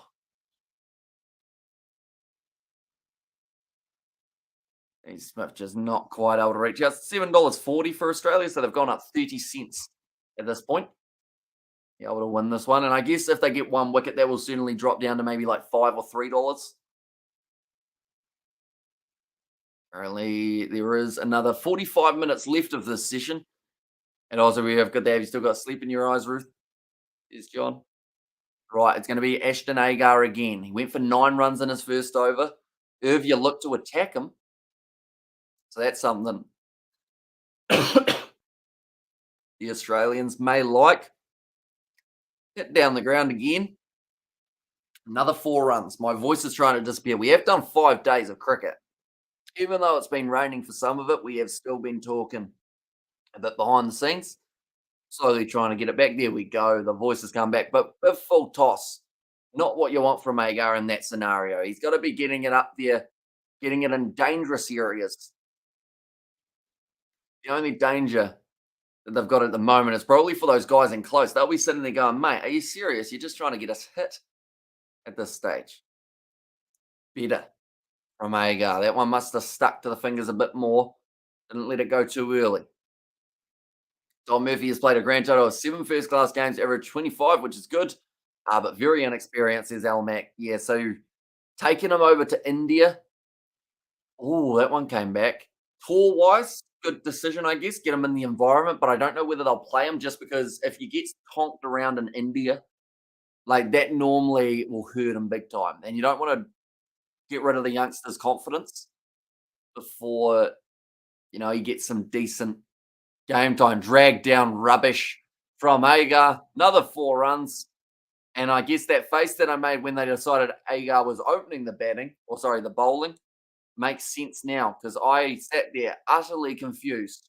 Yes, he had a half chance earlier on that didn't quite carry to Steve Smith, but other than that, he's bowling like Ish Sodhi in a T20. He's just dragged down, full toss, drag down, full toss, drag down, full toss. That's how your over goes. It'll be a risk, Elmac, but the Aussies have done it before, says John Mills. Yeah, if they see potential in him and they think that he'll be suited to those conditions, I just hope it works out for him. There you go again. Pitched up. Better delivery that time.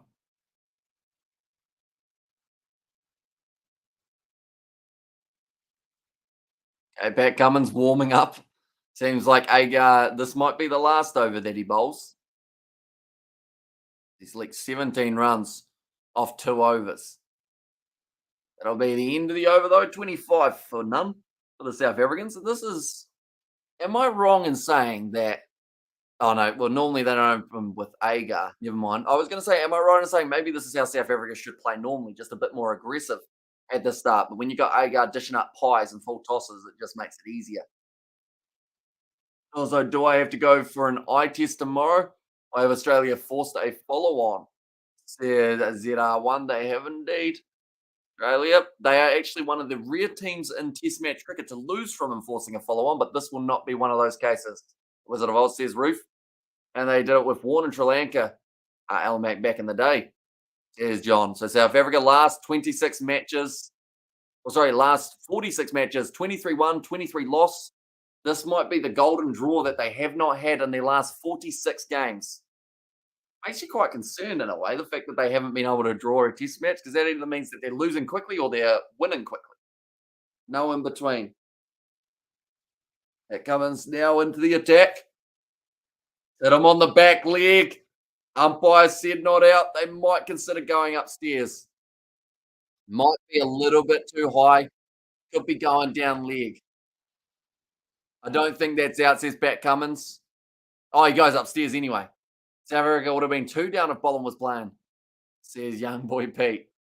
Right, so Cummins thought that it was not out, or he wasn't confident anyway, but he still decided it's worth a crack.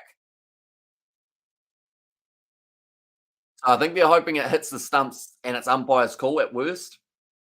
Because it did get him on the back leg. It just, my first reaction was the bounce was going to be too steep.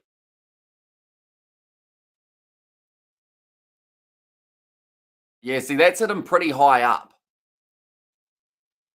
So umpire's call, I think, is best case scenario for Australia, unless this one drops majorly. Because it's hit him above the knee roll of the pad.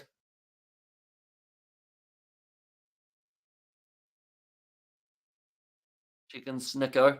And didn't warn debut against the West Indies before he toured Sri Lanka. Or Lara smashed him on debut. Okay. It's a flat line. They're going to be checking this one. Height's my thing, but it might end up being umpire's call. Little clip of the stumps. Here we go. Impact in line. Missing.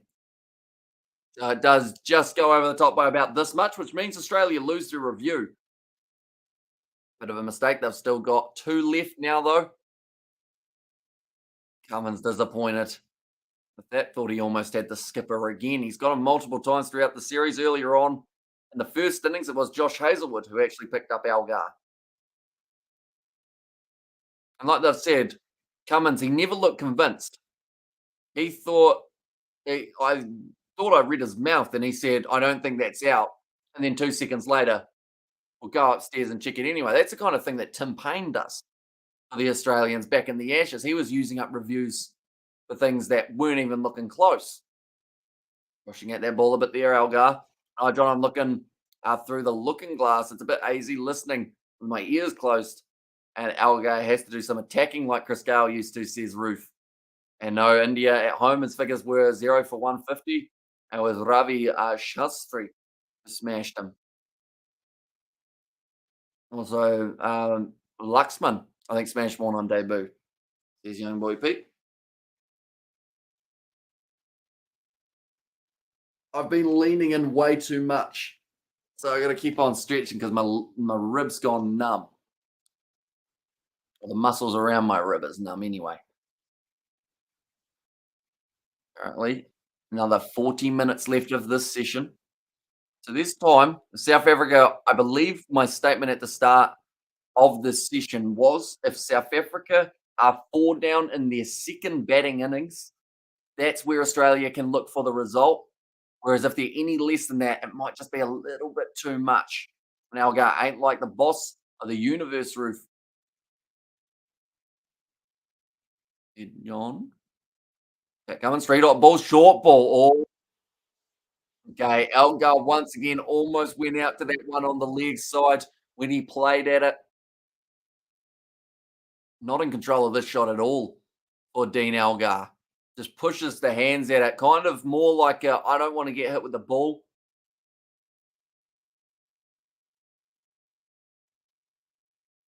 Yeah. Short, snappy.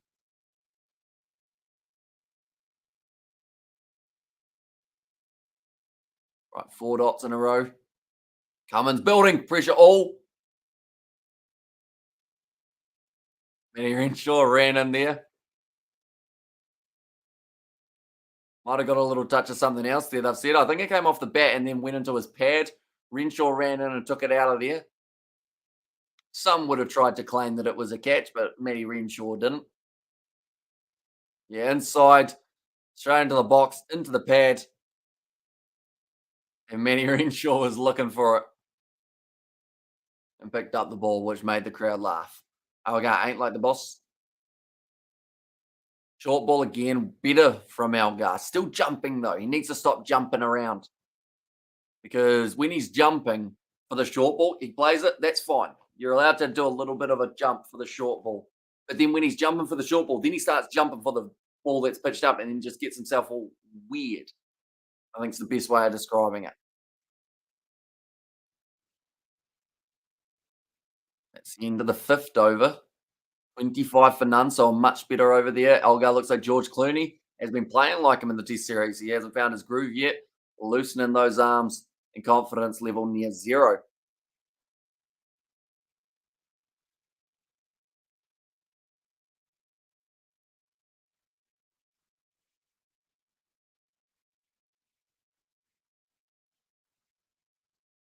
They're just showing Algar. He's got a high bat lift as well. Oh, they've stuck with Agar.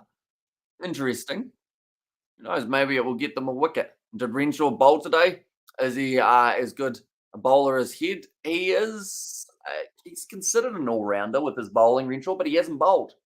Hasn't done a single ball in this test match. He's only faced a few with the bat, but I actually probably, I mean, for this test match wise, I would prefer Travis Head just because we actually saw him in that first innings bowl some effective deliveries. Yes, there was a full toss every once in a while, but still very good overall from Head, I thought. Getting that big wicket as well of Janssen.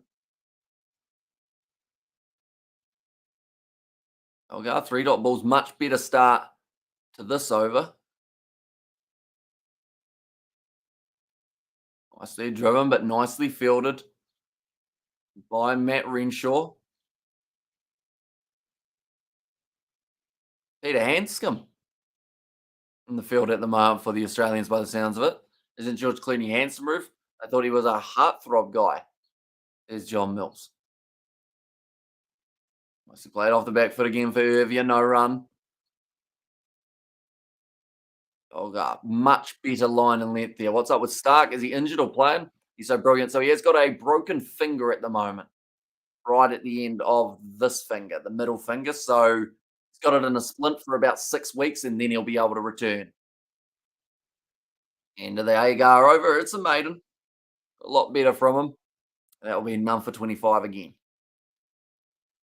41 overs remaining in the day. We should get all those overs in. They've still got another 35 minutes of this session.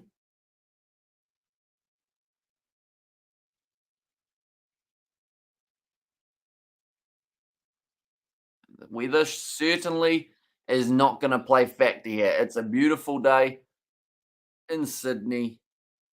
I'll just very quickly, without jinxing it, I'm going to check the rain radar one more time. For Sydney, nah, she's sunny all the way through.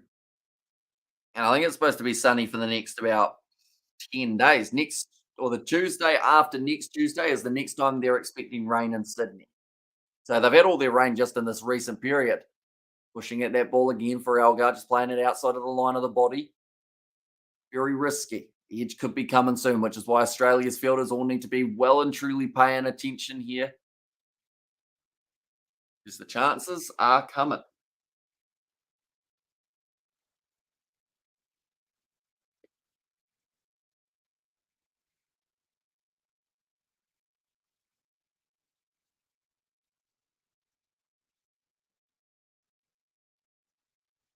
Eight of 19. Algar, does he have too high of a bat lift? You would have to say it is very high. Leaves that one nicely outside of the off stump.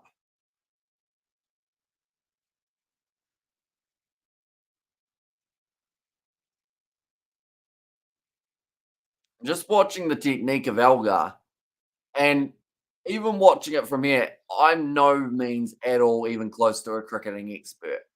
But I can see that that bat lift is too high for the way that he plays, and he also is pushing at the ball far too much, gets it out in front of the body. So he needs to play it under the eye line. That's one of the beauties of Test match cricket. Wow, good work and close from Matty Renshaw.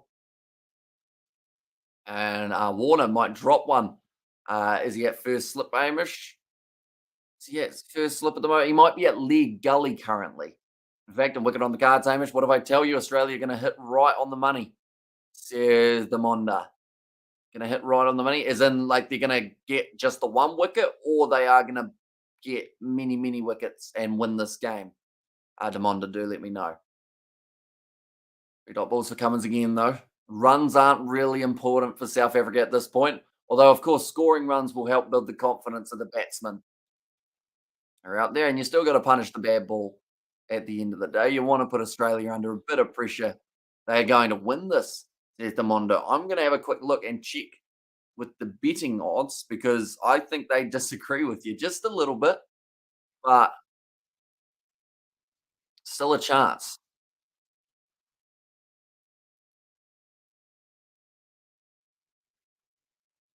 17 matches as the captain, no hundreds since then. Australia now up to $11.50 to win this match. Nicely played by Algar, gets the single, pushes for it, and 55 for 3 Africa, says Demonda. So you think at the stage of 55 runs, they're going to be 3 down? That what we got there? Although they would still need another 7 wickets after that by the time they reach 55. That's a tricky one. I said that South Africa would need 4 wickets lost at the end of this session to have a chance of being bowled out. Yeah, says the modder. So we'll have to wait and see whether or not it is the case.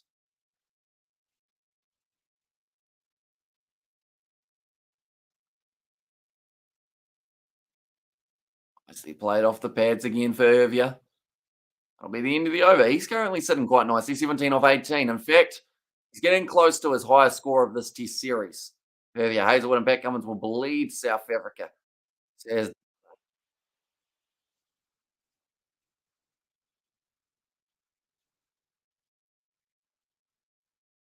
trying to sell me a Toyota at the moment.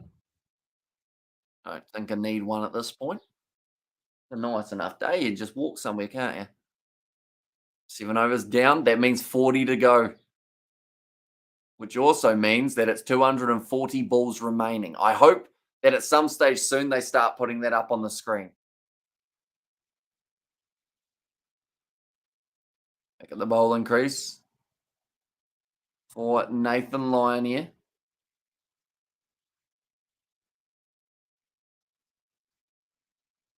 Like they've just said for Australia to win, the spell needs to be key. And I was like, Hamish, where's your mustache? It's still here. It's just kind of joined into a beard now. Not quite as long as it once was. And has Lyon got some spinning fingers, Hamish? Maybe. He's got some large fingers. You see, normally he's got a blister on the inside of this finger from when he revs the ball, which I guess is just part of being an off spinner a little bit. You like a good man cat, says Al Mac. I know Zampa was in a bit of deep water for it, wasn't he? In the BBL, because he was saying about how he was going to stump a guy. But it's an interesting one. The way I heard Mitchell Stark describe it was, I guess, the most reasonable. And it was pretty much if I have to stay behind the crease while bowling, you have to stay behind the crease while batting. Yeah, which I guess made sense. The line going for the single off the first ball, so now he's bowling to Irvia. We did dismiss in the first innings. So this test is going to be a thriller, says the Moda.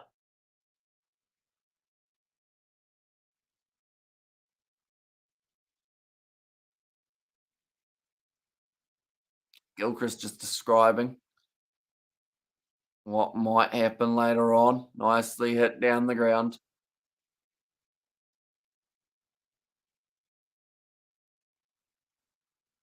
Really trying to G up Nathan Lyon at the moment. 2 batsmen Once again, probably one of the better opening partnerships that we've seen between these two for the series. Playing off the back foot. Oh, it was nicely done and close by Matty Renshaw to just tap that one onto the stumps from in close. Did you watch Sky bat yesterday against Sri Lanka? Says the model. I heard earlier on that apparently it was a very good innings. In a 19 World Cup West Indies versus Zimbabwe.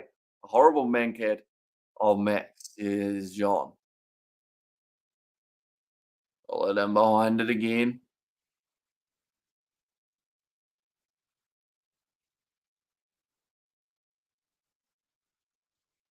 You can see Irv, yeah, the disappointment from going out the way he did in the first innings by leaving that ball that he thought wasn't going to be cleaning up his stumps. He's playing everything that's relatively straight here now. That'll be the end of the over. Done for 27. No warning at all, says John Mills.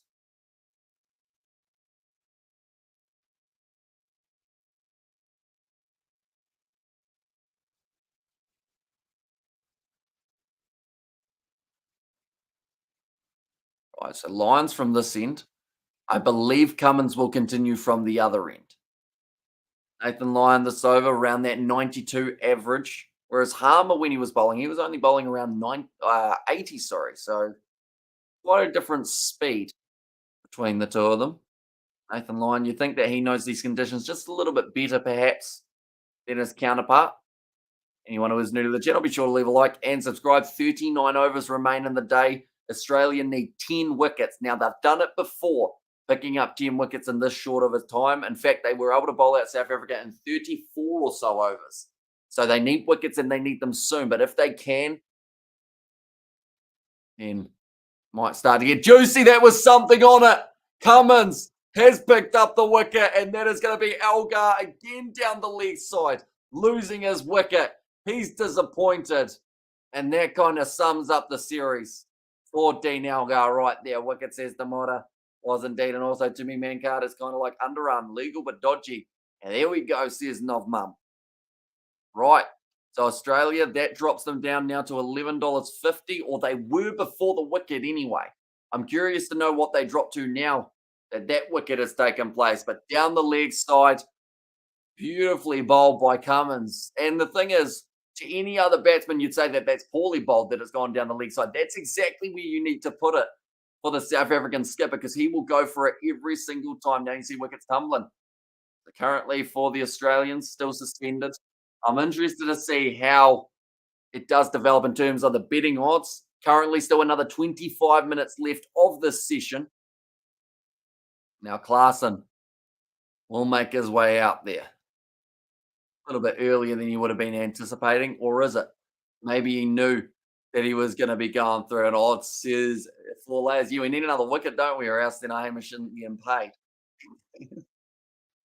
Slightly unfortunate, but another wicket could be just around the corner. I think you should warn the guy Al Mac for mine. 2 warnings at least. Third time it's tickets. And Klaasen out under 15 runs, says Demota. And the thing is, in his first innings, he took a long time. Alga, he's smiling. He just knows that they've found a loophole in the way that he plays, and they've been able to expose it multiple times in a row.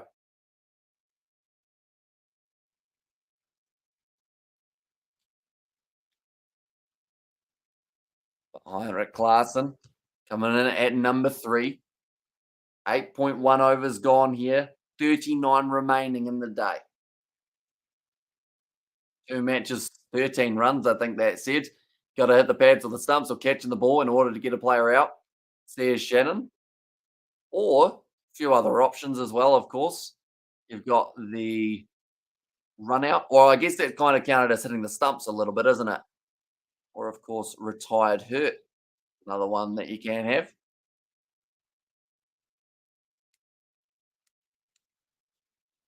9 wickets remain for the Australians to be able to go on and get themselves the victory. TAB odds are still yet to update. But I'm curious to know what it is sitting on at the moment. It's $8.10 now for Australia to go on and get themselves a win. So it's still not hugely likely, but it's still a possibility. I just showing there. Hit him square on the gloves there, Dean Elgar.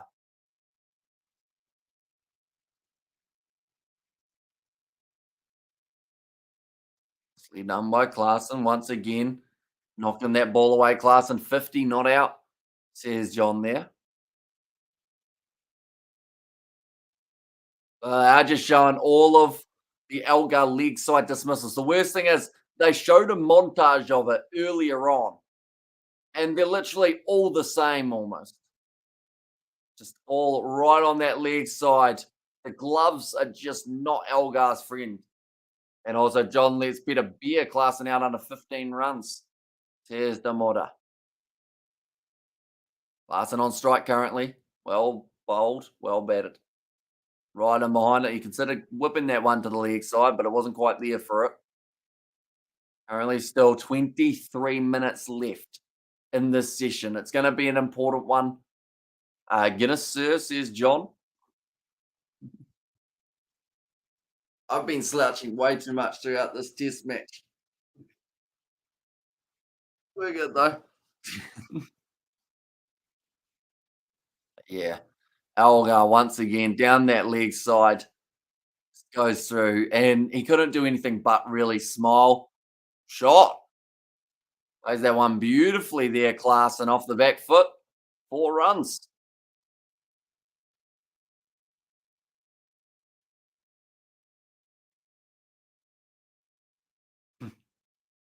Mark Howard doing the big hype up and then realizing there was actually still a ball left. Nice pull shot away. I love Carlsberg. I'll have it today if Klassen walks back under 15 runs. Cheers, Demora. One ball left of the Cummins over. Side of off stump will take on the quick single. Nice runner between the wickets. Might even get 2 for it. Yes, it's a misfield. They get back for 2. 6 runs from that over. Also the wicket for Cummins. And so you're not offering them, says John. It'll be 1 for 33 off the 9. So 38 overs remaining now. We can almost count down the balls as they happen. They've only got another 228 balls left, which doesn't sound like a lot, but that's still quite a bit. That's a T20 and some. Almost 2 T20 innings taking place.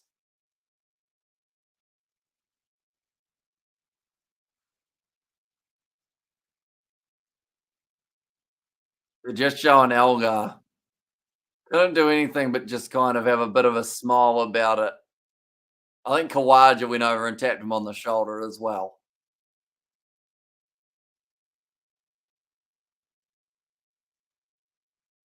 Okay, so Kirio keeps saying that they might consider taking him out of the test side, perhaps.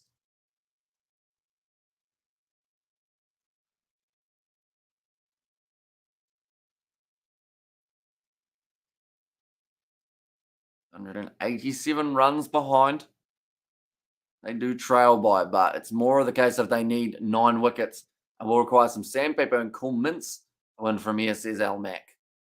Going to be certainly tough. And each time they bowl a Nathan Lyon over where he doesn't pick up a wicket, it's kind of like a speed over, isn't it? They just get through it in about 2 minutes, and then you're back to the steaming in. Ooh, outside of off stump again. Yeah, the steaming in the quicks, Cummins or Hazelwood. Weird to think that this is actually the last day, seeing as we've had like a full day rained off, a half day on the first day that was rained off.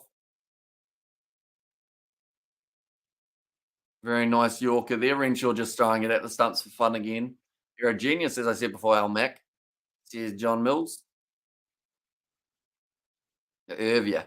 Sitting on 17. Now, I mentioned this in the first innings, and I said that's about where he gets to, but now he needs to continue through and get his 50. And then the very next ball, he got bowled by Nathan Lyon. We're in the second innings. He's on 17. Does need to go through and get his 50. Luckily, he's left that and it's spun away. If I had jinxed him again, I don't know what I would have done. One more ball left.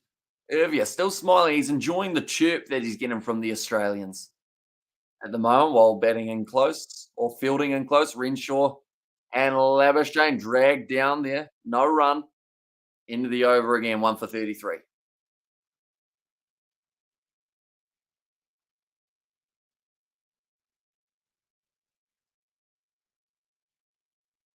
They're checking the win vis again. Now, earlier on, it had it 52% for the Australians to be able to go on and win it. What sort of batter are you, Sledger or Slicer? Says Roof. Uh, Sledger or Slice? I'm probably a Slicer out of those two, if those are the only two options. I do normally slice badly in golf. I think it's the same in cricket a little bit.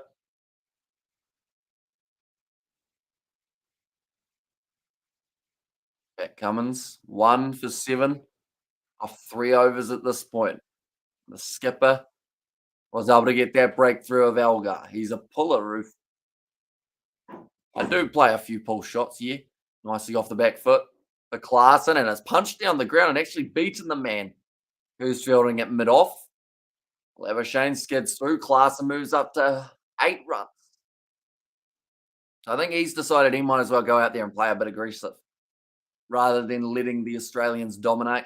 Wants to take these good bowlers out of the attack, try and make them bowl someone like an Ashton Agar again. Travis hit the part time with Steve Smith. Some different bowlers in the equation. He's a prodder, says Keith in there as well. It's a little bit of a shame. I wish I had been able to film my first innings of cricket when I returned because it was a lot better than the last innings that I had. I at least got 10 runs and hit a boundary, so that was quite nice. But yeah, that last innings just didn't really get going, unfortunately. But that's cricket.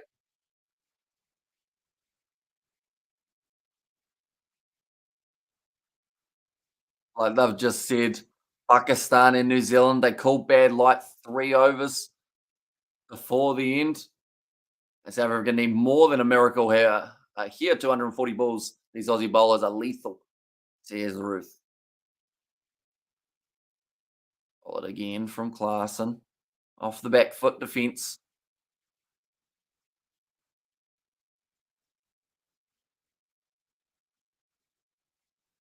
Ashton Agar did actually open the bowling, something that surprised a lot of people when he went out there. He went for about 17 runs off 3 overs.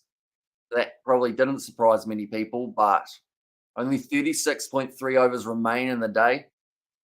She's going to be a tricky one for the Australians. But South Africa, they might still lose a few more wickets along the way, which is exactly what Australia are after. Short ball, nicely whipped away by Clarkson. Again, we'll get another single. They have light meters in Australia. They do. They thought about bringing them out on the first day, and I think they did at one point. They actually went off for bad light because of the rain around. And then on day 4, they considered it.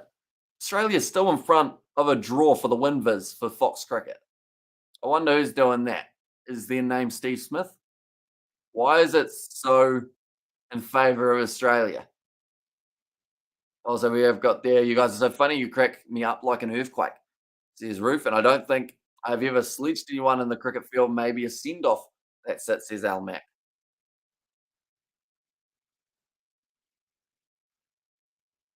Like Mark Howard just said, 9 wickets in 36 overs. Like, that's very tricky to do, but the WinViz says that that's the favourite option at this current point in time. Another solid defensive shot from Irvia.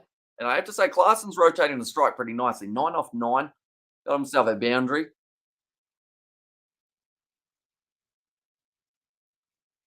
They're saying wickets in quick succession, something that Australia have been doing very nicely. Here comes the tail enders, says Ruth.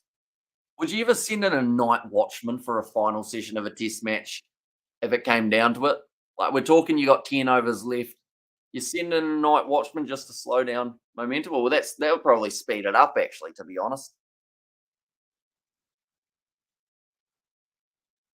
Oh, Cummins considered appealing for that one. End of the over. And it is 1 for 36. So, like I mentioned, the runs really aren't the relevant part of this equation. It is certainly the amount of overs remaining, which at the moment is sitting about 34, 35. And also alongside that, you're looking at the amount of wickets that have fallen. 1 so far for South Africa, 9 more for the Australians to get the winner sledging part of the game, Almag, not for mine. Says John Mills. It is to a certain extent. Like at the end of the day, you want to try and, I guess, put your opponent off. And that is one way that people do normally put their opponents off. It's just by talking a bit of rubbish, but it works sometimes. And it either backfires or it works in your favor. There we go. I am charging my phone. Now Nathan Lyon, 2 overs bowled. He's just gone for the 1 run. Klaassen may look to attack him a little bit here. Try and take him out of the bowling attack. But that can be the downfall as well. Hamish looks maybe like Jason Momoa. Awesome. Imagine having him in team. The opposition would just faint and concentrate on the cricket. We mainly play men.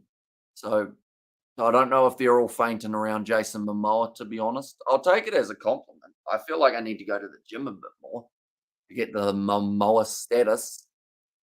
Maybe get a few more tattoos. Don't have any at the moment, so I need a few more than that. Travis Heap warming up. He might get a bit of a bowl here. And these sleeves are too short. I mentioned it earlier on, though. Might just be where I'm sitting. I think the problem with the South African openers is that they would do so much defence and look to survive instead of doing some counter attack. Defending every ball, they eventually get out on one of them, says Anakat. And I did like the fact that Irvia went quite attacking early on because Agar was bowling in pies. That's a reverse sweep from Klaassen. Actually smacked into Steve Smith there. Tried the reverse sweep. I don't know what's wrong with Steve Smith's legs, but sometimes when he runs, it just looks like he's not running. He looks like he's trying a fast walk.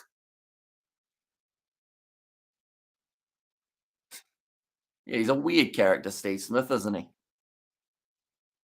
I don't mind mental disintegration in professional sport, but not at the lower levels, says Al Mac. I mentioned it on one of the other live streams as well about how, like, our team back in the day, I wasn't really a part of the sledging.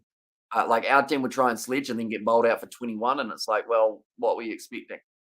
You know, like you can sledge if you're good, but if you're not good, you shouldn't sledge because it just backfires. That's a good shot from Klaassen. Race into the boundary, moves them up to 13. Have we still got that offer of the beverage on the line between John and his mate? And bye Elgar. Klaassen could get 100. They tell Enders because they're playing like them. Enders not top batsman. Says the roof, and the Aussies take it too far, in my opinion. It's not right, says John.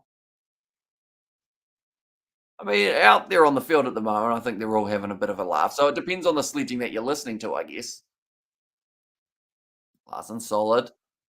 Probably the end of the over, but he did get the boundary off it. 1 for 40.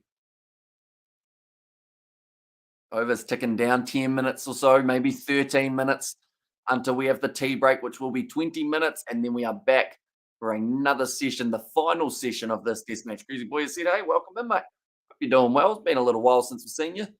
Hope you've been keeping well and enjoying Christmas and the New Year. And what's up? It's been a while. It certainly has been. Super Rugby just around the corner. I'm sure you're excited to see how your Hurricanes get on. 35 overs remaining in the day. If we're doing the maths for that, that works out to be, how many does that work out to be? Why are they going back to Ashton Agar? All right, that's really distracted me from my counting I was about to do. There's 210 balls left, but maybe Travis here from the other end. Is Algar out again? Oh, poor sod. Says, imagine he is. Yeah, he went out. Same way as he has pretty much every other innings, just trying to play down the leg side and getting the glove on it. Yes, indeed, says Cruisy Boy. I said 10 minutes before the tea interval. I don't know why they've gone with Ashton Agar. And who is most likely to win this match? It seems like a draw is the most likely outcome here, but out of the two sides, Australia or South Africa, Australia have a higher chance of winning than the South Africans here. South Africa, they trail by 180, but that's not too relevant at the moment. They just need to make sure that they don't lose their 9 wickets. Ooh, hit a ball. Maybe a Nokia or Rabada should be captain, says Almac. And I know Maharaj is another one who's been mentioned as possible captain material. You just dropped the World Cup, mate. Steve Smith wore to Herschel Gibbs, 1999 World Cup. And also we have got the Algar has been caught down leg, slide 4 times in a run out this series, says Anaket. Yeah, it's not the best run, is it? For the South African skipper. I'm trying to think of what his other dismissal was. Maybe pushing it one outside of off stump. Was it LBW? It might have been actually because he's been dismissed 6 times and four of which down that leg side.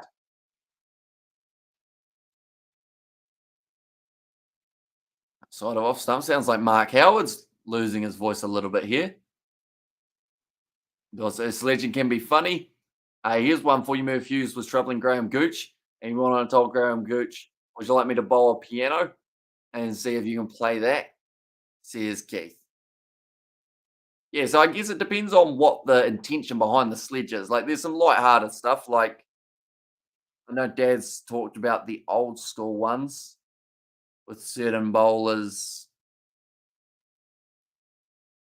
getting hit out of the ground after sledging. I was trying to remember the name, but I couldn't think of it. Rabada, yes, it would reignite his passion for the cricket, in my opinion, says John. Although, do you want your captain to be constantly bowling no balls?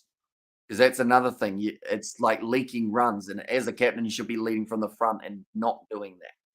And Warner is ready for anything. He's got so much flack. He's a survivor. He's still a great batsman. Elgar has a luck of the Irish. Says Ruth. It's going to be the end of the over. It wasn't made in that time. It's going to be 1 for 40. I'm going to be stretching so much when we get to the break. It's going to be great. And then we've got a 2.5 hour session to close out the day.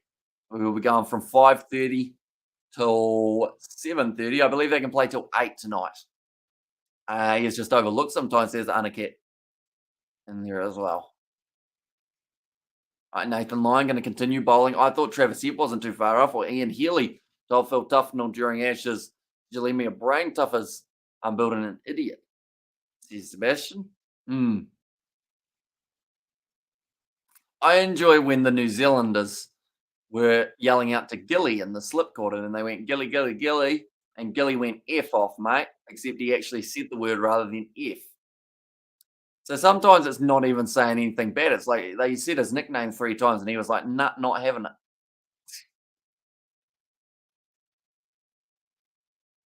Play it again. Clarkson still sitting on 13. Dale should be bowling coach. Rabada won't bowl no balls, says John Mills.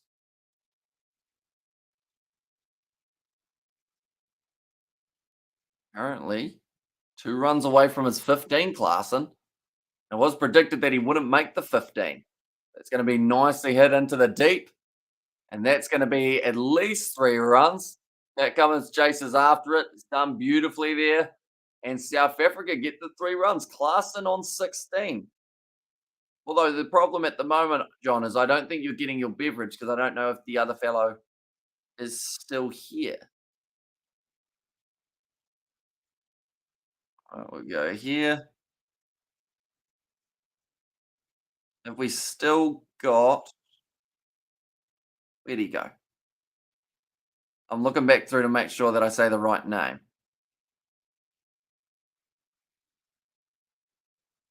It might have been long enough ago that I can't actually see it in the chat replay. And also, I love watching Lance Klusner and Sheer Freedy. Great smashes over the stadium roof into the car park. Is that a Guinness? The name is not from me, but from the other fellow. Yeah, I don't agree on that bet.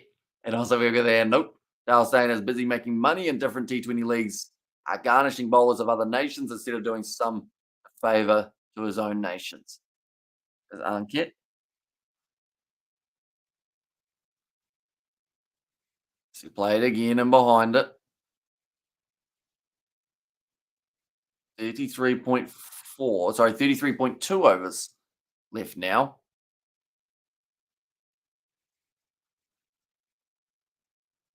Both of these batsmen trying to progress their innings a little bit. Oh, there's the Mutta. The bet for the bare half chance for Steve Smith. Doesn't quite get the hand to it. It goes just wide. Australia need 9 wickets to win. That's the first time they've shown that down the bottom of the screen. Very good ball. It popped up and just fingertips away. I think he's surfing at the moment in Bali, says John. Yeah, just half a stretch. Got his finger on it, but didn't get the rest of the hand the way he would have needed. Geez, that's popped up. That'll be a concerning factor for the South Africans near the end of the day, I would think. Solid to close out the over. One for 45, but another half chance for Australia. They've had about 8 half chances throughout this matchup. Far, but yeah, that one's come up majorly and stains in Australia on BBL commentary, says Robert.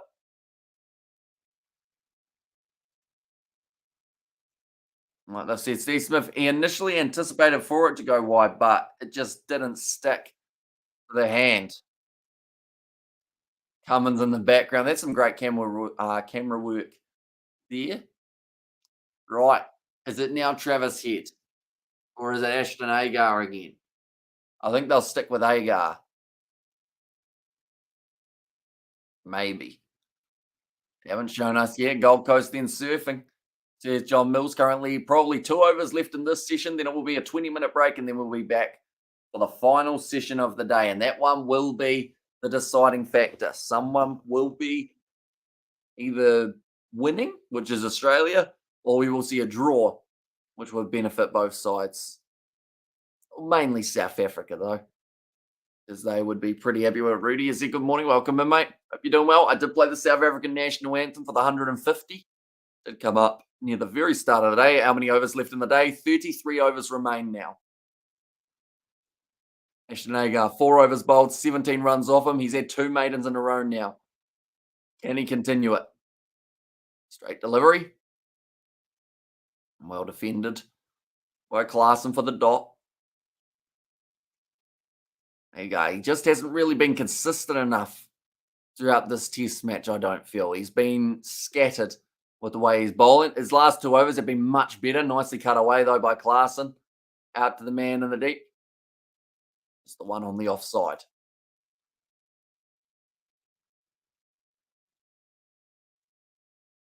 Right, they've decided to go onto the stump mic. Listen to hear what the Australians are saying. Okay, we can't actually hear them. It's unfortunate. It really takes the worst collapse ever for South Africa to win or to lose this one as well. And they should be safe from here. Hopefully. Or else then it's going to be trouble for them. And I feel like if they already haven't had a bad enough tour, losing this game in this final session would just hurt them more. I will have to download the Steam or the stream to listen to that, says Rudy. It should end up as soon as the stream ends. I think you should be able to skip through to the part that you want near the start of it.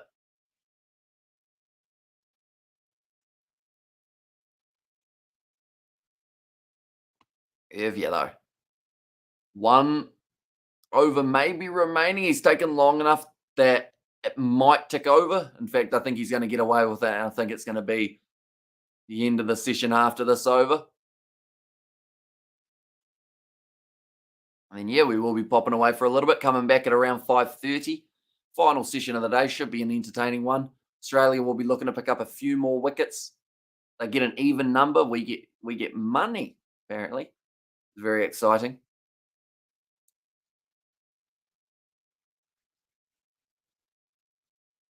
Now, last ball. Well played by Irvia. And that's the end of the over. Is that now going to be tea, though? Yep, it is. The bails are knocked off. So we've got 20 minutes, ladies and gentlemen. Then we will be returning for the final session of the day. But the T20 side face your English bowlers, such as Archer says Robert. But like they've said, 32 overs remaining for this test match. They will have to get through all of them in the final session. I should be able to do just that. But I do thank you all very much for tuning in. If you did enjoy so far on this live stream, be sure to leave a like and subscribe. We're popping away for about 20 minutes, but we will still have the scoreboard up, still have the stream running. We'll put some music on for you guys as well. And I will see you all in about 20 minutes' time for the final session.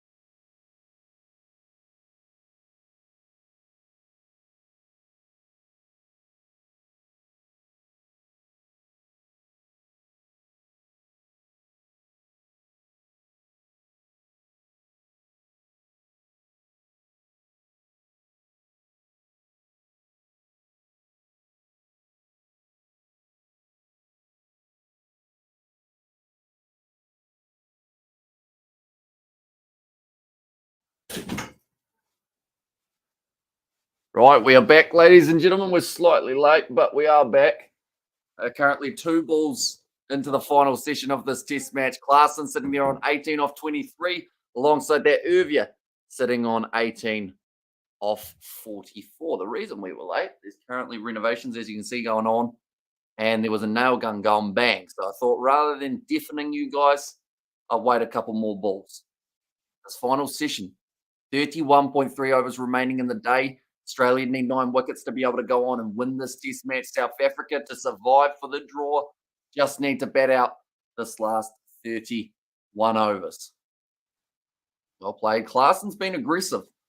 The ball has been bad. He's been smacking it around, which is great to see, because that kind of more positive intent, I think, will definitely benefit him in the long run as well. In the first innings, he was too defensive, got 2 runs off, I believe it was about 20 deliveries. This innings, 25 deliveries, 18 runs.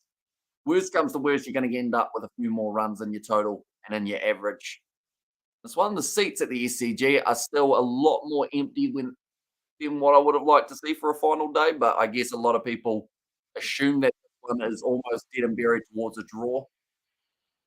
Hope it's not the case. Left alone outside of the off stump by Klaasen. That will be the end of the over, and it is going to be the maiden for Nathan Lyon. 1 for 46. All about betting time here. If you're South Africa, you don't want to lose the early wickets. And also, second best I have ever heard. Which was the first best, Rudy? I feel like second best is right up there as well, to be honest. I'll take second best every day of the week. But yeah, who is the first best that you've heard? I think I'm bundled, or I kind of blundered it halfway through, didn't I? The third verse. But Australia, at the moment, $15 underdogs. Go on and win this test match up against the South Africans. How much is a ticket to the SCG, Hamish? For today, it's a gold coin donation. All funds for entry today go straight into the Jane McGrath Fund for the pink ball test, or the pink test, I should say. So, like $2. Anyone who's in Sydney should be nice enough to go down for the afternoon. It's still Sunday. Could have turned to the ground, or could have turned up to the ground just for the hell of it, says Sebastian. Exactly right. Like, at the end of the day, like, if you've got $1 in your pocket, you can get into the ground, you can watch some cricket in the sun, just enjoy the nice afternoon. The sun in Sydney, it's a rarity over the last few days. But Travis Head now bowling. I like this change. I feel he's been looking a little bit more dangerous than Ashton Agar. He's also got that low skiddy action. Really rips the ball, though. I'll bowl again by Travis Head. Okay, Michael Hussey confused at why they've possibly gone with spin rather than the pace, but I think it's a good option here for Travis Head, because that natural variation of whether it's going to spin drastically or just kind of skid on, that is something Australia can use to their advantage. Irvia, we saw him dismissed in the first innings when he left that ball of Nathan Lyons. Side of off stump, just going to be punched out there to deep cover for the single. And who will win Sydney Thunder or Sixers? Good old Sydney Derby. I'd say at the moment the Thunder aren't looking too bad, but I think the Sixers take it out purely because they seem to be very good when it comes to that bowling attack in important overs. And also, if their top order deliver, they can certainly get a good total. So I'll go Sydney Sixers, but I wouldn't be surprised at all if the Thunder won it. And I wouldn't even really be surprised if the Thunder won comfortably for that match either. But it should be a good one to watch. Taking place in only a few hours' time. That's going to be left alone by Klaasen outside of off stump. And nah, mate, you bowl your top 2 paces at the beginning of the session. Sort of an unwritten rule, says Sebastian. Do you think that's, I mean, I was going to say, do we blame Pat Cummins? But you literally could. He's the captain. That's a big, juicy full toss. Goes straight to Ashton Agar. End of the head over. He goes for the single. Seems like Australia, they're really keen on the spin, which I can understand while it's spinning a lot. But like you said, Cummins was dangerous, got the wicket. Hazelwood's been looking good, got 4 wickets in the last innings. On a normal day, though, Hamish, how much would the average ticket price be approx? I have no idea about the SCG. I know that food prices at the ground will be as expensive as ever, just because that seems to be what they do. And a loaf of bread, a set of draw, it does seem very likely At the draw is the option. Do I blame Pat Cummins? Let me see. Let me see. Yes. Sebastian. Yeah. Poor Pat, eh? Looks like Travis Head now finishes bowling and has to run right out to the boundary at deep point. A lot of men still in close. Nathan Lyon back into his work. 5 overs, 10 runs. Seems like at the moment those wickets need to fall very soon. And also $30 to $80, John. Okay, so see, it's tricky to tell whether that's a good deal or a bad deal type thing. Like $30 to go to a full day of Test match cricket sounds very reasonable.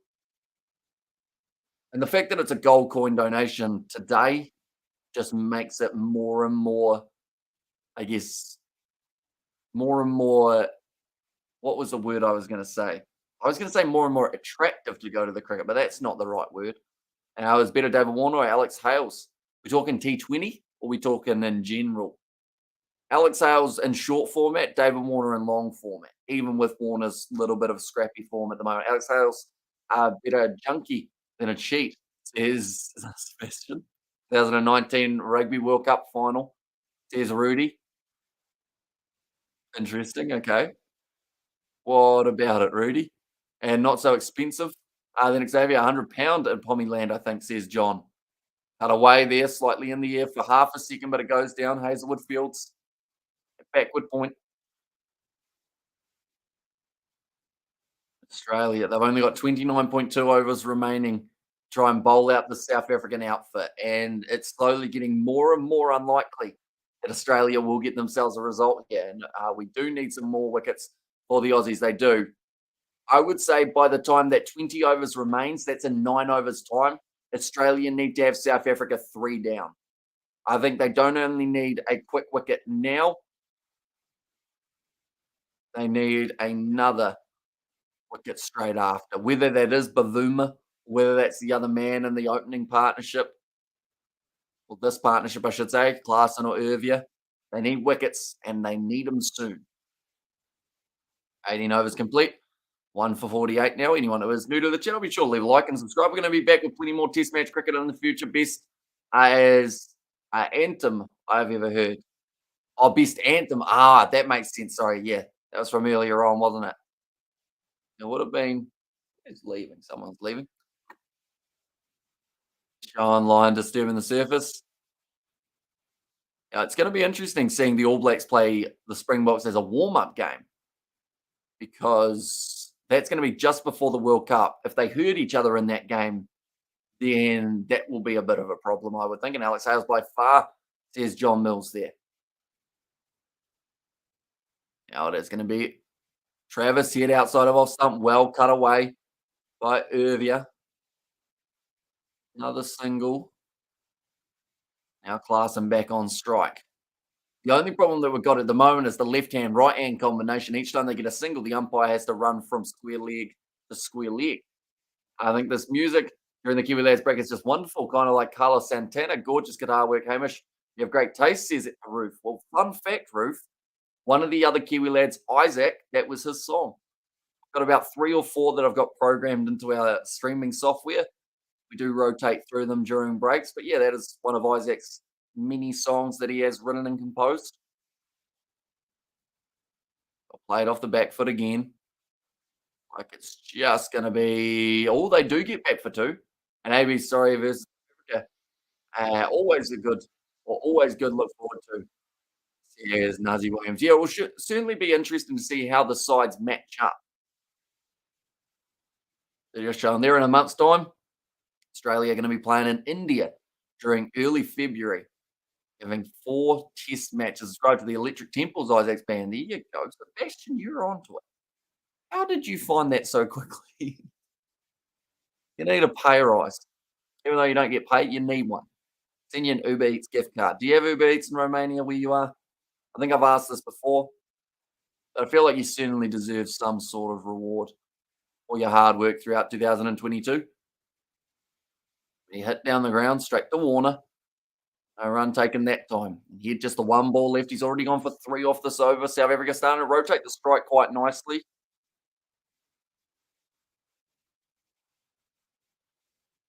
Last ball pitched up a bit too full. Straight out to cover, into the over. And that is going to be one for 51. The Toffee Scorpions, says Sebastian. That is true.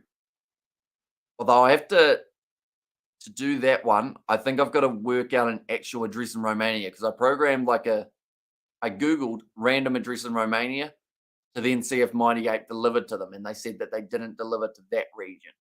So we have to see whether they deliver to your one. But don't put your address in the chat. I know you're smart enough not to do that, but some people sometimes have tried to in the past. But yeah, we'll have to see whether or not they'll send them to you. And then you have to actually eat them. And I want proof that you eat them. I want to see your reaction to them because I ain't eating them. Toffee scorpions, not my forte. I'm surprised that you're taking the scorpions though over, let's say, a Subway or a Burger King or something like that. Very brave. Up again. But tell anyone that I sent you scorpions because, like, as a gift, people would think I was like trying to prank you. Just realised. You have your 21. Decent start here for both of these batsmen. Okay. I'm kidding, man. I don't fancy anything on that weirdo list, to be honest. Fair enough. But do you have Uber Eats? Mm. Send you 50 Subway cookies. You just chomp through them all day. That's probably not a good idea. That would be really bad for you. Side off stump, cutaway again. They're playing that very comfortably at the moment. That back foot cut shot out to deep point. They've just said Australia, they went so hard in that first innings up against South Africa that now that we're into the second innings, it kind of seems like there's not that same intensity. And if anything, you need to up the intensity of what you've just done. Like Hazelwood, for me, should have been bowling as the opening option rather than Agar. Yes, it would have been hard on the body, don't get me wrong, but with how he was bowling, he had to be going and still going because then in the batsman's heads, they're going, well, he just got a guy out. So got to make sure I don't fall into that same trap. And it wasn't just like out a little bit, it was a big bowled him. Bowled by Lyon again. Just trying to get class and to get Lewin in. The man has actually got a beard the same color as his gloves and his bat. Everything's orange. I'm good for dessert, cheers. It's just mod stuff in it.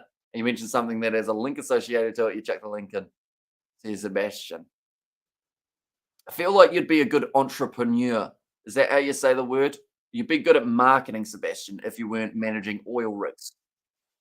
You know, I feel like you've got a YouTube brain for a fella who I believe doesn't have a video on his channel yet. I keep checking every once in a while. I don't think we've had one just yet though. Yeah, you have the social media marketing brain screwed on. As a South African fan, sad how bad we are playing the last 2 years, says Rudy. Maybe though. I've heard people say you're just saving yourselves for the World Cup. So that's why you're playing badly now. Which could be the case, or it could just be that people don't like saying a team's playing bad because they're playing bad. Larson, end of another over. 20 overs bowled now from the Australians, 27 to go. I feel like I kind of want to have this as a bit of fun in terms of I hope South Africa try and chase down that 168. They won't. But I'm going to compare that in terms of how many balls left to how many runs they would need to get into the lead. They could just bowl Australia out for 10 and win. Imagine the scenes if that happened. That would actually hurt. But I never upload on YouTube. I don't think I'll be good at marketing. More of a technical guy, not a parasite. Says Sebastian. He's certainly a good moderator, though. I have to give you that. Josh Hazelwood, 2 overs. He went for 8 runs. Now he's back into the bowling attack. I like seeing this. I feel like he should have been back in a little while ago. Fun is good, says Nazi Williams. It is. We enjoy fun. We have fun on this channel. First slip gully moment, or in fact, possibly closer to a second. So he's a 1.5 slip, actually, Steve Smith there. How many more wickets do Australia need to win? They need 9 more, Chase. So a wee way to go. And they've only got 27 overs to try and do it. We're getting closer to the stage of only 150 or so balls left. Hazelwood, though, steams in. Well played by Irvia. Just the one wicket falling as well for the South Africans. If this was the start of a normal innings, this would actually be pretty good for South Africa. 52 runs, just the one wicket lost of the captain. And 9 chase. There's Robert there, but nice soft hands of the GM of Irvia.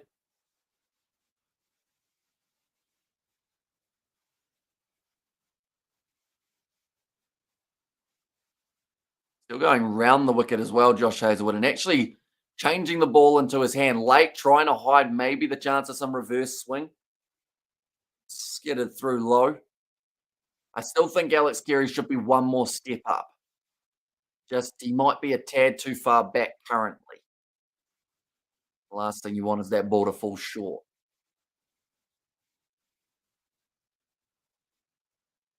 Irvia got 40 on his back. If we're following suit, Harm had 47 on his back, and that's exactly how many runs he scored in his first innings. So the shoe's falling apart here for Josh Hazelwood. Toes.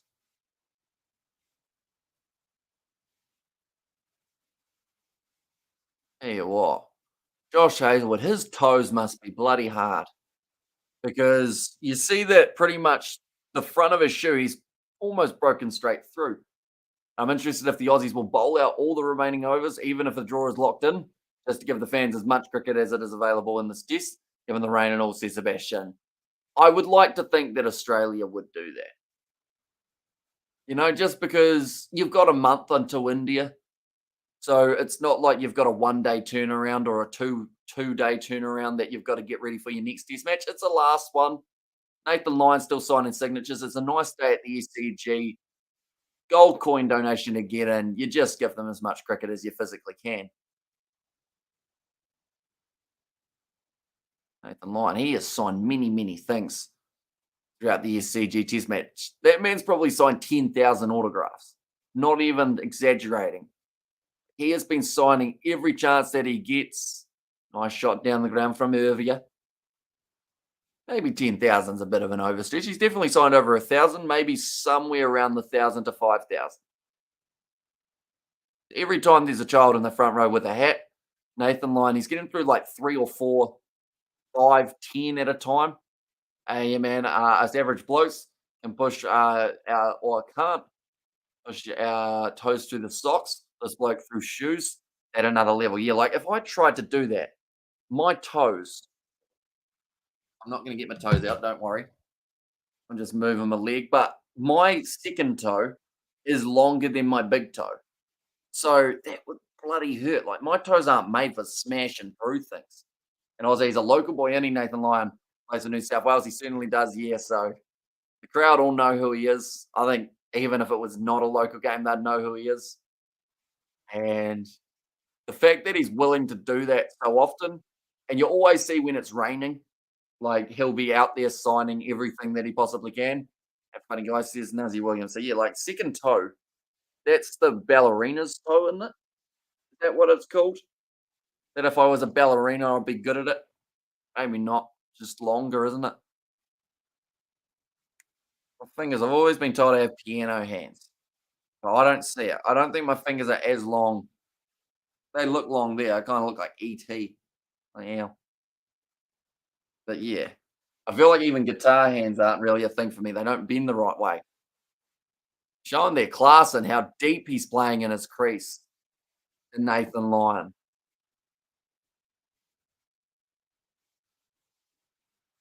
Larson, he's given himself as much time as physically possible to be able to play that ball. Also, I got that too, bro. A long lost cousins, says Nazi Williams. Maybe. Could be cousins with Isaac. You got the same last name as him. Although Williams is a very, very common name, isn't it? For a last name. And it was when the match draw, I think, is the most likely at this stage. Australia, unless something very drastic happens and they pick up like 3 wickets in a hurry. I said that if Australia have South Africa 3 down at the time of 20 overs left, maybe, just maybe there's a chance. But if they can't, then I think going to be a draw. And my youngest has his dad's feet are long and skinny. My eldest has my feet short and stumpy. Says no, mum. Oh, okay. So is the youngest with the long feet, should he end up relatively tall? And is the eldest, are they going to end up the shorter of the two? 'Cause wouldn't it be interesting if the one with the long, skinny feet was short and the one with the stumpy, short feet ended up tall? It'd be a bit of a mix and match, wouldn't it? Both of these guys sitting on 22. I was the highest score for a South Africa player in the series. Says Rudy, I believe, I want to say about 73, and I think it was Verena who was able to get it. Somewhere around 73. Him and Janssen put on a really good partnership. A nice shot from Klaassen. Cummins has to field that one in South Africa. Just get themselves the 2 runs for that. And yes, I think my youngest will be tall. He's all arms and legs. Is Isaac Sonny Bill Williams' cousin? Good point. That is a good point. Unless, are you his cousin? I don't think he's related to him. Not even long lost cousin. I think me and Isaac, if you really look back through the family tree, we always try and say we're 7th cousins because what's the system? One of his aunties is married to one of my mum or dad's about second or third or fourth or fifth cousins or something like that. That's how it ties in. So it's like we're not really related, but we say we're about 6th or 7th cousins. Ian Healy, wicketkeeper and sledger. Love it, go Hamish, Q lads rock as always. Top commentary. Is I think my youngest will be tall and from India at West Bengal. G'day. No, me and Isaac, we're related, aren't we? Long lost cousins. His auntie, like, who's she married to compared to you? Your dad? My dad? So she's married to your second cousin, and that's Isaac's auntie. Yeah. So, wow. Yeah. Like we're twins, isn't it?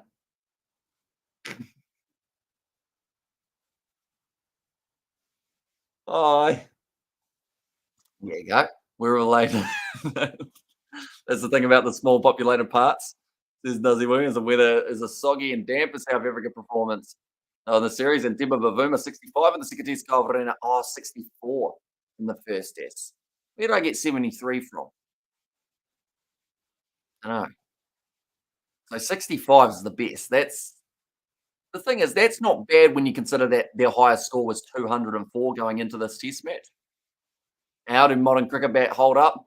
To do with cracking, they still crack a little bit. Like my one that I knocked in for hours and hours and hours, that came pre-knock still ended up cracking a little bit when it got an outside edge. Steve Smith now into the bowling attack. Pat Cummins trying everything he can to try and get this wicket. And then he's got to get another 8 more. Like, that's not easy. Zondo's jersey number is 73. He failed a half century, still haunts you. That's true, yeah. So that's where it's come from. The number 73 off his back. Poor man, eh? Got close. I said he'd get a half century. He got closer than I think a lot of people thought he'll get. 65 is the highest score. Is very worrying, says Rudy. Yeah, it's not great. To be honest, it's not the kind of number that you want to see. Stephen Smith. He hasn't bowled yet in this innings. He did bowl in the last innings for an over. Wasn't maiden. He's yet to go for a run in this test match. Here he comes. From around the wicket. Slingy action here from Steve Smith. And ball on the money straight away.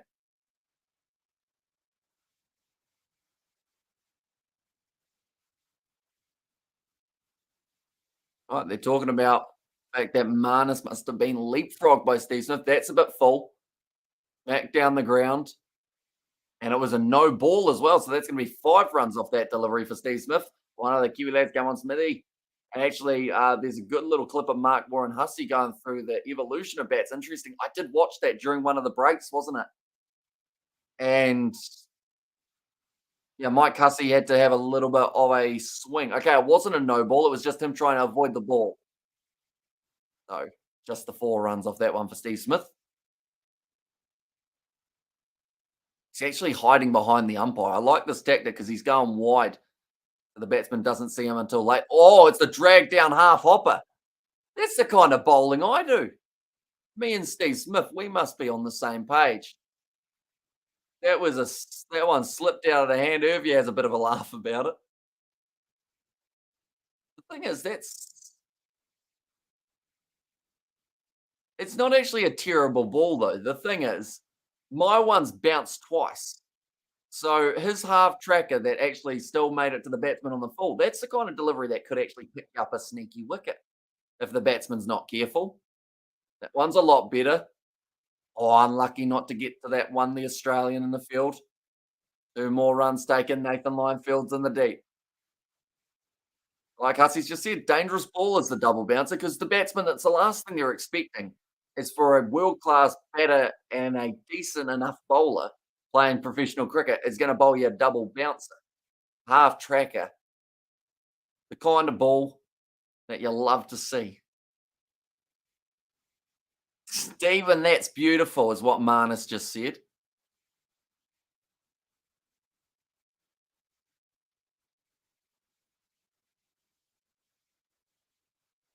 Like the commentator Pollux just said, when you see a delivery like that, you wonder why they don't just work on it for a bit longer and become full-time spinner. Verena, 2 half centuries, Bavuma, Janssen, and Maharaj with 1 each. No centuries, obviously. There's Sebastian there. So could either of these two possibly work towards their century? They haven't got a lot of time, 24 overs left. There's going to be 144 deliveries remaining. And mate, catch the ball, not the sunny, says Nate.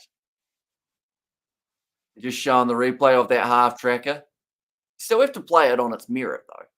That's one thing you got to remember. He looked at his hand as if to go, where did I grow that finger from that held on to that ball? And that face of going, I don't know what's happened there. I don't know why it stuck the way that it did, but it did stick. This session, they can go through to 8 p.m. tonight. Currently 24 overs remaining. With spin from both ends, it's not going to take very long at all to get through these overs, I wouldn't think. Should have 20 left at about 6:15.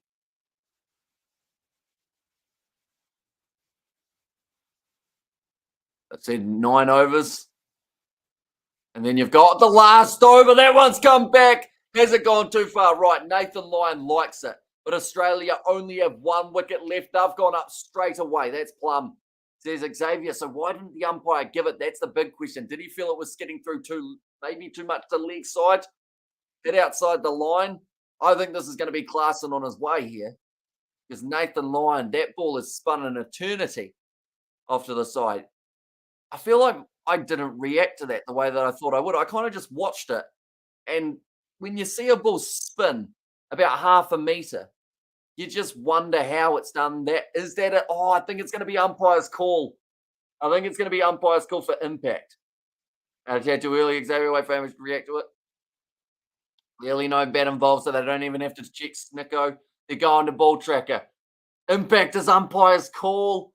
It's going to be the Reds, but because it's given as not out, he remains on the field, and the umpire is going to get ridiculed a little bit there, but the crowd are not too happy with that one. So that's the 3rd time Nathan Lyon. I've just said 9 out of 10 times that would have been given out, but this time the umpire says no. Lyon has been very unlucky.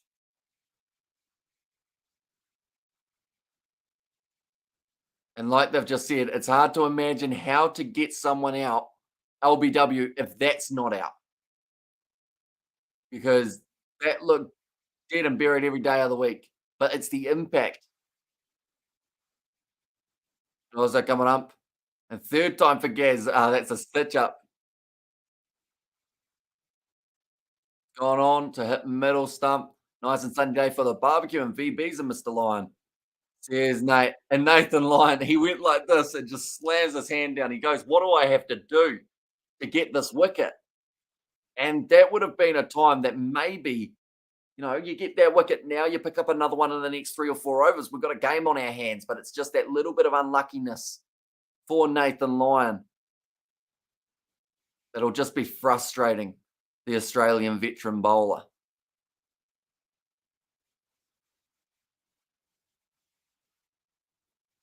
Like they've said, Nathan Lyon, it was the perfect line for this pitch. The impact being umpire's call, though. The only thing that stopped that, because some may be confused at why it was red, orange, red, and still not given out.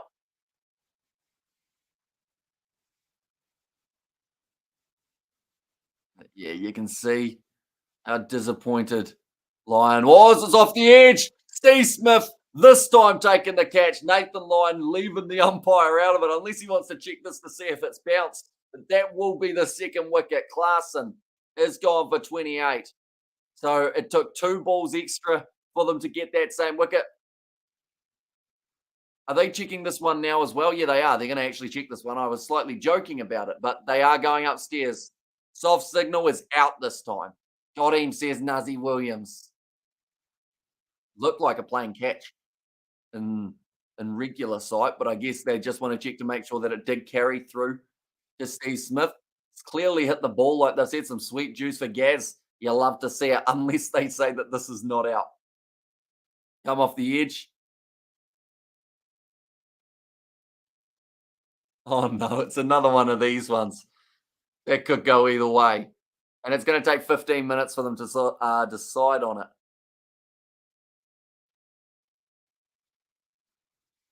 I would say that this one out of the 3 is the most out. And I'm talking the one for Labuschagne. I'm talking the one that we saw earlier on with Steve Smith with the one-handed catch. This one for me on plain sight looks the most out. And its soft signal is actually given out. So is this going to be turn it down, Sad Lion, says Sebastian. And also, you're kidding, says James Ground, says Nate, and Lowell says Nazzy Williams. Actually, where's the ball? Is that the ball there? Kind of close to the ground, though. This one's going to be interesting here. This is the best angle, right? We're going to have to base it off this. The most out. No, that one's I think touching the ground, bud. That's actually not the most out. I think Labuschagne still remains as the most out. I think they're going to shag Steve Smith with this one.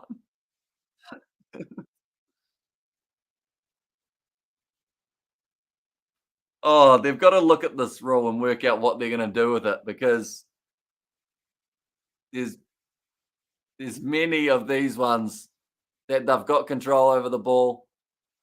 Fingers don't have that one off the ground. I think that ball is touching, and that's going to be probably not out again.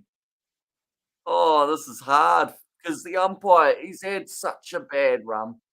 Not in terms of his decision making, but just the fact that what are the chances of 3 catches all being taken just on the top of the fingers, then touching the ground? Like the chances of one of those happening in a test match is rare.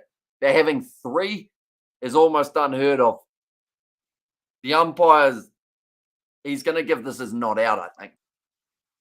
Nothing from side on available.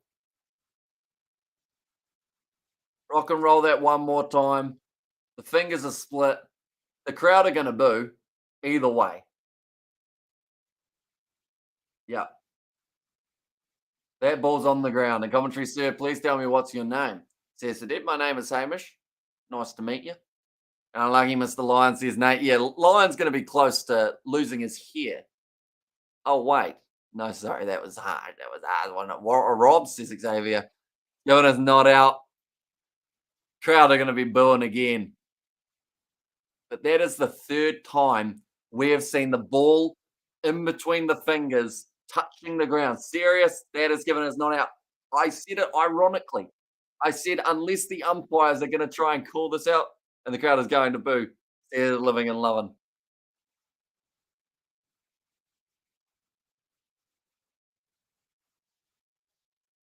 So Mark Waugh, the same as well. He's saying the more you look at it, the more you're going to find a chance of a blade of grass. But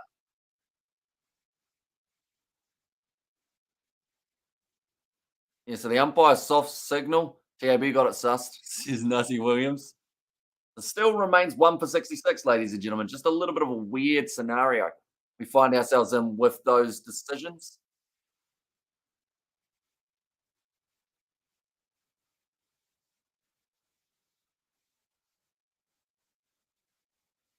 I think Ian Smith on the commentary is just talking about that the pitch becomes higher, and that looks like it's hitting. Is that what he's saying? Yeah, he's saying that because the pitch is a little bit higher than some of the outfield, it can look like it's on the ground. It touches the ground, it's out. Just not good enough from line. He needs to be dropped definitely. Yes, Sebastian. Yeah, like they've said, because the pitch is higher up off the ground, you can't see all of Steve Smith's feet at that stage. So I don't know what they're going to do in future to try and. Yeah, they've just said you can't see Steve Smith's shoes in the shot. You can see the top part, but you can't see the bottom. So it's a weird one. And yet drew that the pitch higher. It's a very good point made by Ian Smith. But yeah, it's an interesting one. One hand, one bounce, surely. Should have been more strategic, shouldn't he, Steve Smith? Just put it behind his back and gone, hey, one hand, one bounce. Go old school. That's one of those rules I used to hate. Not because it wasn't effective. It was just I always used to like if I ever tried to swing hard, I'd just get one hand, one bounce. So I just hit it along the ground, play Tipney. That's the best way of doing it. Ian Smith's a legend, says living and loving. He sure is. Hazelwood now outside of off stump, left alone.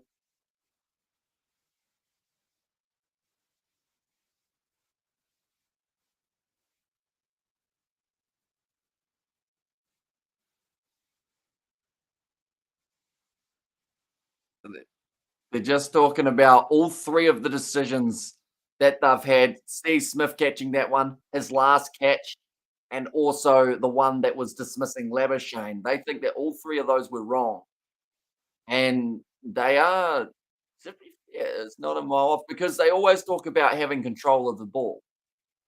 And you're not allowed to touch a blade of grass with that ball. But I would think if it's fully secure in your hands, like, of course, you're not allowed to full on grab it off the ground like that. But if you've got the ball wrapped up in your fingers, it's normally considered a catch. It would be given as a catch in any game of cricket around the country because you just go, did you catch it? Yeah.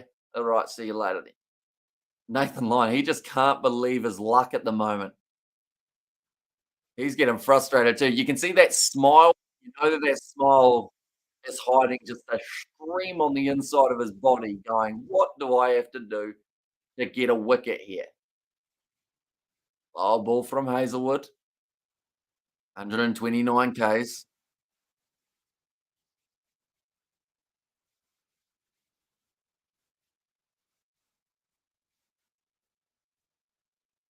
Nathan Lyon still signing autographs, even though he's screaming on the inside. He's still willing to spend some time with people as well. That's very bright. I think someone parked a car out there. She's shining right on my face. That's all right. Now 22 and a bit overs remain. And tell you what, the solution is the Aussies have to become more likable for this decision to go their way.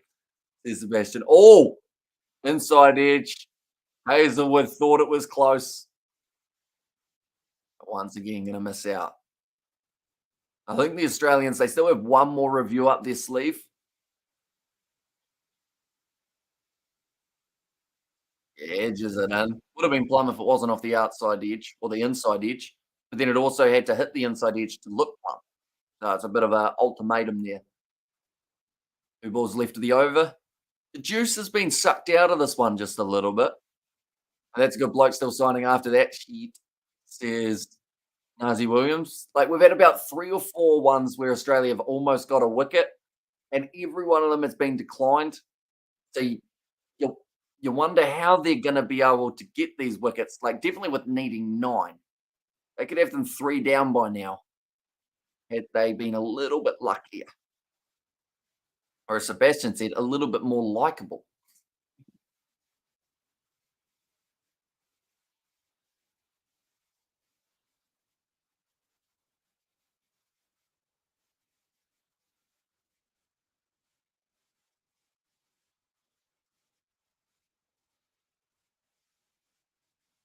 The commentators just having a bit of a row in the box as well.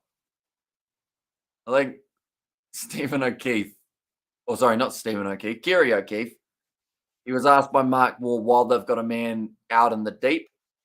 Kerry O'Keefe gave him a reasonable answer. He said that he normally plays the pull shot, so have a man out there. And then Mark Ward just went, nah. And then, yeah, it was kind of a bit weird. They've just said there they thought that Labuschagne's wicket was out. They then thought that Steve Smith's one that he was able to catch was out. And then that one there, the third. And Kerry O'Keefe saying he's clearly caught that one as well. And the crowd weren't happy. Do you listen to the Marler podcast? I find him too annoying, says Xavier. I do not, to be honest. I haven't really listened to too many rugby podcasts in recent times. I think George is keen to start up some sort of sports podcast, though, or sports in general, what we're up to. So that's something you guys are keen on. Do let me know. I don't know what channel it's going on as of yet. It's a recent idea that he's had, but yeah, it might be to do with rugby, to do with sports in general, and then also just a bit of what we do behind the scenes. For the Kiwi lads, that's going to be 4 runs. Drag down delivery from Nathan Lyon. Clarkson now making the most of his about 17 lives that he's had for this innings. Nicely to the leg side. And also, as long as he's swearing, says Nuzzy Williams, that will probably be depending on what channel it's on. If it's on the main channel, there might be some censoring. If it's on the second channel or the entertainment channel, you probably hear all the swear words in all their glory. Also, I love a Kiwi Lads podcast, and please go a bit longer than the Rugby Down Under podcast one, says Xavier. I assume you're talking in terms of episode wise, because we're not too sure whether it's going to be. We've still got a bit of planning to do. We don't know if the one that me and George are doing is going to be weekly, whether it's bi-weekly or maybe every, like, I think George said 3 every month or something like that. But then it's very hard to know when that's going to be actually going up on the channel. You prefer to have it once a week just so that you're well and truly set. It's just trying to find time to be able to film them, seeing as we're getting into the summer season, so he's working quite a bit. Well, one slip, man, and close on the offside. Nathan Lyon, he's gone for 7 runs so far. And you are still live. We are indeed. We've been live 6 hours, 15 minutes at the moment, Henry. So we've been, or Sam, should say, sorry. We've been very busy, been enjoyable. Although I hope we get to see a couple more wickets here just to add a bit more juice into it. And also, we have got there the Joe Marler Show. Found it on Apple Podcasts. It's rated explicit, that one, just left alone.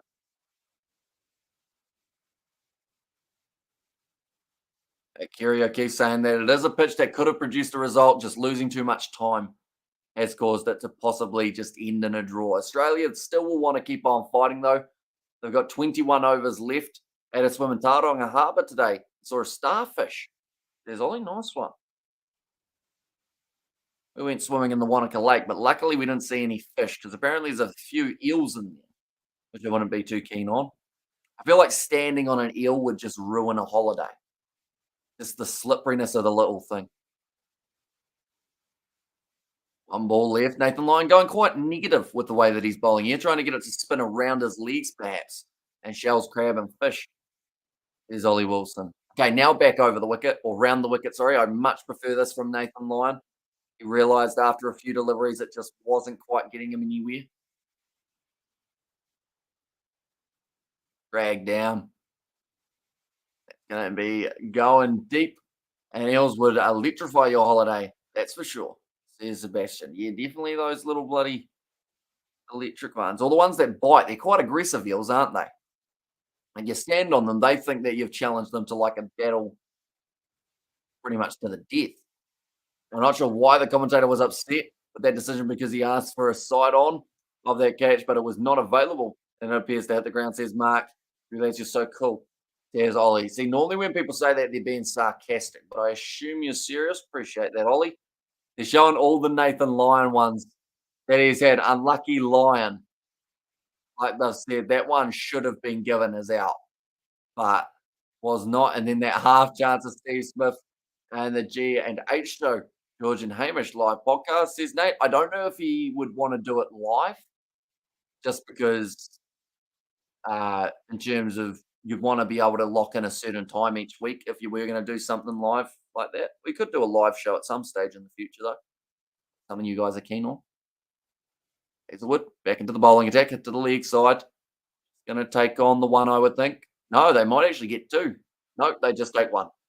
And Hamish is so famous. I don't know about that. I've been recognised at a New World once as one of the Kiwi lads, but other than that, nah. I'm still in my lounge. I'm doing all right. Anyone who sees me who's like a local don't know that I do this. That's normally a fun conversation to have. It must be aggressive. You don't become a villain in a Little Mermaid. Nothing in it, says Sebastian. True. And hi, Hamish, great Scott. Boland. Selectors should have stuck with him.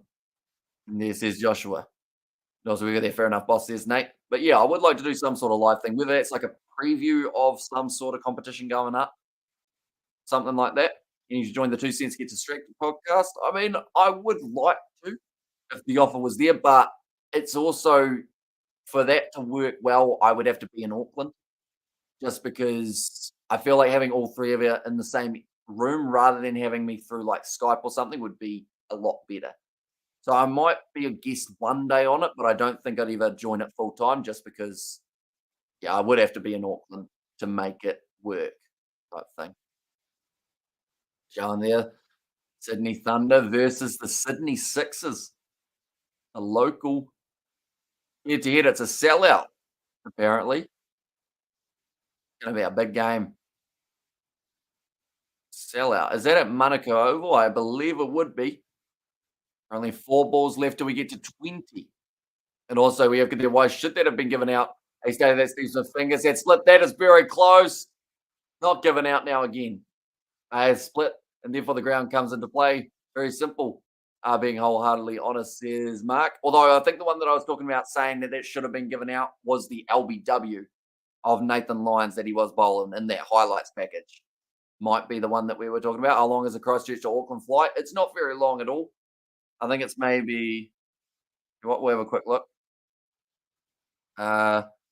Christchurch to Auckland flight time.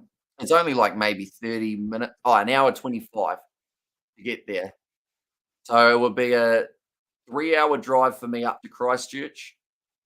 Hour and 25-minute flight's fine. Like that's the short part of the equation. And then finding accommodation while up there. Yeah, true that, boss.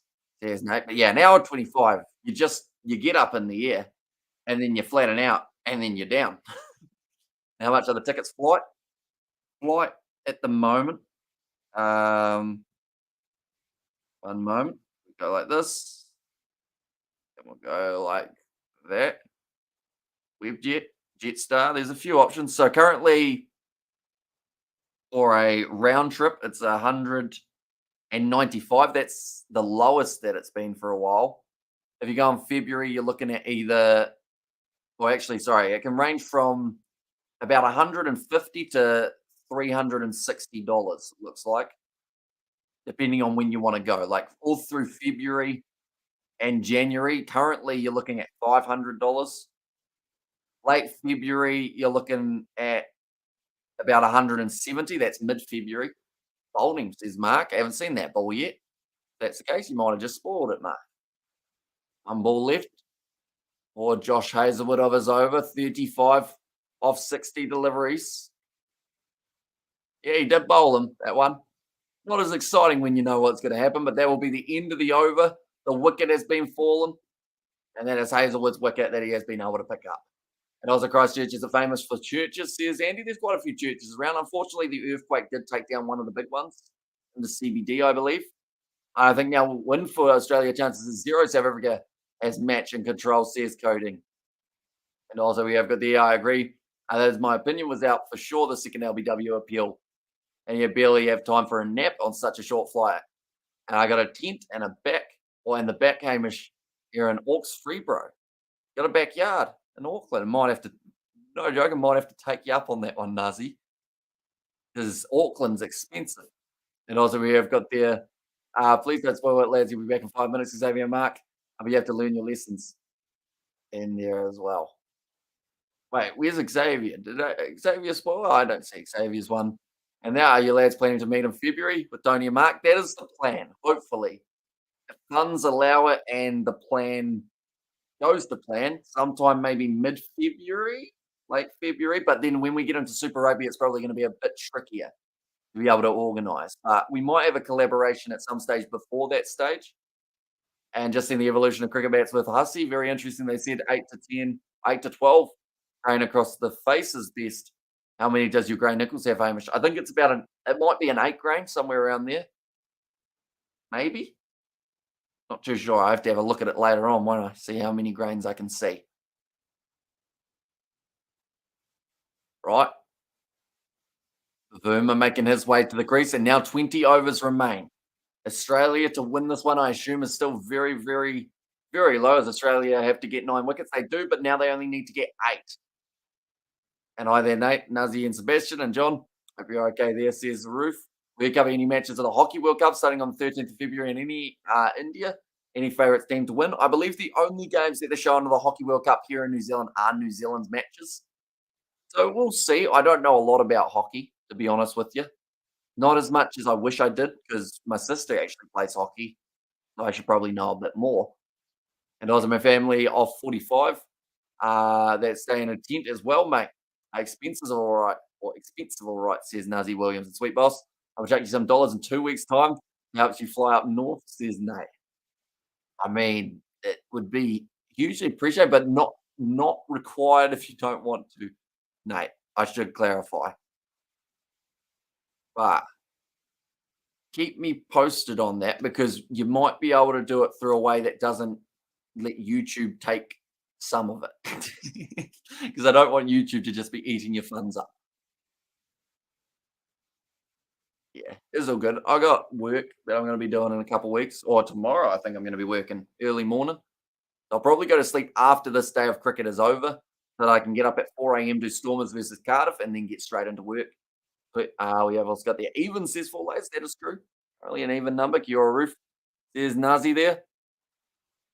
Nicely bowled again by Nathan Lyon, and no toes after that.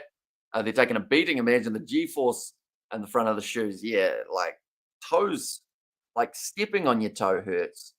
And it's tricky to do because you got 2 feet and one of them's the one with the toes on it. But or banging your toe on the corner or something, that makes you really regret everything. Got a little bit darker at the ECG now. I think the sun's starting to go down. Storm is easy.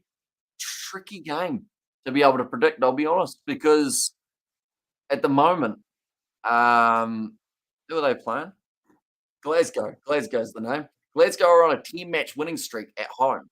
Stormers are on a 5-match winning streak, but they lost their last game away. Rain says South Africa get big time Australia wanting to worthwhile them badly or whitewash them badly, says Coding. Outside of off stump, played and missed there for Irvia. Yeah, it's interesting. We've seen a little bit of a weird round of the URC. We've seen the Lions, they lost badly to Munster. We saw that the Bulls, they get themselves the win in the end. I think they did. Bulls, one ball from Lion. And then we also saw the Sharks losing. Hey, sorry, boss. Wow. I was at 200. Says Nazi Williams. And yeah, they are cheap, but yeah, I'll try and get up there at some stage, hopefully either before Super Rugby or after Super Rugby, before the World Cup anyway. I should be in Auckland at some point. And South Africa scoring a century, says Living and Loving. Rarity. Who will win, says James Bro TV. It is still definitely the draw as the most likely. I'm just going to quickly check the TAB odds. Australia were about $10 last time I checked. They would have been up to about 20 with the time that I was away. In Australia now, they're sitting $33 underdogs to be able to go on and win this game. So they need 8 wickets and 19 overs. It would be absolutely incredible if they were able to do this here, Australia, but it might be too much in too short a time. If they had an extra 20 overs on top of this, you'd say maybe.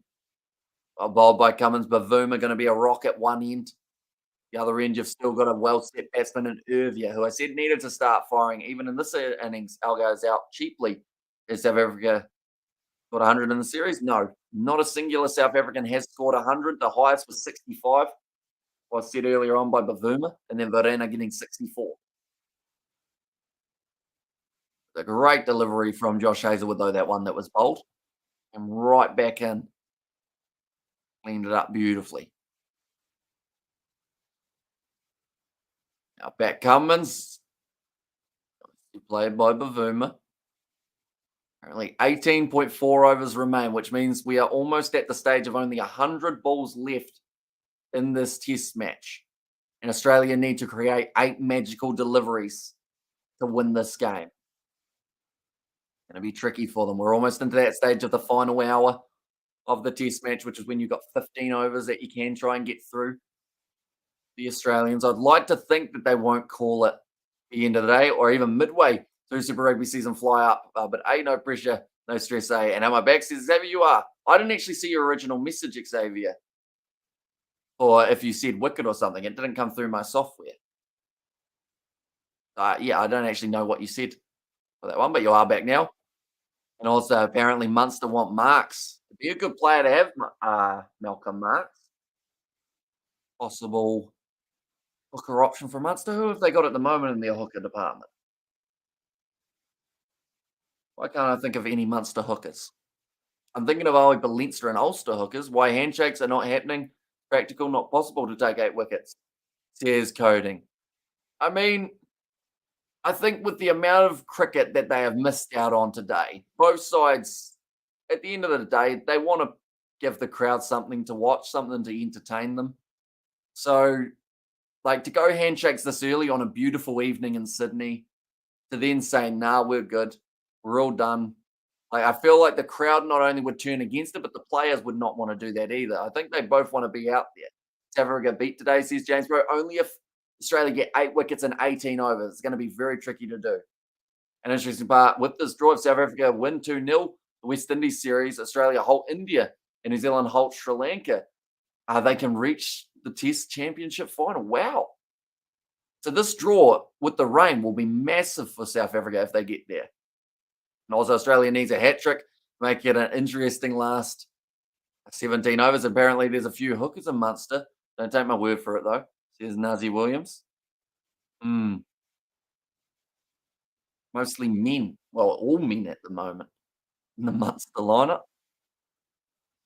And you don't shake hands till the game's over, says Nazi Williams. Yeah, at the end of the day, like, both sides still want to be out there a bit longer. Nicely off the edge for Bavuma, nicely fielded by Travis Head in the deep. Plus, it gives you a little bit more time for some of your bowlers. Like, I think in this last 18 overs, we're going to see Ashton Agar bowl. We're going to see a lot more from Nathan Lyon because they want to get him a few more wickets, seeing as he's been so unlucky. Hazelwood, they might not risk him hugely, but they might give him a couple more near the end just to make sure that he's still rolling the arm over quite nicely. Australia need to beat India 4-0 for South Africa chances, which is not possible, says Coding. So going back to what you said earlier on, it's practically not possible, says Coding. That's the same thing for the 4-0 up against India. Yes, it's improbable, but it's not impossible. So, never know. Estimated 18 overs to go in this test match. Nathan Lyon going to be bowling once again here for the Australians.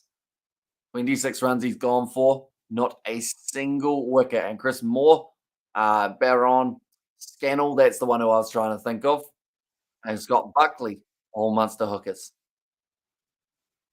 Very good, Gaz. Comment in close from Matty Renshaw. He's had an interesting test match. That is for sure. Wasn't allowed with the team for the first day or two. Then day 4, he was allowed to join back with Civilization to make some new friends. He hit to the deep, just a single taken again. Oh, the last thing South Africa want here is a run out, though. Now that I think about it, imagine getting run out at this stage of a test match. But Bavuma's the type of player who can create that chance for a run out. Alongside Irvia.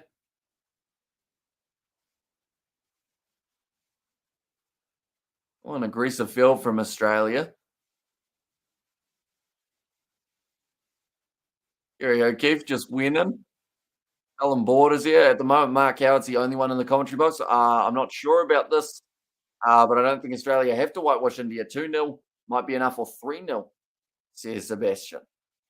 Okay. See, I've always struggled to work out how the World Test Championship works. Not so much in terms of if I look at it, I understand it, like in terms of the points and the winning and losing, but trying to work out the future games is always the part that my brain goes, "What?" And then I get lost. It's like even the World Rugby rankings, how it's like when teams win by 13 plus, they get a certain amount, whereas if they don't, they get this much. Oh no, sorry, that's just it's just a classic cover drive. I don't know why I thought that was an edge. Pat Cummins going to chase after that one. That for the 3 runs, good running between the wickets. Might even get a fourth. No, they don't look for that one. I was like, we'll see what happens. Whoever reaches the final, I just give the Aussies a good run for their money. Exactly right. And honestly, I don't think South Africa are that side that will be able to do that. So I do hope that it's India. I would say I hope it's Sri Lanka, but I'd be lying. Sounds brutal, doesn't it? But yeah, Australia, India, I think is the one everyone wants to see.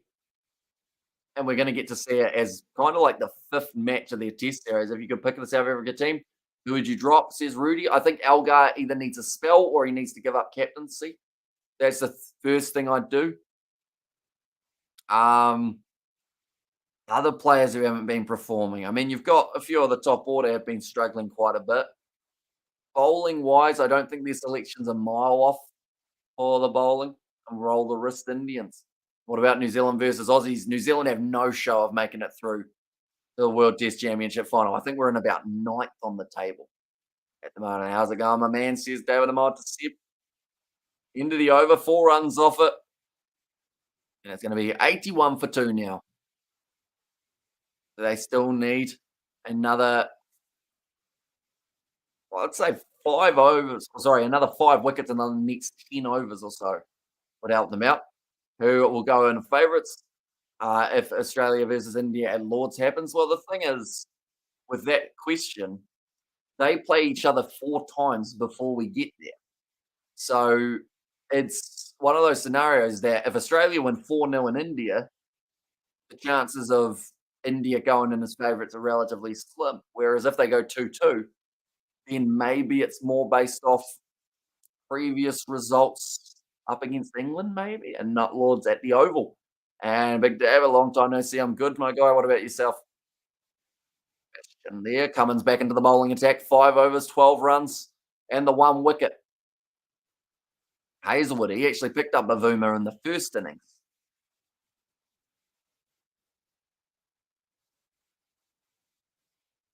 First test in India will be happening on the 9th of February. The second test, 17th of February. The third starts on the 1st of March, and then the 9th of March. See, that's the thing. That's our mid-February covered, isn't it? So that's the tricky one. I don't think Tony and Mark would want me doing cricket commentary. What if India whitewash Australia? Well, then they would go in as favourites. But Australia still, I believe, have enough of a boost in the Test Championship to still go through, take part in the final. But the other thing is that over rate. They do bowl very slowly, Australia. And that's the reason they missed out on the World Test Championship last year was because, or the year before, sorry, was because they actually had too slow of an over rate and kept on getting penalties. So I think unless they really slow it down in India and lose all their games, like, yeah, they'd still, they should still be through anyway. And also, that's a guaranteed India versus Aussie final, Xavier.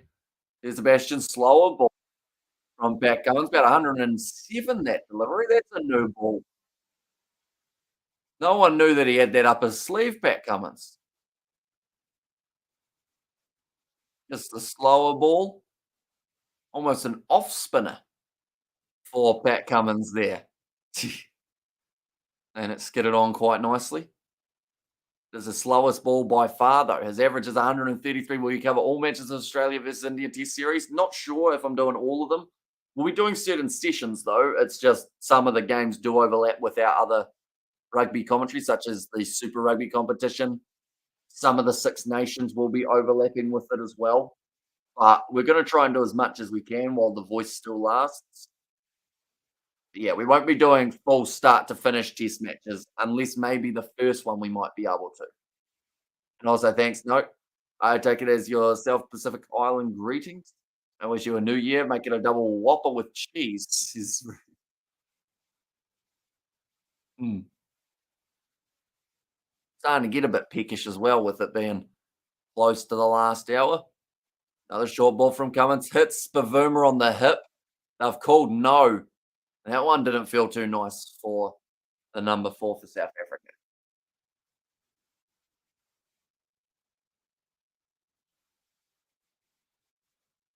Oh, yeah, nah. Right in there. Now, unlike me, Bavuma hasn't got a lot of fat there to catch that ball. That would have hurt. Only just the 1.1 overs remaining till we get to 15 for the rest of the day. Boomer's still on strike. Another one close to the pads. Whip to the leg side. Still a little bit ginger the way that he's running. Into the over. 16 remain in the day, and it is 2 for 82.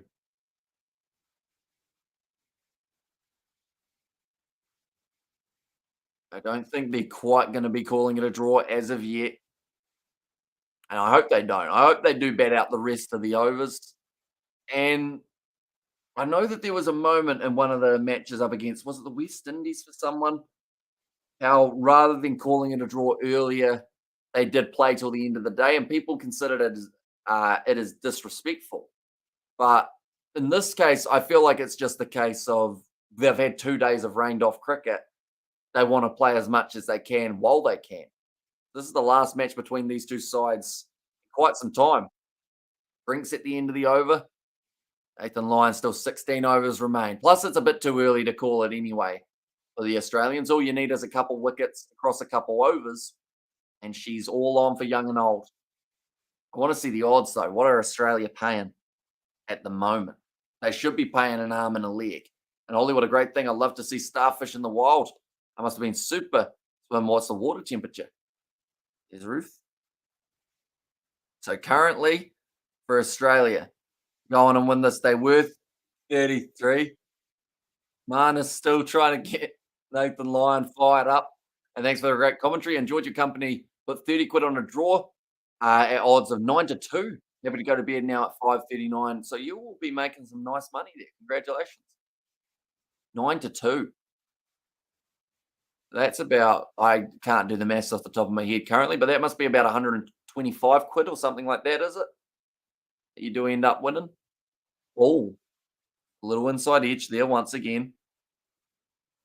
Currently, have they taken away bidding for this game? They might have. Might be getting close to that stage.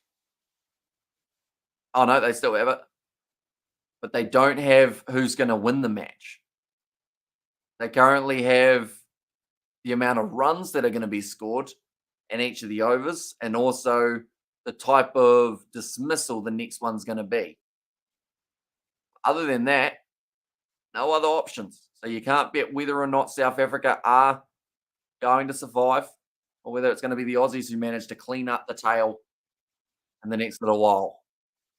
And also, Sebastian, how do you make an omelette? Says Ruth.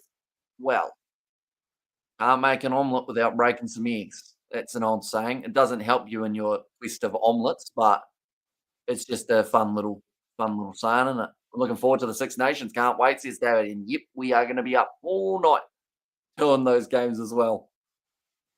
Going to be very exciting stuff. South Africa will only play Australia in 2024 again, as far as I know. So yeah, it's a long time. So an extra 15 overs for the players to be out there running around. Like, it's not exactly going to break their bones. Unless someone actually does get hit, and then maybe it will break a bone. But if it doesn't break a bone, might as well keep on going. Okay. Gillies just said that the Australians at this point could have agreed on the draw. They're going to be taking a break. The thing is, though, I hope that people don't consider Pat Cummins not taking a draw here as any form of arrogance or anything like dis- discounting the skill of the South Africans. I think it's more, like I mentioned earlier on, I've missed out on 2 full days of cricket playing here. So for an SCG test, and also the one that's for the McGrath trust, like, you'd play the full 5 days. Return expected 165. Close my 30s. Nice. 125, 135 profit, in fact. Doing well for yourself, Rosamunde.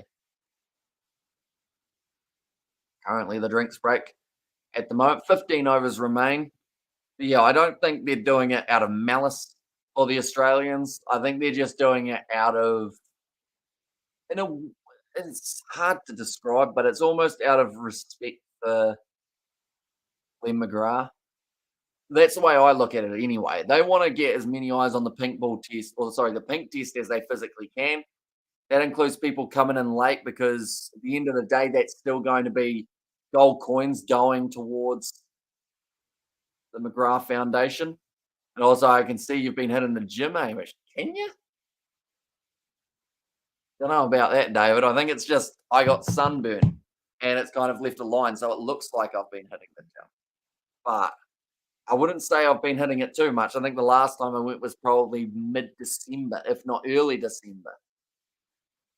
That's a little bit rough, isn't it? But we're working on it. And also, Ockers with no mullets. Oh, come on.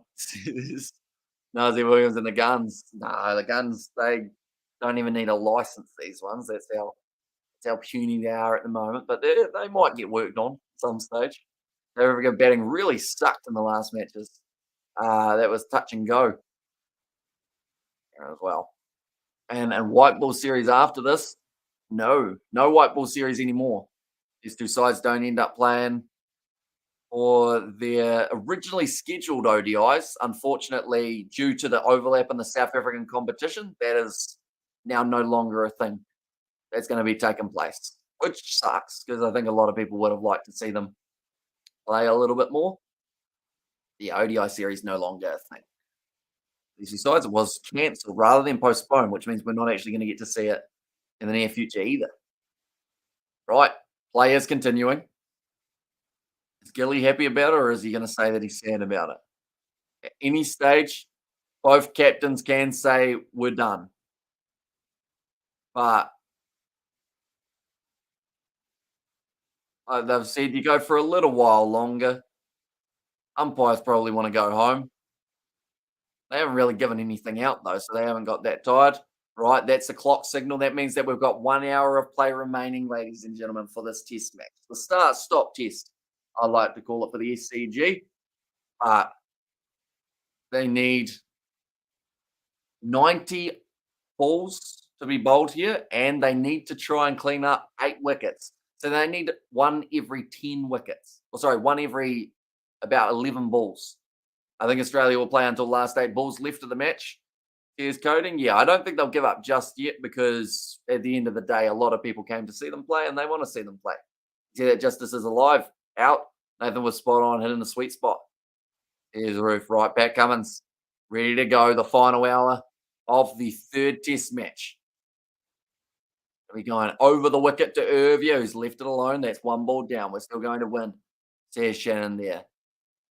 Yeah, the TAB, they've taken away the option to be able to bet on Australia or South Africa to go on to win this match. They have said now it's just about how many runs per over we're going to see and also what type of dismissal we'll see. Because currently, if there's 1 dismissal, they need to get a second because or else then we're on odd numbers. And of course, earlier on it was mentioned if there's evens, I get a prize, which I do quite enjoy the sound of. And again, Cummins here. Side of stump left alone, still not carrying to Alex Carey, so he might have to take a couple steps up here. They're saying that Usman Khawaja might get a crack with the ball in hand. David Warner, another option perhaps, although David Warner's got that much tape on his fingers that he wouldn't actually be able to feel the ball when he's trying to spin it. You can understand why he wouldn't be doing too much. I guess if they started bowling their very, very, very part-timers, that's when it will become a little bit maybe disrespectful towards South Africa. I shot down the ground. Avuma said, wait, wait, wait. And in the end, that wasn't his call. So he should have just started running. That's how you end up with a run out. You can't sit there while the batter's running towards you. with your hand out going, nah, just wait until I want us to run. Because or else then Irvia, if he hesitated, he was going to be out. So one part of Bavuma's game that he certainly needs to work on is that calling, running between the wickets. He's quick enough, which is why I never understand why he makes singles look so hard.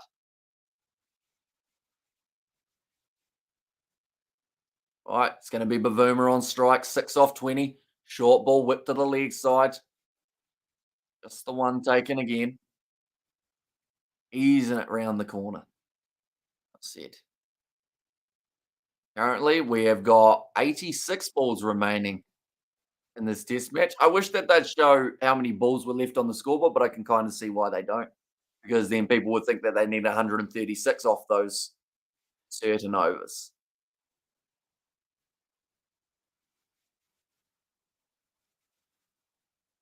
Talking about Ashton Agar, I think you give him a few overs before the end of this match.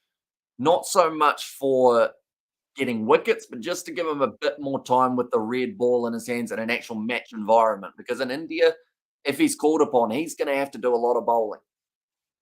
Definitely if he gets it relatively right, that's going to be outside of the off stump. Left alone again for Pat Cummins. Like I mentioned, this test match, it seems like the wind has been sucked out of it to a certain extent because of all of those half chances that Australia weren't able to convert. And because he is stupid, says Slade. Who's that? Like, not Nathan Lyon, I assume. Pat Cummins? Or me? Might be me. I'll take stupid every day of the week. I feel like stupid's better than what we've been called in the past. And good coffee? I have all day today, says Brandon. So you'll be absolutely buzzing off the walls, Brandon. You'll be jumping off everything. Jumping off the bed, landing on your head. Not ideal, but at least you've got caffeine in those veins. Oh, that one popped up a little bit. Jags back in for the final delivery of the Cummins over. And how much tickets cost there? Sure, those who paid deserve long as possible. I think if it's the same as what I heard yesterday, it's a gold coin donation for the final day of the pink test. Yeah, that one's hit him in the balls, unfortunately. If yeah, wouldn't have felt too nice getting hit in the cojones at this stage of the day. It's some ice on them. But yeah, gold coin donation on other days. I think Xavier said it's anywhere between $30 and $80. I'm sure throughout the day you can make your donations to the McGrath Foundation and everything along those lines. They're showing just unlucky Lion. The amount of times that he's been extremely close to picking up a wicket and just ends up missing out. Is Munster in Ireland? It is, yes. Or the Munster side based out of Ireland.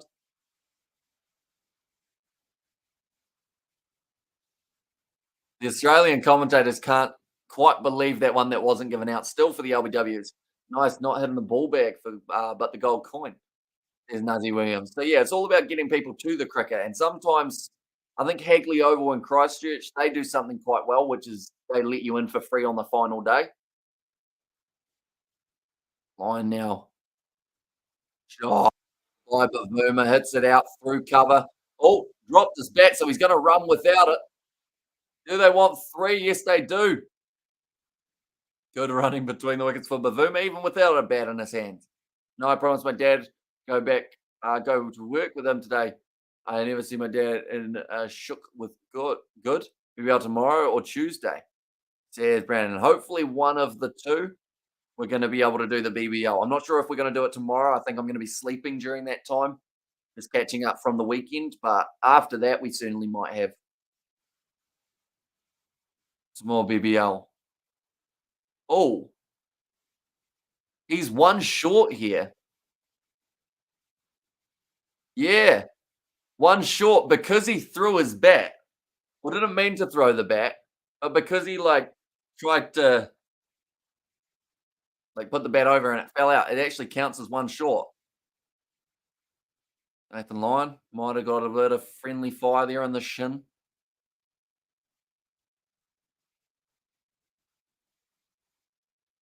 Ow. Well, into Irv, yeah, almost. Lyon, he's just waiting for that wicket, but he hasn't been able to get it yet. Steve Smith, good fielder. How was that out, says Roof? I think it was one that could have easily gone either way, 50-50. But we've seen all three 50-50s go against the fielding side for this one. So I guess at least they're consistent in that regard, rather than picking and choosing which ones they give us out and which ones they give us not out. So that's good news. The odds here, once again, yeah, they don't have the ones that say what the likeliness of Australia winning. I assume it's about 0. Oh, no, I'll give it 2%. The moment for the Australians, you say, "Can I do your work?" You say, "I say no." If you want to say up, what he say will make you laugh. So he asked to do your work, did he, Brandon? Is that the first part? Saying you got a feel for Nathan? It's so frustrating. Says Rufy. He's been so close so many times. Every time just ends up missing out. Gonna be 13 overs remaining now in the day. It's 34 overs done. 86 for 2. Someone's gonna be bowling again. Like they've said, a little bit slower for the Aussies getting into fielding positions now. Yes, he did. Yeah, Brandon. But yeah, it seems like the Australians are being sucked dry by this weather. I was going to say by the South Africans, but that would have sounded bad. So I changed it. Like they've said, the bubble of energy just about deflated, even though they played less of this match than they would have had it been a different occasion or a different situation.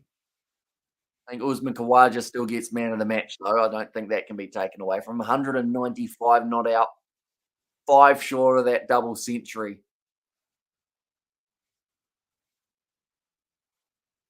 Cummins, can he pick up another wicket? He got the captain with the ball earlier in the day. Picked up a few other wickets throughout the day as well. This one outside of off stump, it came back round. He's frustrated. He wanted that one to go on and hit the stumps.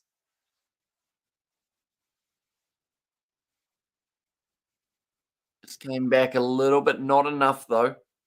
Clean up the stump. Little bit. About that. That Cummins just frustrated. That's I'd say the summary of the day for the Australians is frustration. Cummins again, still driving into the crease. Wants the wicket. Bavuma blocks it well. How much longer do Australia go for here? It's probably going to be quite confusing for some people who haven't watched a lot of cricket at the ground. They've shown up, and then the players with overs remaining will be like, "Nah, we're good. We're finished." Now, that would probably confuse a lot of people. Just because you wonder, what are they doing? They've still got time left. It's a sunny afternoon. Australia, they want a wicket just to, I guess, make themselves feel a bit better. The best way of describing it. Just to feel like they're still fit, like Mark Howard's literally just said, finish on a high, get a wicket, then maybe call it a day.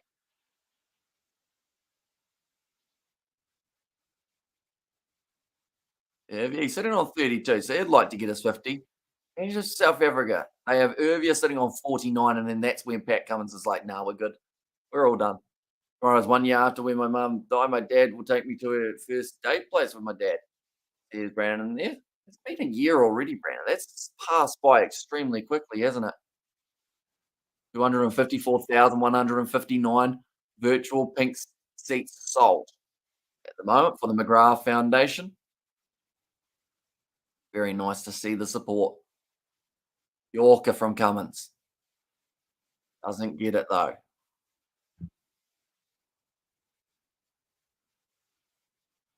So they were hoping to achieve 150,000 seats. And they set it to 300,000, but they're not quite over the line for that one. How many were they on? 2,000 or 260,000, was it? They're currently sitting on 240,000. 250,000 or so. 254. And Mark Glover's half empty. Let him play, says Nuzzy Williams. Yeah, although Mark War, he probably wants to go home and have a beer, so he'll be keen for this one to be over soon. Maybe Australia, they might be looking to go till 5 p.m. local time, which is another 3 minutes. They might have been looking to go to there and then from there go. If we didn't have a wicket by then, we're probably not going to get one. And if we were going to get one, it wouldn't have been enough to win the test anyway. So might as well call her a day. It always begs the question: How much would have the South? Why am I struggling with that one? How much would have the South Africans survived? Because they've done a lot better here. Yeah, they're actually batting well to a certain extent. Like run rate's not bad, 2.7, still a little bit slow, but like first innings wise, 255, actually the best way that they've gone so far throughout this series. It's very weird. Oh, is this the end? We're hearing clapping. Pat Cummins, I think he's just said to Nathan Lyons, we'll give you one more. I think that might have just been said. I don't know if that's the case. You to everyone in the chat. Here's Brandon.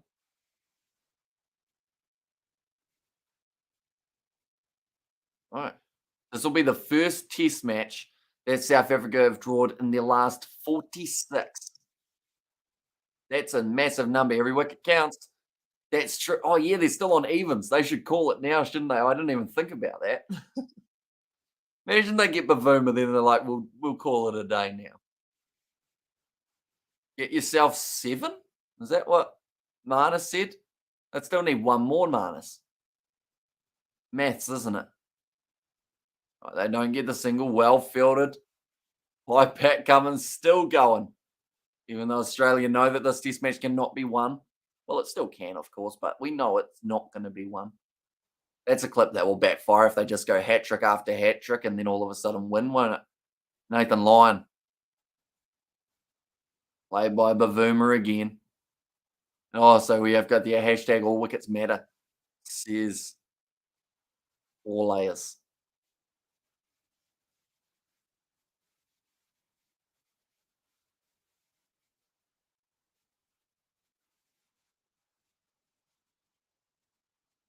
They're like Kerry talking about, what's he talking about? He was talking about another game of the BBL, I think. Right. Are these the last two balls of the day? I'm not sure, but my voice is starting to disappear a little bit. Not ideal. And now, nicely worked to the leg side, no run. Boomer trying not to run out his teammates again.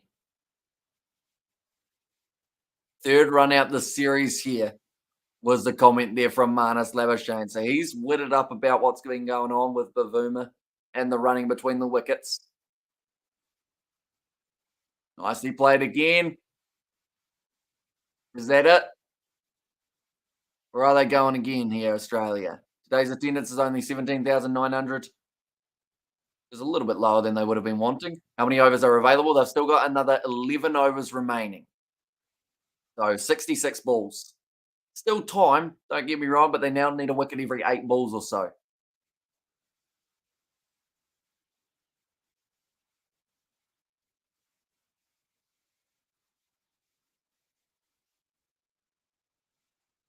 Right. It looks like it's going to be a continuation. Ashton Agar's who I would be bowling, and I think that's what they're going to do. Yep.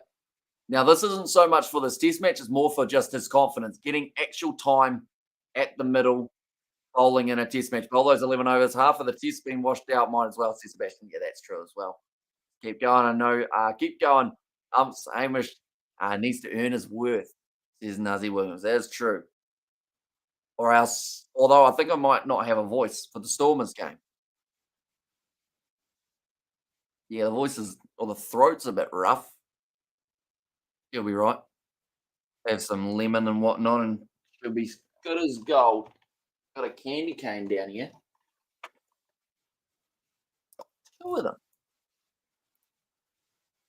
We got 3.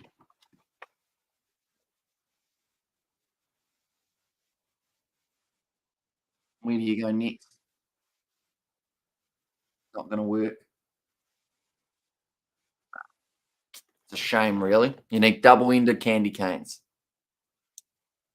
Agar. Oh, half chance. Jacob, mate, you're a champion. We need Stormers in Cardiff, man. Or I keep saying Cardiff, but I meant Glasgow. Oh, Sam, I just love the time with my dad, says Brandon. Yeah, we'll get back to YouTube soon. Time with my dad. Get back soon. Oh, how was that? Not given. Christian Agar. Like I said, if Agar can get a wicket, yeah, that would be quite a confidence booster. Those Xmas trees, Candy Cane says Nazi Williams. Yeah, they're the gift bag or like the gift. Why are they different? Look at that. Those two, they look the same through the camera. Look, they're slightly different, thinner for one of them. I wonder if they taste different. I don't like mint, so go back in the bag. We're getting distracted. 10 overs left. Are they real or just props? No, you can eat them. They are real. Cut shot. Point once again going to be needed for this one. Ross Hazelwood. Get his name weird, but that's going to be one ball left. The umpires will be getting sick of having to jog back and forth. Maybe that's why they're not giving anything out. Just because they're sick of running back and forth. So they've gone, nah. Stark, finger in the splint. As we can see, Cam Green in the exact same boat at the moment. Do you think to get back now after I get some time with my dad? I think you should definitely do as much outside of YouTube as you can before you come back. Just because if you are going to be relatively busy with it, you'll regret not doing more with your family and whatnot. And they are mint, says Nazi Williams, because also in that one, I don't really like candy canes. And you'll never guess what flavor lollipop.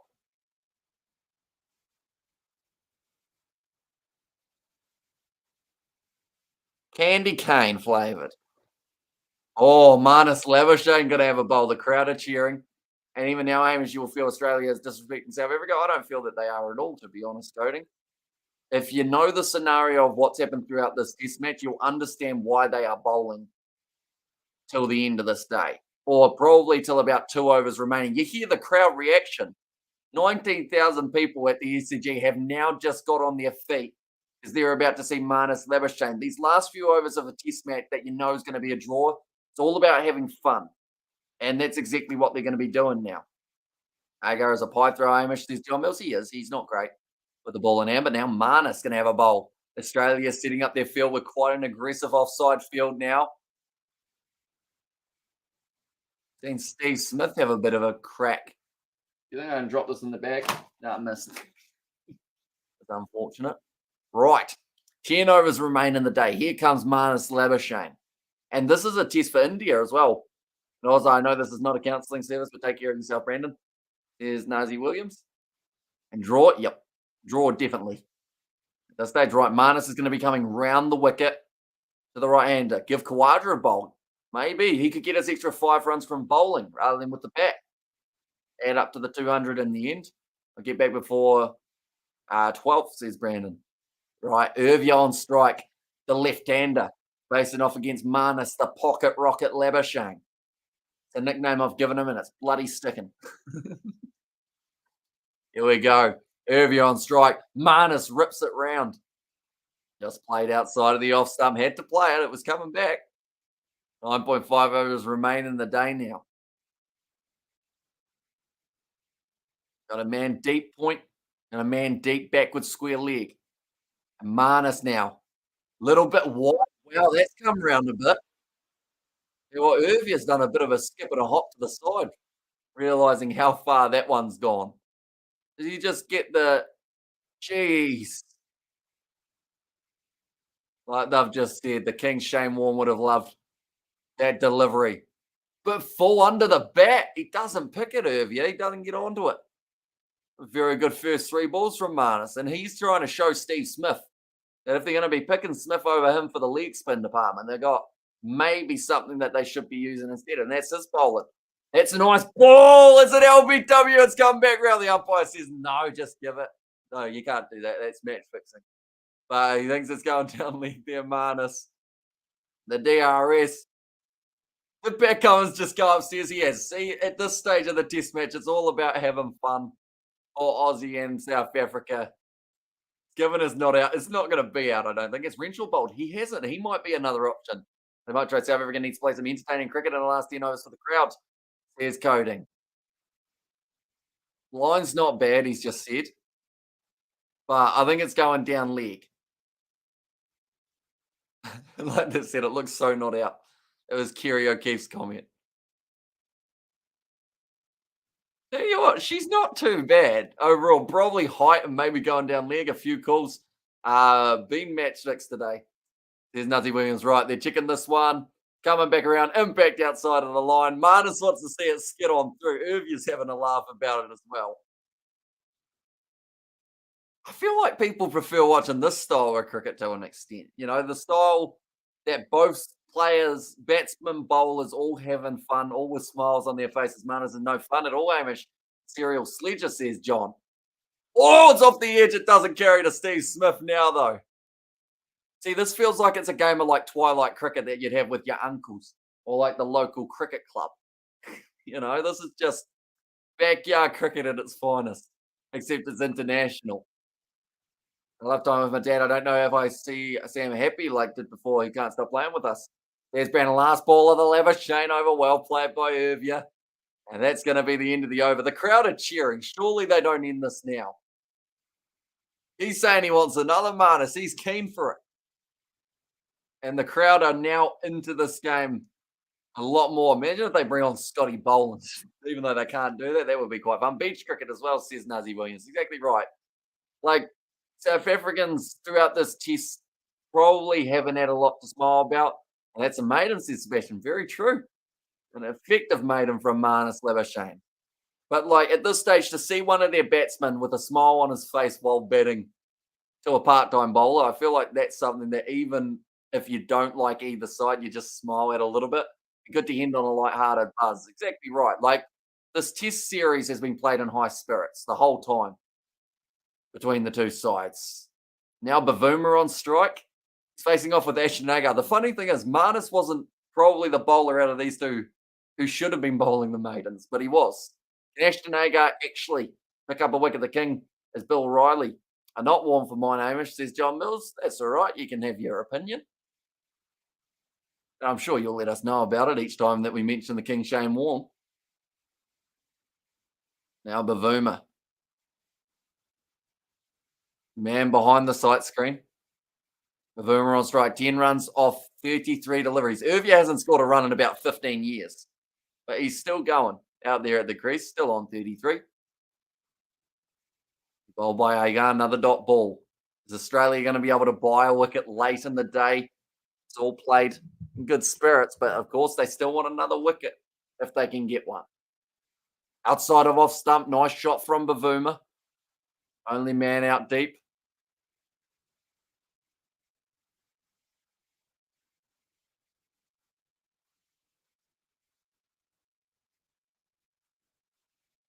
Okay, so they're just talking about that declaration option that Australia could have used. They didn't decide to go with it in the end, mainly because South Africa weren't able to chase down that certain amount that they needed to. Yeah, if we had an extra session or two of this test match, things really would have heated up. And it's a shame that we weren't able to see that, but that's test cricket. That's the weather for you. If they're alone outside of off stump, they go earn a trip to India. I personally don't think so. I don't think he's bowled well enough. I think Swepson's probably the next option. Renshaw, I don't believe, has earned his trip either, mainly because we didn't see him bat. And the fact that he hasn't bowled makes me think that he won't bowl if they make it to India for that series, or if he makes it to India for that series, I should say. Guys, upcoming update coming this month, says Brandon, for Plants vs. Zombies. Nice one. 8.2 overs remaining in the day here. Ashton Agar, wide outside of off stump. Beautiful shot from Irvia. He'll get himself at least 2 runs for this one. And well cut off by Josh Hazlewood. And they'll get back for the 3 runs in the process. And he's got the selectors in his pocket, or he's got the selectors in the pocket at T20. Says John, I wouldn't say that, because if you had your selectors in your pocket, The last time he played was 2017 or 18. So how's that work then, John? Like, if you got a selector in your pocket, you're not getting left out of a test side for 4 and a bit years. Just saying. The straight delivery into the Agar over. The crowd want another Labuschagne. Are they going to get their wish? Or does Cummins call it? The crowd are saying, no, please, one more. Is Labuschagne going to get one more? He's got to, doesn't he? I see at the end of that one, John, you've got T20. So he'll probably go as the short format, but not for test wise. Might as well, says Marnus. I think that was for the field placement.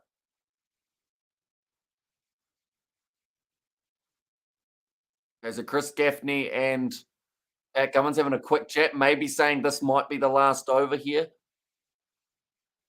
Although one more, come on, says Nate. Yeah, if they can pick up the wicket here, would be pretty impressive. Irvia on strike, not even wearing his helmet at this stage, old school style. And the ripper from Labuschagne. Well defended by Irvia.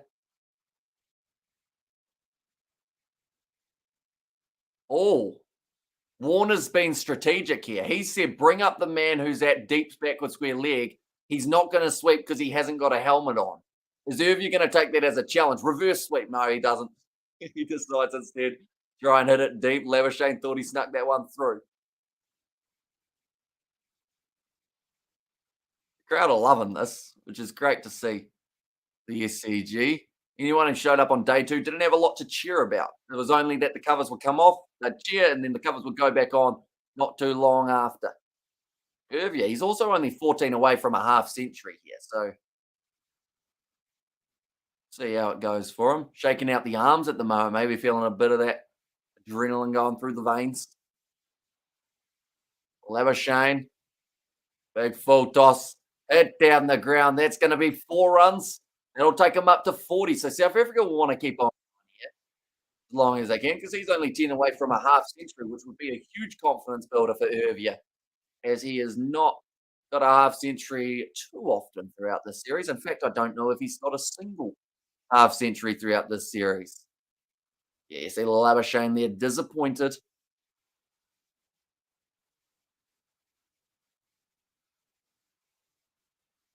There we go, 40 of 116 balls. The crowd still cheering for Labuschagne. I find it funny that Labuschagne gets such a cheer. Ashton Agar at the other end, who's supposed to be picked almost as a bowler, gets silence from the SCG crowd. You can tell who their favourites are.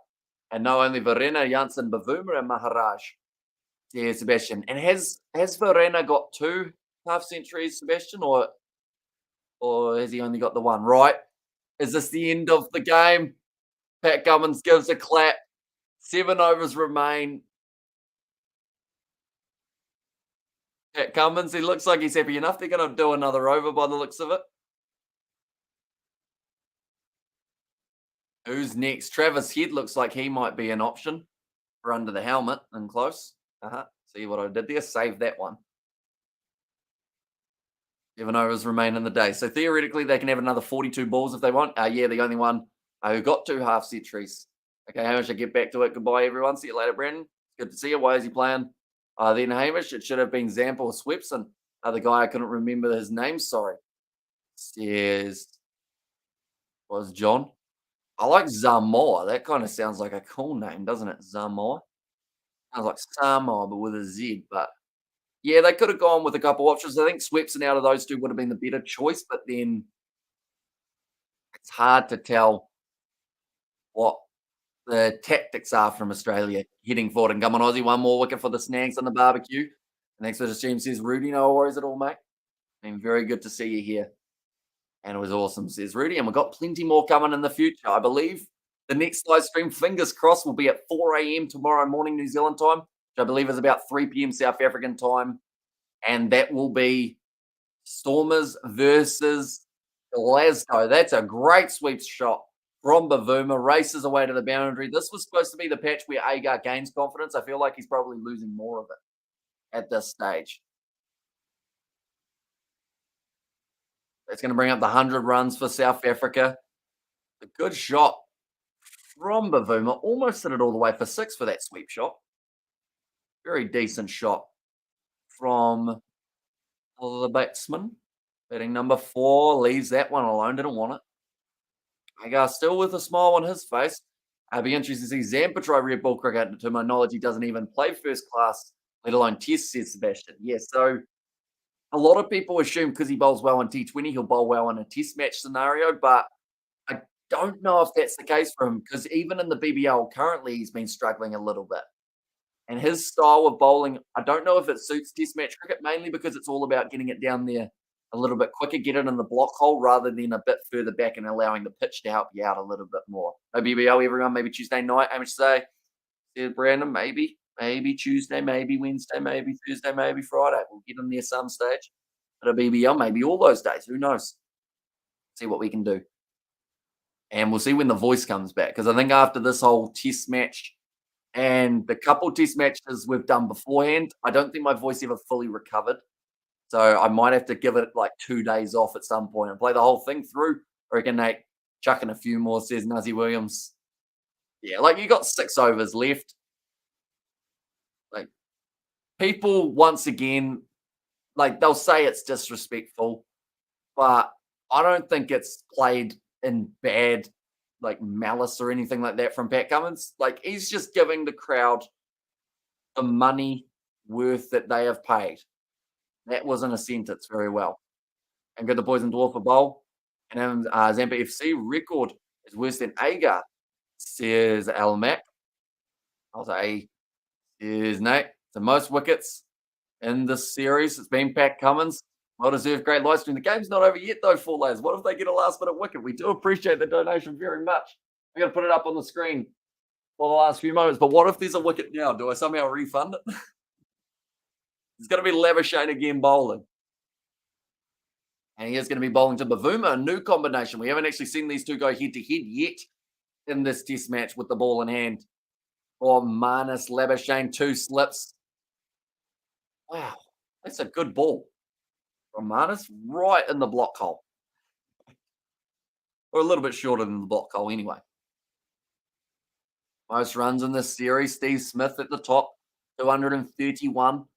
And it's surely over now, says Coding. Or maybe after this Labuschagne over. Nice shot from Bavuma. Once again, cut away. But yeah, if this was a 5-day test match that they had played for 5 days, they definitely would have probably set a draw by now, right?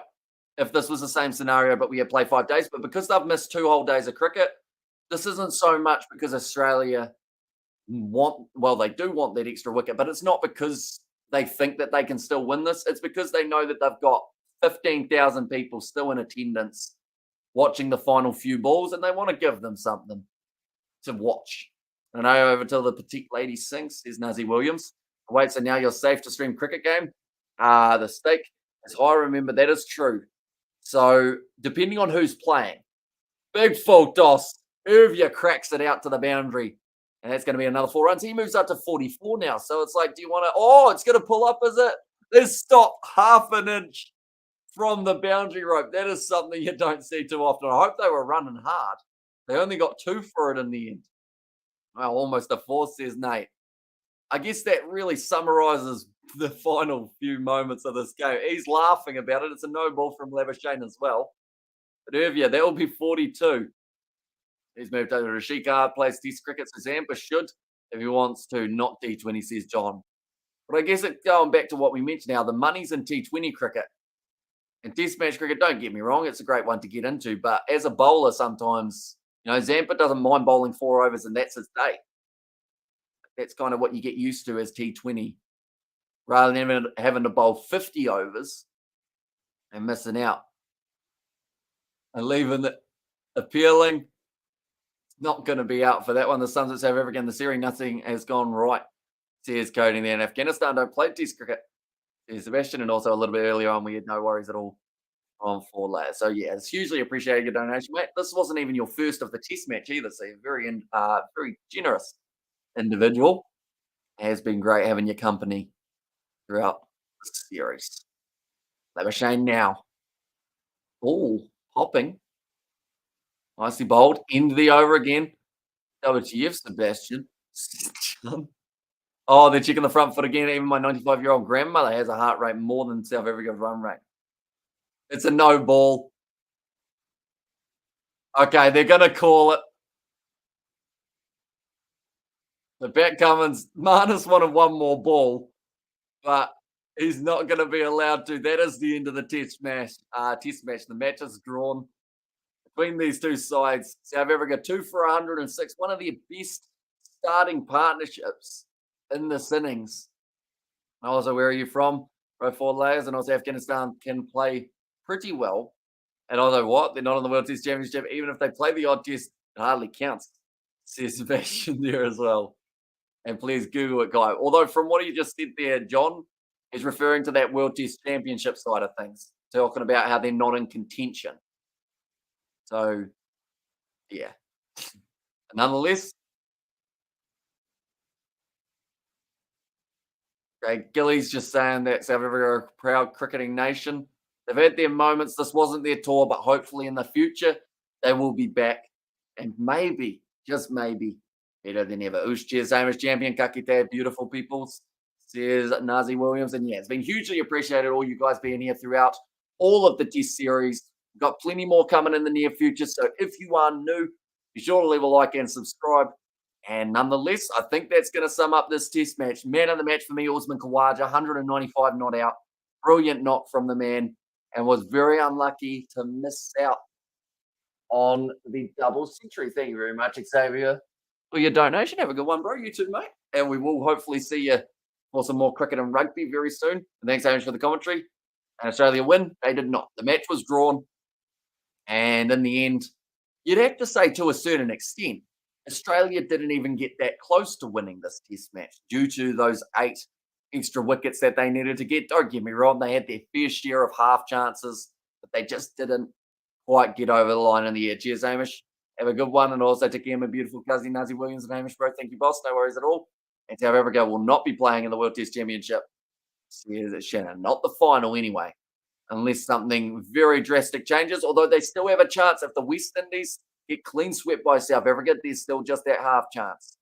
And just like Bill O'Reilly used to average 30 overs in innings, there's John Mills. But yeah, I don't think Zampa wants to bowl long format. I think he prefers the short, sharp stints, and then that's it.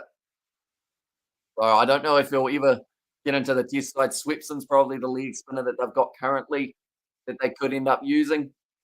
Nonetheless, I do thank you all very much for tuning in. It's been a fun test match, even though we've had rain, even though we've had bad light.